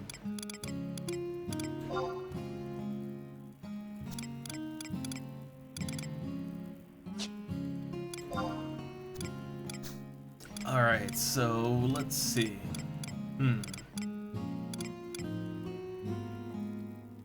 I'm probably not going to use these wind crystals, but at some point I might use them.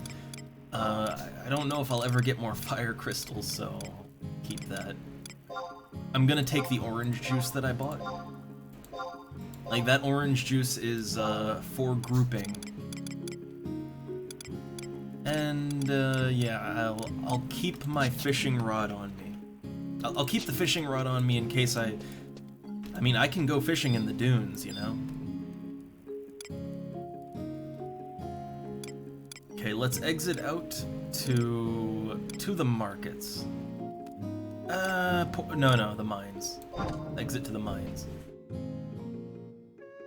But yeah, I love stumbling on, like, hidden little features. I love that. Oh my god, look at this. Looking for party experience points. Level 14 White Mage, Valkyrie Dunes. Like, oh man, competition. Competition.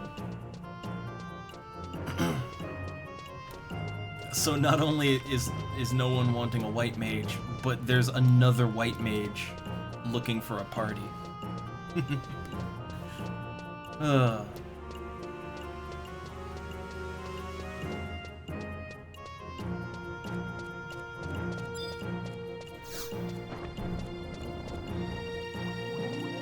Alright, so I'm gonna sell some of the stuff I've got, and then I'm gonna put some of it on the auction house. So the Koos, like, they're not really worth a lot. I just sell that. Yeah, the Rusty Subliger, the Rusty Bucket. I could collect 5 of them and do that quest again, but I mean, I'd rather not catch Rusty Buckets. Also, man, look, a lot of people. Yeah, look at this. Oh, wow. Oh, wow. Yeah, there's, Now, okay, to be fair, most of these people are just AFK selling their wares, like everyone with the little bag symbol. They're basically just, they're running a shop right now. So to be fair, a lot of this is just shop stuff, but like, yeah, a lot of people, a lot of people around. Hey, those are just, yeah, just person wandering around.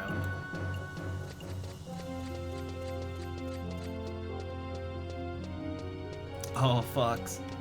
Well, nobody wants to invite me. Look, I am a thick human white mage, and nobody wants to invite me to a party. Like, I can't get any party invites. I can't get them. Nobody wants a white mage. But I did go fishing. I fished up some Bastor sardines, so I will. Oh man, the price of Bastor sardines has gone down. Like, they were worth 1,000. Now I'd be lucky to get 900 for it. God damn this economy.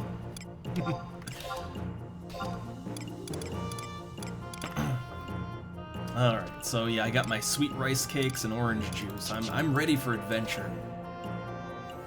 Oh look! There's a white mage casting a teleport spell. Mup.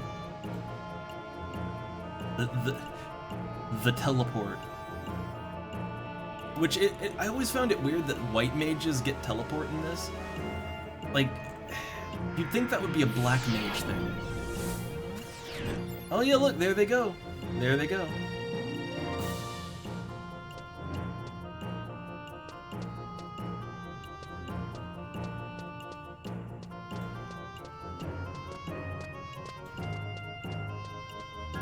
I guess I always associated teleports with wizards, right? You know, like, for me, teleporting is always a wizard thing. So, I mean, I guess technically a white mage is a white wizard. Like, okay, look, if we're getting really technical, a white mage is a white wizard, but, like, a white mage is not a cleric, right? Like, a lot of people conflate white mage with D&D cleric, and while, yes, a white mage can use a hammer, a white mage is a white wizard, not a spiritual healer. They are still a wizard like black mage. So I guess it does kind of make sense that, okay, they can teleport, but I still feel like it should have been a black mage thing. I mean, really, if anything, just because, like, black mage gets warp, right? Like, so black mage doesn't get, they don't get the teleport spells, but they do get warp, and they can warp other people. And warp is basically it is a teleport straight to your home point. Like, it's a teleport only for the home point. And I feel like, well, why not, you know, if they can teleport to the home point, why not just let them teleport to, you know, the teleport spires, right? Like, why not let them do that too?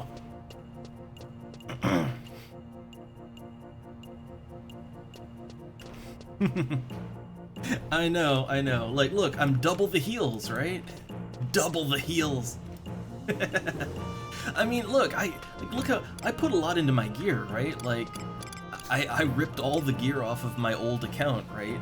I'm like, I keep going to my old account and just gutting it for everything it's worth. But like, yeah, like I got these astral rings that convert, you know, like between the two of them, I'm converting 50 HP to 50 MP. Like, I got 175 MP. Like I actually am double the heals. I can heal for days.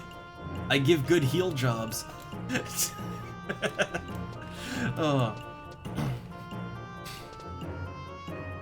Which I wonder, I'm kind of curious to see like how, I'm kind of curious to see how expensive astral rings are now. Like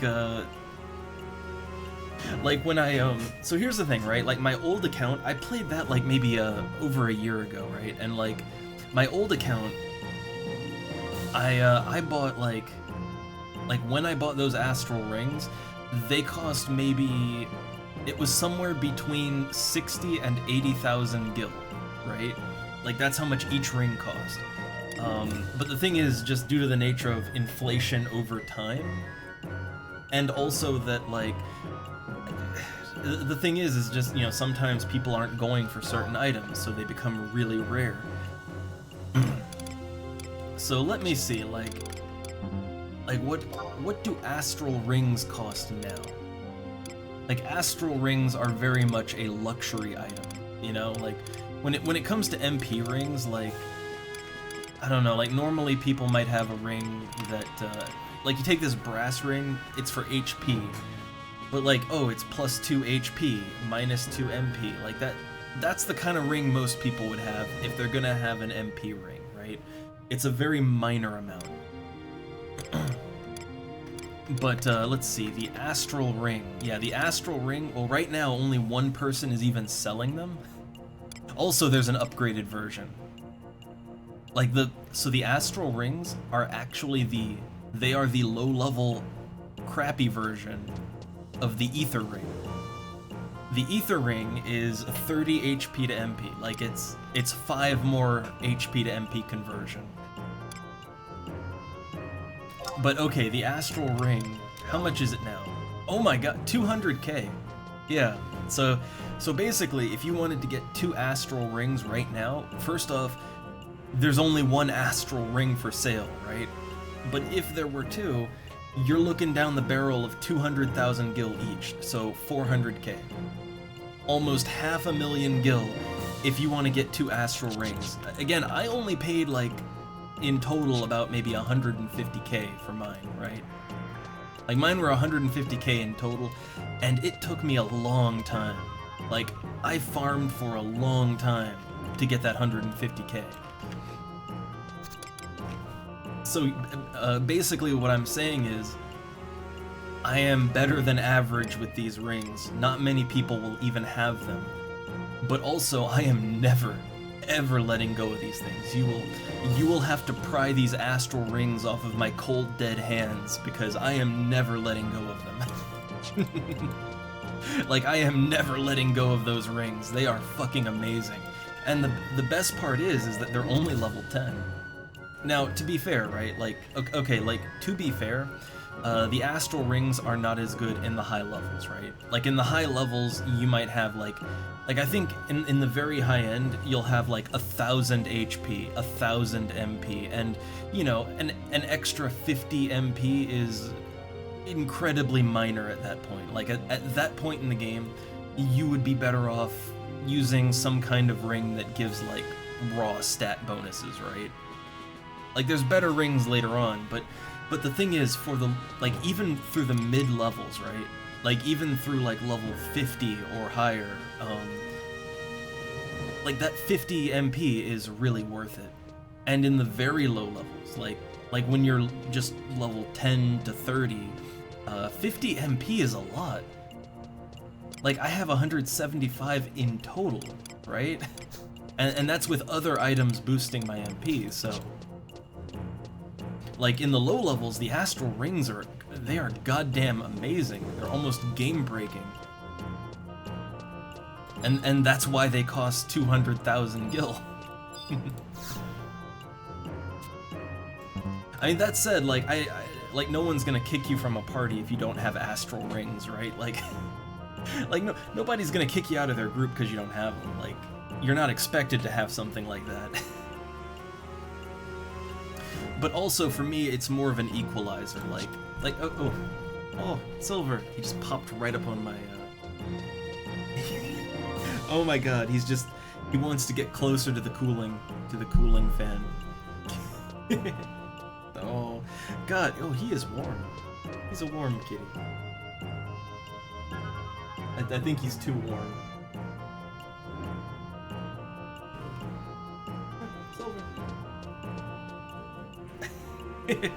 But, so, like, oh, now he wants in my lap. But, I think that, like, so for me, right, the astral rings, they're just sort of an equalizer, like the little Tarus, they have so much MP, and, like, the only way that I can have a comparable amount of MP to them is if I have an item like the astral ring. It's like the only way I can get up on their level.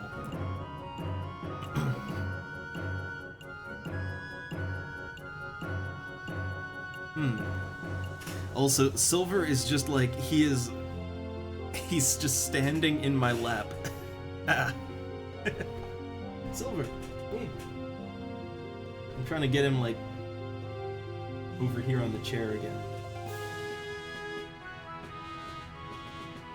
He is very affectionate right now. But, oh yeah, I could check. You know, I didn't check the price of the more expensive astral ring. Like the ether rings. You know, I'm curious. Like, I've never even attempted to purchase the ether rings. Okay. Got Silver off my lap. Okay, there we go, over here. But yeah, like, so to put this in perspective, like, if I was a Taru, right, I would probably have about 175 like, this HP MP spread, like, this would be without astral rings. Like, that would just be my native MP, right? My native MP to HP ratio. So the thing is that, like, I look at items like that not as, like, oh man, look at me, I'm so awesome. I look at it more like, this is me equalizing my stats. Because, you know, humans are not, like, as a race, humans are middle of the road, right? Like, they're not really specialized for majory. So this is me kind of, like, bridging the gap. Because there are people that if given the there's a lot that if given the choice between a human white mage or a Taru white mage, they'll go with the Taru because they figure, well, he's got a ton of MP, so even if he's bad, he's got so much MP it's not gonna matter, right? Oh, Silver's back. He grabbed some food and then just noped out.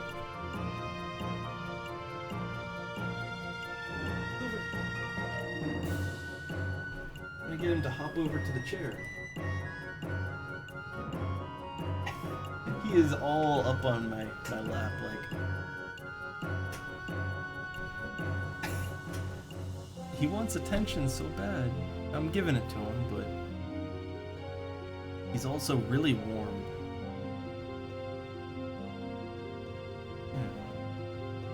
Oh, I gotta give him the proper attention.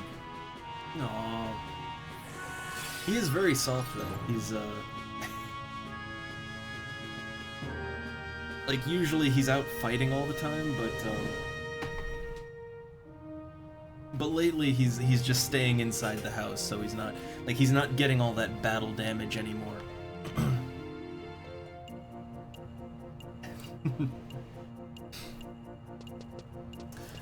Alright, let's see. So, okay,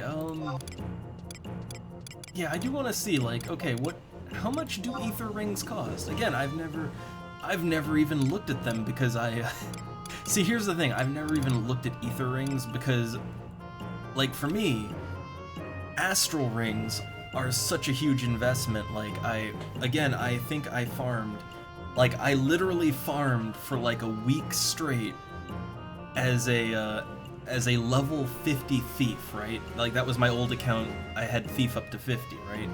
So like I farmed for like a week straight to get those 2 astral rings, and this was back when they only cost 80k each, right? Like now, oh my god. So like I don't even look at the really expensive stuff because I know I'll never have it. Okay, so the ether ring. Well, there's 6 of them for sale right now. Oh, huh, they cost less. They're actually cheaper. Man, like the level, well, it's because they're level 40, right? So like these, they're better, but like, they're only worth like 36, 39k, somewhere around there.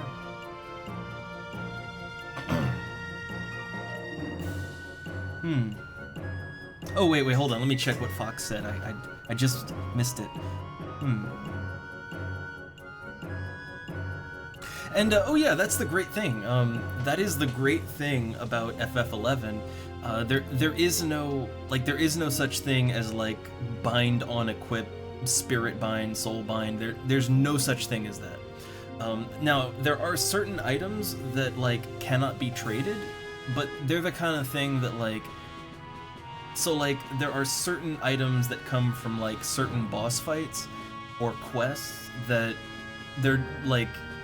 Yeah, they, like, once you get it, like, it's just yours, right? It can never be bought or traded or anything, but like, anything that you can buy, like, those astral rings, anything that you can buy, there is no bind on equip, so you can basically, like, once you're done with it, well, yeah, like, I took it from my main, right? Like, my main wore those astral rings for a long time, and once I was done with the account and I wanted to start fresh, because I didn't know what I was doing, because I took a break for so long, yeah, I just took the astral rings and now I use them on this character. Like, that's one of the awesome things about the game, is that, yeah, like, you can just trade your gear around as much as you want. So even when you feel that you no longer have a use for it, you can maybe find someone who does, or give it to an alt, you know? Oh. But, yeah, like, okay, so real quick, like, thinking about it, okay, I can see why these rings, like, it might not make sense, right? Like, why is the higher level ring that gives better stats, why is that the cheap ring, right? Well, like, the reason is because it's higher level. Like, so you can only wear the ether ring at level 40, and it's still good. Like, these rings are good to, like, level 60, right? It's only when you're, like, end game where you might want a different ring. But, yeah, like, the reason the astral ring is worth so much is because you can use it at level 10. You know, you can basically use it as soon as your character is ready to begin grouping. So, like, a level 10 will get a lot more use out of it than a level 50, right? So I guess that makes sense, right? That makes sense.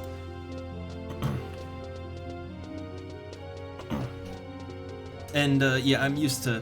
Like, here's the thing, in a lot of games, I mean, I think pretty much anything that came, like, World of Warcraft or later, like, most of them have bind on equip now. You know, either bind on equip or bind on pickup. That's how most MMOs operate these days.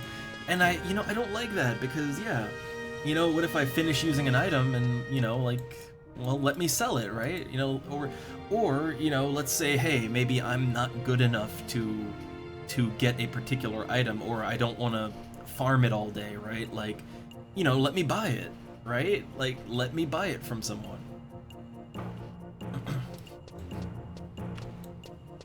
Yeah, like, the real old school MMOs like this and EverQuest, they don't, yeah, there's no bind on pickup. You can just trade whatever you want. Although, you know what I will say, I am kind of glad that this game at least has level limits. Like okay, at least you have to at least be level 10 to wear that astral ring, right? Like you have to be a certain level to wear equipment, right? Like in EverQuest. In EverQuest, you can literally give level 60 endgame raid gear to a level 1 character, and they can use it and be just as effective with it. So like, imagine a level 1 running around with endgame raid gear on, just stomping everything they come across. Like, that was unbalanced as shit, but I mean, in that game I didn't mind it because,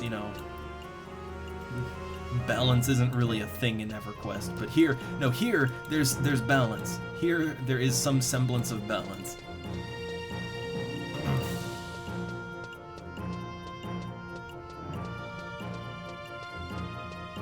But when it comes to like item rarity and how expensive things can be, a lot of it comes down to like how you use the item. Like something that you'll see very frequently is you'll see low-level versions of certain items that sell for more than high-level versions of the same thing that may even have better stats, right? Like, but the reason the low-level item sells for more is because, yeah, when you're low level, you can get more use out of it for a longer time, right? Like, a ring that gives like +2 dex at level 10 is worth more than a ring that gives +2 dex at level 40, right? Like, that makes sense, I think. But at the same time, I guess what it means is that eventually you can have nice gear. It's just, if you're not loaded, you'll be a little slower to get that nice gear than other people, but you'll get there eventually. Like, eventually you'll find things you can afford.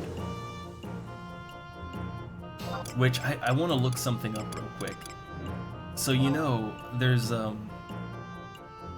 so I had mentioned Leaping Lizzie, right? So like out in Goostaberg, in the newbie zone for Bestoke, there is a named rock lizard that has it's on like a 6-hour respawn timer, and it just randomly spawns it doesn't spawn in a set location. It can randomly spawn anywhere in Goostaberg, right? And it has a super rare chance to drop the Leaping Lizzie boots, which I think they're called Leaping Boots. I'm not sure exactly, but it's Leaping Lizzie Boots or Leaping Boots or something like that. I want to find that on the auction house and see how much they're going for these days. Like, how much are those going for? Like, again, it's a low-level thing. It is a low-level item, but how much do people pay for that now? Let me see if I can find it. Like, I have to, kind of carefully look and see if I can find the item. Oh god, oh my god, why would you buy that? Like, why the absolute fuck would you buy these? The Stumbling Sandals. 4 defense, dexterity -10, agility -10. What do those sell for?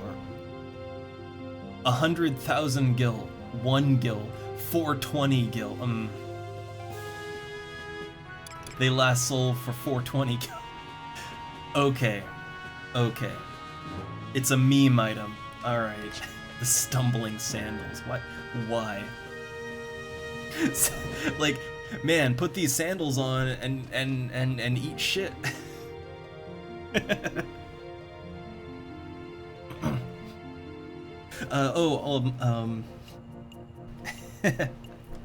Oh god, but anyway, I think if nobody's gonna invite me to a party, I think I'll hop on WoW in a sec if I don't get a tell. I think I'll mess around with my mage a bit more. I wanna see where that goes. But all right, let me. Oh, here they are, Leaping Boots. So okay, Leaping Boots. So Leaping Boots are 3 defense, which is very average. Like, the normal standard leather boots that I have are 3 defense. The defense is not special. But they give +3 dex, +3 agility, which for a thief, that is ideal, right? Like, thieves use dexterity and agility for their damage. So for a thief, that is ideal boots right there. And not only is it ideal boots for like level 7, that is ideal boots all the way into like the level 50s. Like, it's like you aren't going to find boots that have even 3 dex, 3 agility. Like, you are not gonna find boots like that even in the mid to higher levels. So those are good boots. So what do they sell for? 800,000 gil. 800,000 gil for a set of level 7 boots.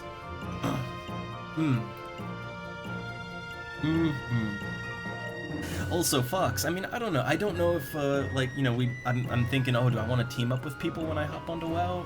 I'm not sure. Like, I'm really just feeling things out right now, you know?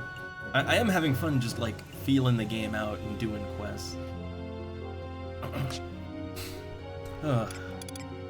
Alright, but, let's see. So, I wonder... Like, I'm trying to see if there's any items that would be, like, comparable to the leaping boots that are... Like, these give agility and int.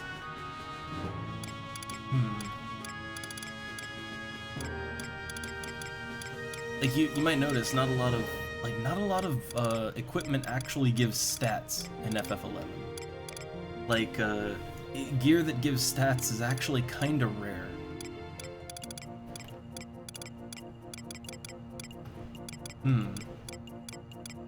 So there's these Strider boots that are level 20, and they give 2 agility and +12 movement speed. But only thieves and rangers can wear it. And they sell for 5 million gil.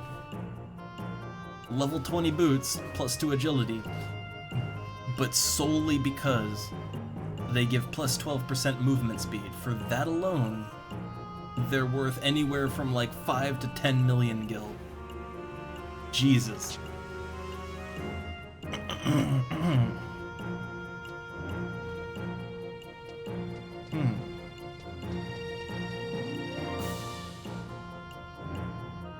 And yeah, Red Bear, like I did notice when I was playing my mage, which is only level 5 right now, I did notice that, like, the human starting area is really fucking crowded. Like, it is overcrowded. But I think, like, right now, I think the quest that I was on was, like, I think I was on a quest to kill, like, a bandit near the vineyard. Like, a named bandit near the vineyard. Like, in a shack. And I tried to do the quest, but, like, it was camped, right? But I think that's what I was doing when I stopped.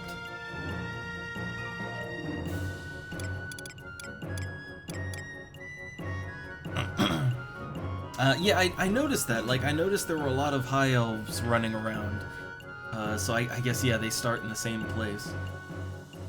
Which I am curious about that. Like, aren't high elves, like... So I'm guessing, like, high elves are just something from, like, later expansions in WoW or something that they're pulling to use for their classic, right? Like, again, I don't know. I don't know how... I know nothing, right?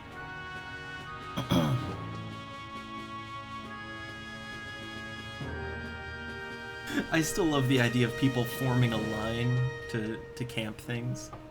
Like, that idea just amuses me. Okay. Man, all these boots.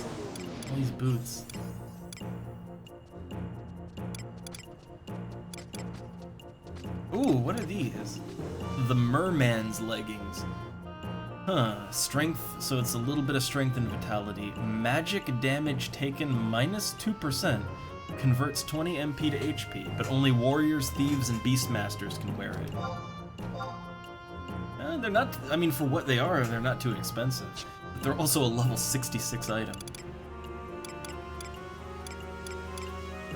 Oh, look at this! Winged boots. So this is literally the same thing as leaping boots. Yeah, this is the same thing as leaping boots, except they're actually better.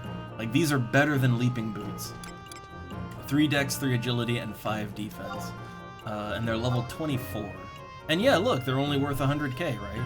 Like, they're only worth 100k because even though these have literally better stats than the leaping boots, and they're probably a lot less rare, like, this sells worse because it's level 24 and not level 7, you know?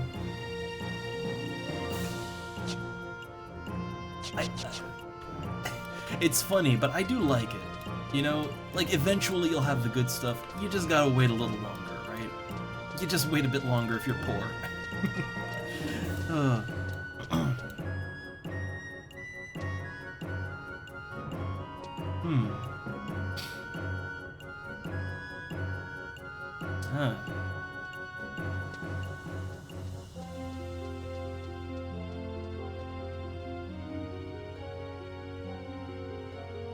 What is this magic spoon cereal? What is this? What is that? What is this magic spoon cereal? Oh.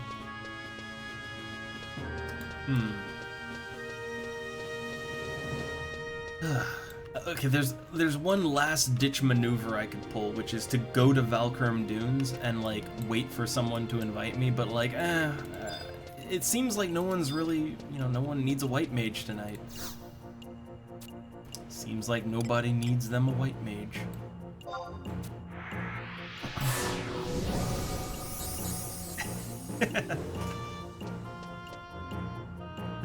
Oh.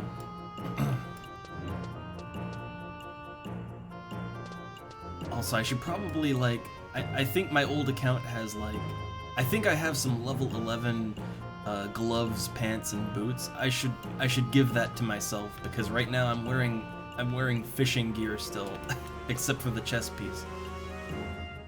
It's just literally there weren't any for sale. I couldn't buy any.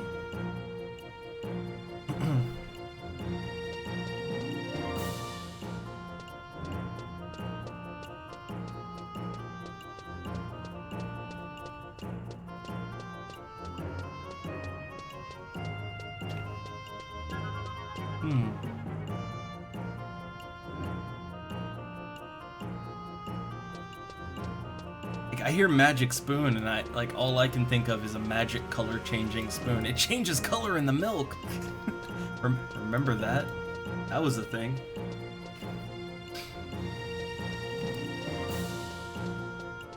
Oh hey, it's footlongs. Footlongs. I feel like that is not the appropriate type of character to be called footlongs. I feel like either that should be a Galka, or it should be a Taru Taru. I feel like either one would be appropriate, but not really female human.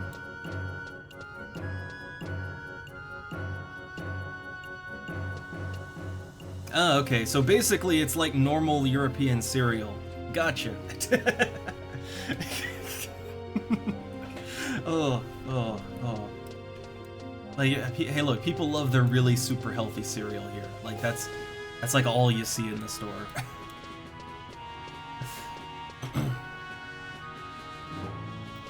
Like, I can't get my sugar balls here.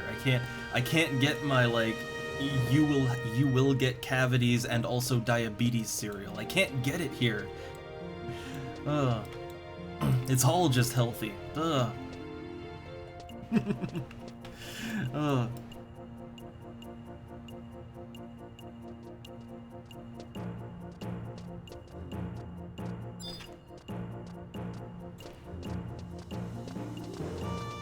Alright, let's see.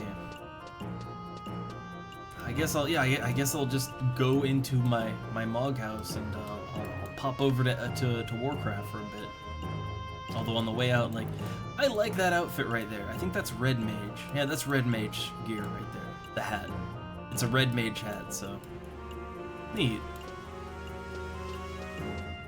And these guys look neat. That guy has a it's Pasquale Omega. Oh, he's got a goblin hat. He's got a little goblin hat on. I think that's some samurai. Yeah, that's some samurai armor. They got the samurai sword and everything. What is Monkey King selling? Mannequin feet. Huh. And also he's selling some like Windurst clothing.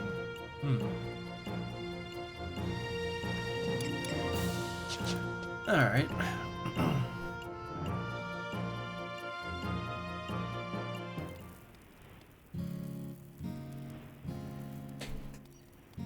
So yeah, I couldn't, man, I'm a white mage and I couldn't get a group.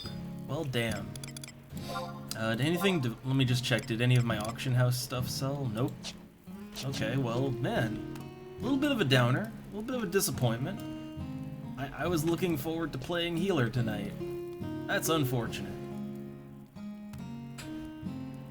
Well, I guess I'll switch over and play my WoW mage. So I wish, you know, I will say this, I wish my WoW mage had as detailed of an appearance as this. Like, look, you know, to me, WoW looks more than fine. It looks better than original EverQuest graphics, but like, yeah, I like the look of character models here a lot better.